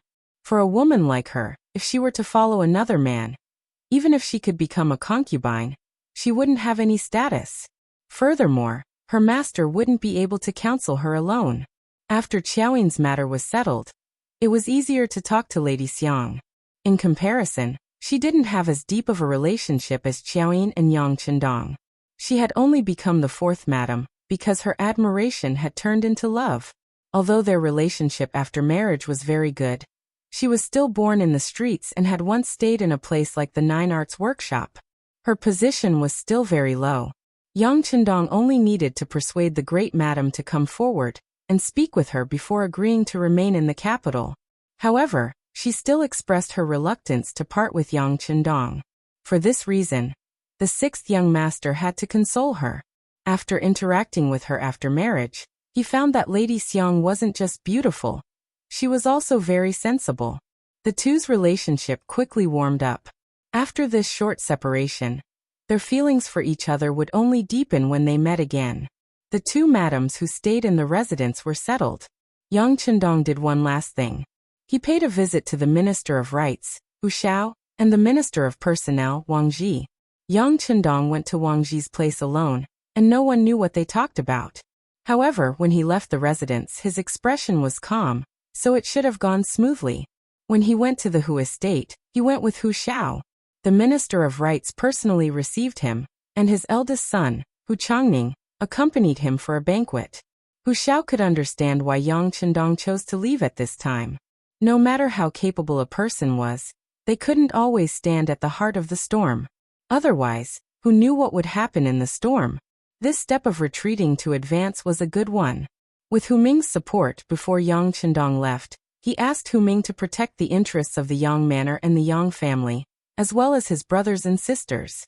Hu Ming naturally agreed. Since the Hu and Yang clans were already connected by marriage, they were now on the same side. As long as they didn't commit any grave mistakes, there shouldn't be any worries about their safety. The trip to the Hu and Wang clans went very smoothly, and Yang Chendong decided to leave the capital 3 days later. Yang Chendong was leaving the capital for a period of time, saying that he was going back to Lord Janning to pay respects to his ancestors. As the 11th anniversary of his late father's death was approaching, the news that he was going to sweep the grave quickly spread through the upper echelons of the capital. Regarding this matter, many people clapped their hands and cheered. In their opinion, this was the price that Yang Chendong had to pay for bringing down Yu Shiyue. You can't take all the benefits. Yu Shiyue had fallen from power, and Yang Chendong had to leave for a period of time. It was really a lose-lose situation. Whether it was the Yang clan's prosperity in business, or the uniqueness of the Yang clan's academy. In truth, Yang Chendong didn't have many friends among the scholars. He didn't fit in with the crowd, and he didn't take the initiative to interact with others. He always maintained a lofty attitude as he drifted away from the circles of power. Of course, this would make the acting sect master, Zhu Qiyu, let down his guard, but at the same time, the disadvantage would also be revealed. In some matters, there would be few people who would speak up for him. This time, Yang Chendong was going to leave. Everyone rejoiced even more. Some people even criticized that this move could not be taken as a sign. Yang Chendong naturally wouldn't try to explain this. He believed that facts spoke louder than words, and there would come a day when he would tell these people with his actions. At that time, he could almost see how resounding that slap would be. While everyone was saying that Yang Chendong had to leave the capital, there were naturally some people who disagreed. For example, the people of the Yang clan. Yang Chendong's fourth brother was one of them. Putting aside the fact that he was originally a member of the Yang clan, he had to consider the interests and reputation of the Yang clan. Ever since Yang Chendong came to the capital, his life had been completely different from before. Internally, there was more money in the estate, and he didn't need to plan carefully before he dared to do anything. Externally, he could walk on the streets with a straighter back. Even when chatting with people he was familiar with or in formal occasions, when others introduced him, their expressions would become much more respectful. Not only would this make one's face glow, it would also slowly give birth to a feeling of complacency. Yang wasn't a fool, and he naturally knew who had given him all this. Thus, when he heard that Yang Chendong was leaving, he absolutely couldn't bear to part with him. Later on, the steward at his side casually said, "Why not go with the Duke? You're returning to your hometown to pay respects to your ancestors, and Yang is originally a member of the Yang clan. Nothing could be more appropriate than to go back and take a look." These unintentional words immediately moved Yang Chendong, and he hurried over just as Yang Chendong was preparing to leave 3 days later. Yang Hodong truly hadn't expected that his fourth brother would want to go with him to the south.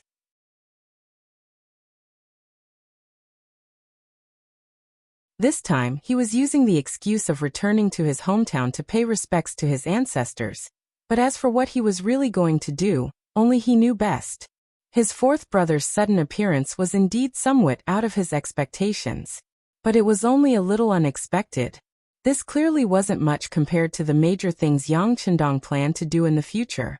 Thinking about it, since fourth brother had such thoughts, it would be a good idea to bring him back with him.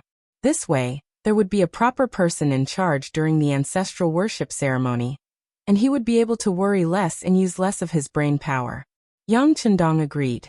After all, he couldn't find any reason to refuse.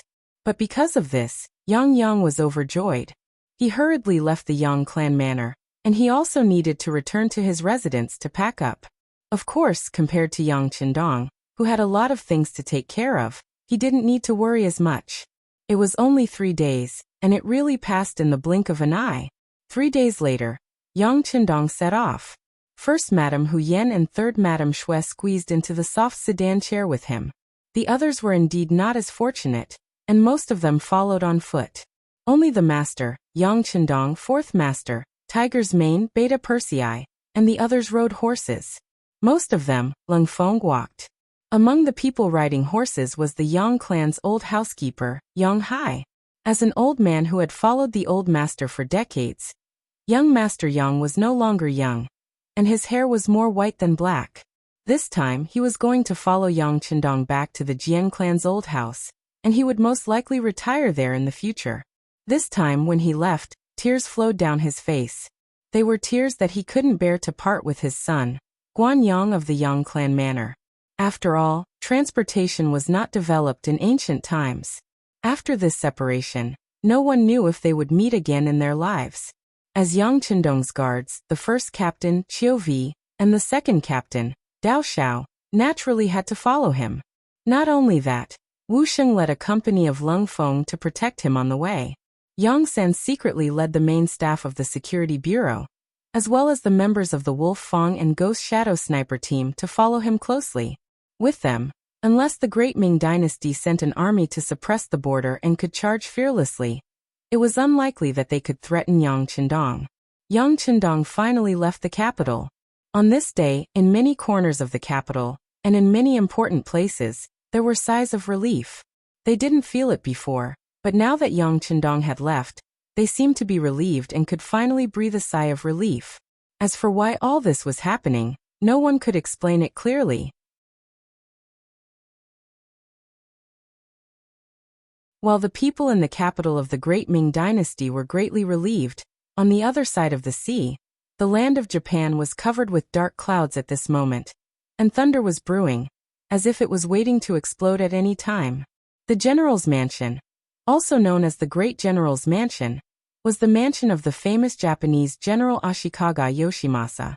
In the capital of Japan, Ping and Beijing, on the most prosperous street, which the Japanese called Kyoto, there was a large courtyard that covered 4 square areas. At this time, if one could look down from the sky, he would find that there were people coming and going in this courtyard. There were no less than 500 patrolling warriors, not to mention some slaves who were responsible for serving their masters, and some hidden forces. This was the power of Ashikaga Yoshimasa. It could be seen from the place where he lived. If it had to be described, it could be called a prince's mansion, or even a small imperial palace. Ashikaga Yoshimasa was very flamboyant in his work. In his early years he had helped the current Empress of Japan, who was known as the Emperor of Hohua Court, ascend to the throne. Based on this kind of luxury was not excessive. Almost like the Great Ming Dynasty, Japan was also in a serious feudal era, and there was a clear hierarchy between people. In comparison, the imperial family was naturally the most powerful force, followed by the civil officials and generals, followed by the merchants, samurai, ninjas, and finally the ordinary soldiers.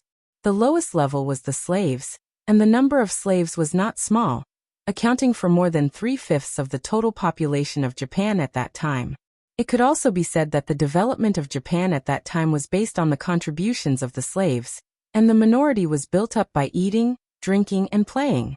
As a minority of the minority, Ashikaga Yoshimasa controlled most of the military power in the country. In many cases his power could even compete with the imperial family. Some military affairs had reached the point where it was difficult to carry out without his consent. As time went by, more and more people came to him, and his power grew bigger and bigger. This morning, there were still many people at the side door of the general's mansion. Most of them were pretentious. They all said that they were excellent and wanted to be noticed by Bolu, because this often meant that they were likely to rise to the sky and officially become a high-ranking person in society.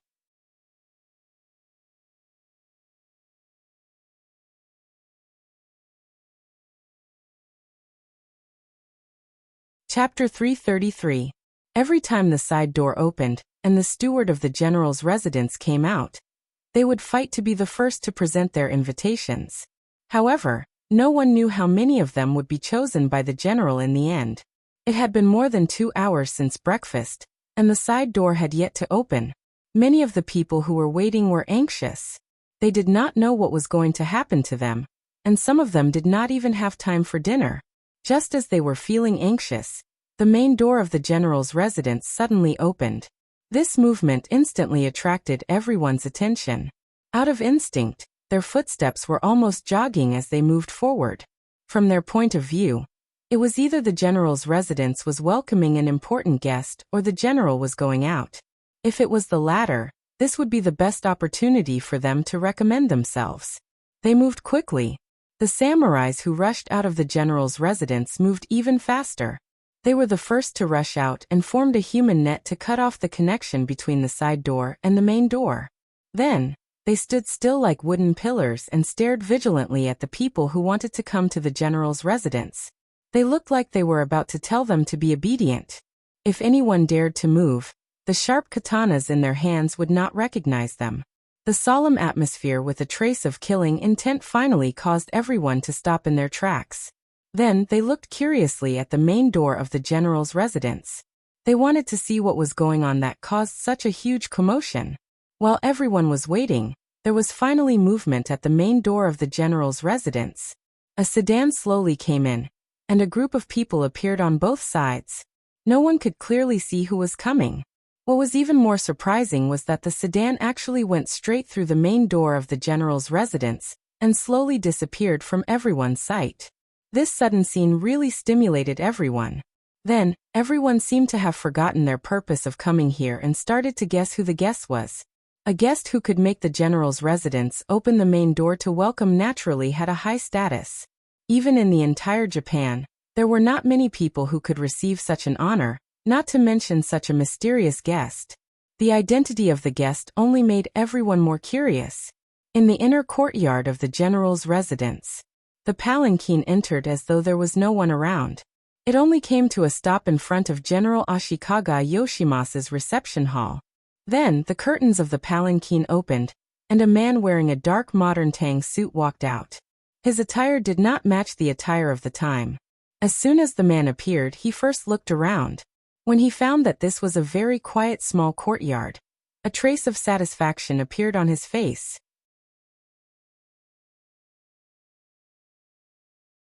Right at this moment, a burst of bold laughter came from the hall. A tall man with a mustache laughed and spoke in standard Japanese. "Welcome to Jing Shuangquan's presence. You must be tired from the journey." "Greetings, great general." Jing Shuang, on behalf of Commander Gao Xiong, pays his respects to the great general. The man in the dark-colored tang suit called Jing Shuang immediately lowered his head and said with great respect, "That's right, the person who came was Jing Shuang, one of the students that Yang Chendong personally taught. Later, because of his outstanding learning ability, he became one of the first political instructors in Yang Xie's new army. His father was the current director of the Chisun City cement factory. His name was Jing Guang, and he was also one of the people that Yang Chendong admired and trusted. This time, Jing Shuang appeared in Japan at the general's residence under the orders of Regiment Commander Gao Xiong. He came to Japan to meet with General Ashikaga Yoshimasa, who had real power in Japan. At the same time, he also wanted to show the general the tablet that recorded Princess Junko personally killing Kimura Yoshimasa in the basement of the Yang family manor. Ever since Yang Xie's new army occupied Chisun City and began to develop vigorously, they began to slowly control this area of the sea. As Japan was a maritime country, It was inevitable that they would trade with their neighboring countries. Therefore, it was inevitable that they would come into contact with each other. After several conflicts, Ashikaga Yoshimasa did not gain the slightest advantage. Out of respect for the strong, Ashikaga Yoshimasa began to purposefully make contact with Yang Xie's new army. This matter was reported to the higher-ups, and with Yang Qindong's approval, Gao Xiong also intentionally or unintentionally expressed some goodwill. Thus, the relationship between the two sides began to strengthen. This might be the strength of the Japanese, but it might also be their weakness. When you were stronger than them, they would always lower their heads and act like a dog, and then learn from your advanced knowledge and experience. They would even nod their heads and bow their heads shamelessly. However, there would come a day when they had the strength to overtake you, and it would inevitably be a merciless blow. For example, towards the powerful Yang Xie's new army at sea, Ashikaga Yoshimasa had always shown sufficient respect. This time, when he learned that the other party's envoy wanted to meet with him, he was extremely respectful. This was the reason for the scene just now. Under the warm welcome of Ashikaga Yoshimasa, Jing Shuang stepped into the guest hall, and the two of them began the so-called friendly discussion.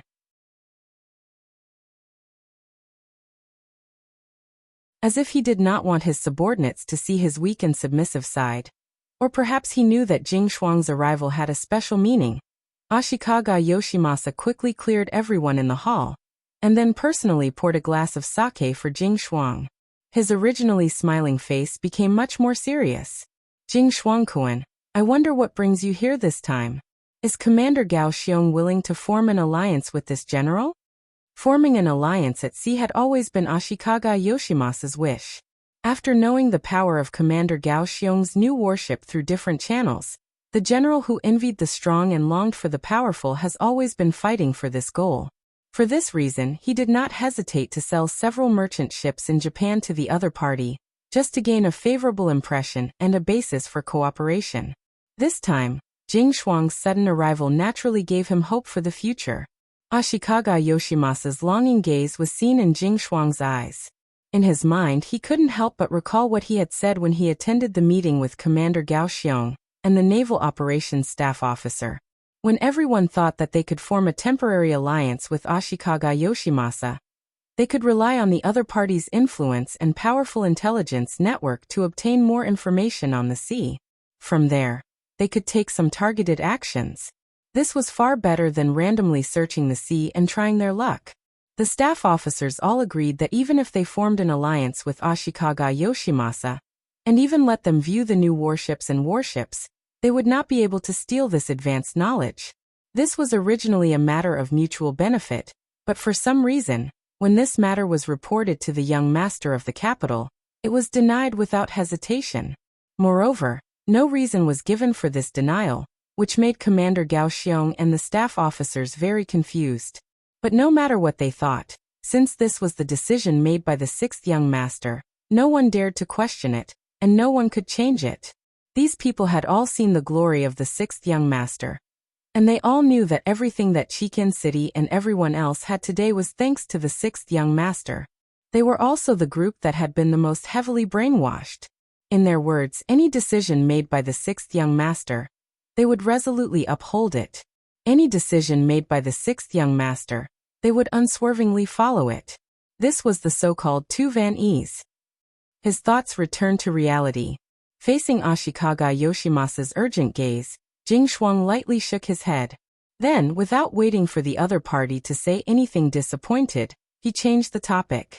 Great General, although we cannot form an alliance with you this time, we have come with great sincerity. Sincerity.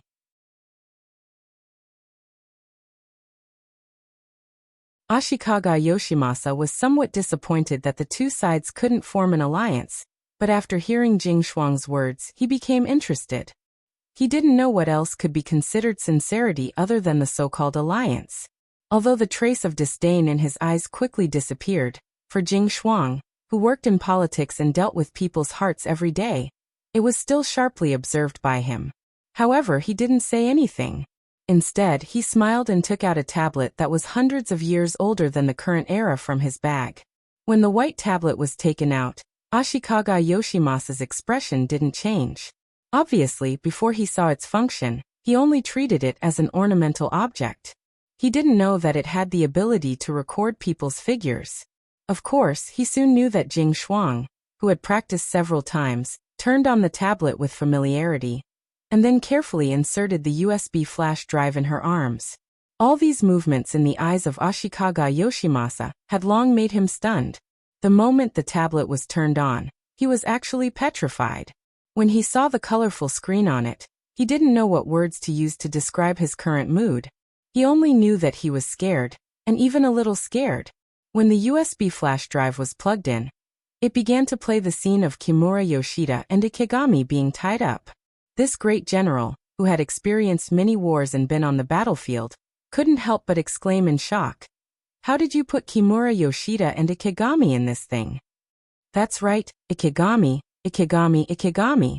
Jing Shuang didn't want to explain such a layman's words, but he did forget that when he first came into contact with these things, he had the same reaction. "Great General, don't be impatient, just keep watching." Reminded by Jing Shuang, Ashikaga Yoshimasa's eyes fell back on the tablet screen, and then he saw Junko holding a dagger. At this moment he still couldn't help but shout, "Your Highness Junko!" It was just that after this shout, Ashikaga Yoshimasa quickly shut his mouth without being reminded, as if he was afraid that he would miss something because of shouting.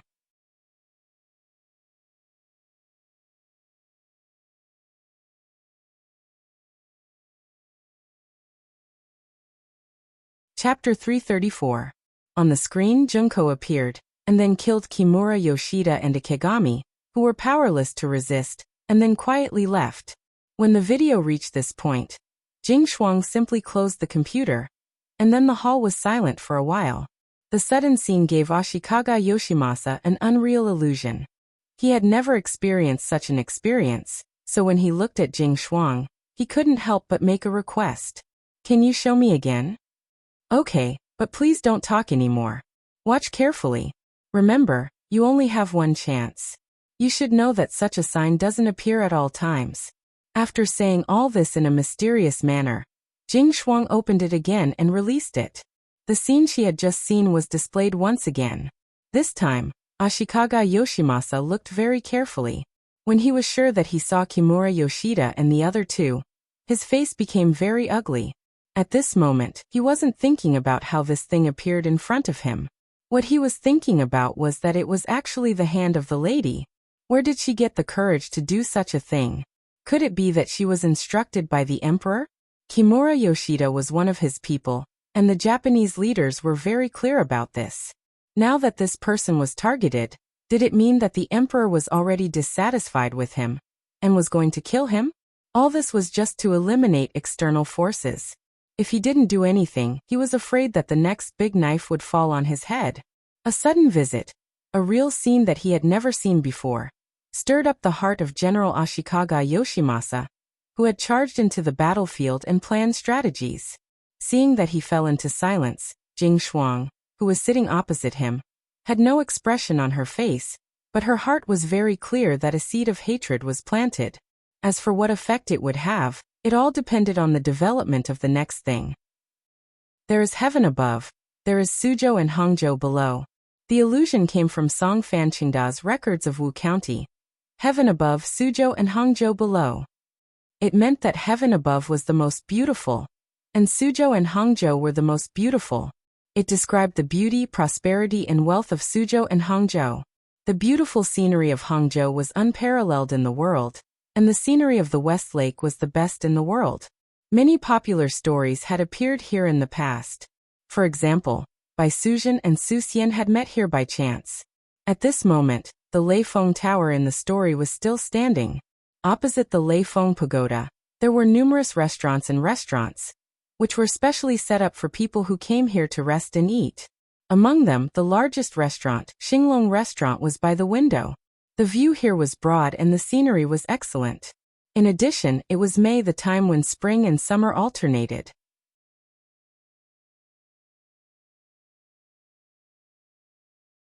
It was indeed a place with birds singing and flowers fragrant. It was better than the polar regions of the world. The table in the best position was already filled with famous local snacks. The signature dishes of the restaurant were spread all over the table, showing that the guests who came to eat were rich and imposing.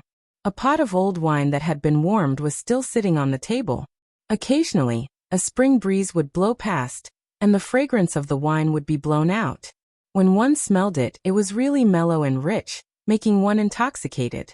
Sixth brother, this place is really good. The climate is pleasant. I don't want to go back. Next to the table, a rather elegant middle-aged man tasted the delicious food on the table and couldn't help but say. Then he kept greeting the other two women at the table. Come on, sisters-in-law, don't just look at the beautiful scenery. You also need to eat. Otherwise, wouldn't it be a waste? Yes, fourth brother is right. The two women who were greeted shyly nodded their heads. They were both beautiful and had white veils on their faces. However, the youngest man at the table first moved the corners of his mouth slightly, and then he said with a smile, Yener shue? Since you are here to have fun, you don't need to wear a veil. It's hard to see things. Take it away. I'll listen to sixth brother. Hu Yen, who was called, seemed to have a little struggle in her heart, but in the end, she obediently took off her veil. Sure enough, at this moment, when looking at the beautiful scenery of Westlake in the distance, it was much clearer and more thorough. At this point, everyone could guess that the four people at the table were Yang Qindong, Hu Yen and Madame Shui. After leaving the capital, they went all the way south. They passed by Tianjin, Suzhou, and bought some good and famous silk and satin. Then they went to Songjiang Prefecture and arrived in Hangzhou. As soon as they entered this place, Hu Yen and Madame Shui were very excited. They had heard about White Snake from Yang Qindong, so they were naturally curious about this place. Now that they had the opportunity to see this scene, how could they not be immersed in it? At the same time, they also wanted to see if they could really see the deified love story between White Snake and Su Xian here. In later generations, there was a song that said, "The stories in fairy tales are all lies." At this moment, it was indeed true. From a distance, there were many people who came here to play. However, by Jinxing in white, the maid Xiaoqing in green, and Su Xian in scholars' robes were nowhere to be seen. There wasn't even a single person who looked like them. Hu Yen, who was full of hope, was disappointed because she couldn't find any of them. Madame Shui, who was standing beside them, said something. She probably said that her husband was good at teasing people. Anyway, the two girls kept laughing.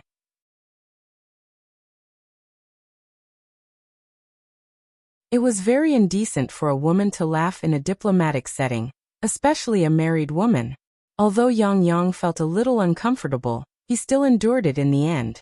His sixth brother wasn't as simple as a younger brother. He could see everything clearly, so he must have a clear idea of what to do with women. Maybe there was a deeper meaning to this matter? However, Yang Qindong's thinking was simply based on the ideas of the later generations. Equality between men and women was not necessarily fair, but at least it was not strange for women to laugh in public. Since they came out to play, they just wanted to have fun. As long as they were happy, it was fine. As for whether such behavior would attract other people's attention, he didn't care very much. Few people here knew him, and it wouldn't be long before he left here. It was just a post house in life. There was no need to be so serious. Yang Qindong didn't take the two women's laughter to heart. He looked deeply and quietly at the West Lake in front of him. In his previous life, Yang Dong had been very busy. He trained, completed tasks, trained again, and completed tasks again. It wasn't until he was old and his physical fitness and stamina had declined that he went to the headquarters. As a result, his beautiful life and youth were wasted. It was good to be young again at this moment. He would cherish every minute and every second. 9 out of 10 things in life did not go according to one's wishes.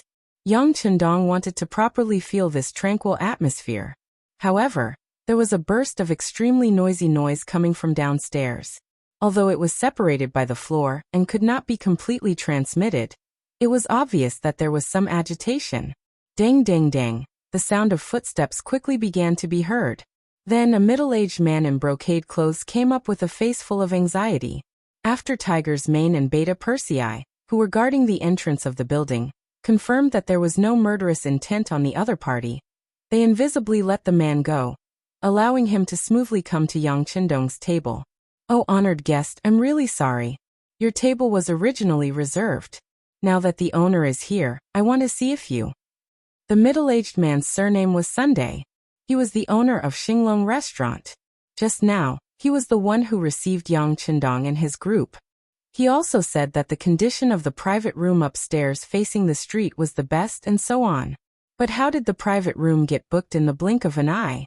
This matter was rather intriguing and thought-provoking. As one of the capital's hedonistic sons, Yang had experienced this kind of thing more than once or twice. It must be said that businessmen were all profit-seeking. Sometimes, they were especially serious in this aspect.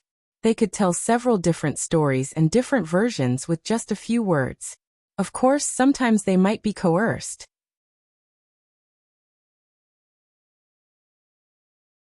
After all, the status of businessmen in the Great Ming Dynasty was not high. They once had no social status. Just like now, Boss Sun was urging him to say such words. Perhaps he wanted to make more money, or perhaps he was being pressured by something. But no matter what, this was a bit like bullying. Yang, who was clear about this, would not give in to the other party. He immediately stood up from the table and said with a serious face, "What's the matter? What do you mean it's already reserved? That's not what you said just now." No matter what, he was still a descendant of the Yang family. He had been influenced by what he saw and heard since he was a child. He also had the experience of being an official, so he had a kind of aura. As soon as these words came out of his mouth, Boss Sun felt a burst of pressure. But after all, as the owner of such a big restaurant, it was impossible to say that he did not have the ability to suppress his aura. Although he also knew that what he did today was a bit too much and wrong. But the situation was stronger than the person. When he thought of the master downstairs who insisted on this private room, he felt a headache coming. At this moment, he had to lower his head and explain, "I made a mistake. I forgot that this place was originally reserved. So today's meal is my treat. I'm sorry." "Treat us? Do you think you're worthy?" Yang said without hesitation. Originally, he thought that there was something fishy about this matter. Now that the other party said that the bill was free, he felt more confident in his heart. "Okay, Boss Sunday. Since you're in a difficult position, we won't argue with you. It just so happens that we're almost done eating, so we'll leave now." Yang Qindong finally spoke. Coming out to play was a mood. Now that the mood was ruined, even the best seats and scenery had lost their meaning at this moment. Since that was the case, it was better to leave and return to the inn. You're tuning in to the Li Mei's Wuxia Whispers YouTube channel. We're so grateful for your support, and don't forget to subscribe to join us on this incredible journey through captivating stories. Your generosity through donations truly makes a world of difference, as it's the primary source of revenue that allows me to expand and enhance this channel for you. Thank you from the bottom of my heart for being a part of this adventure.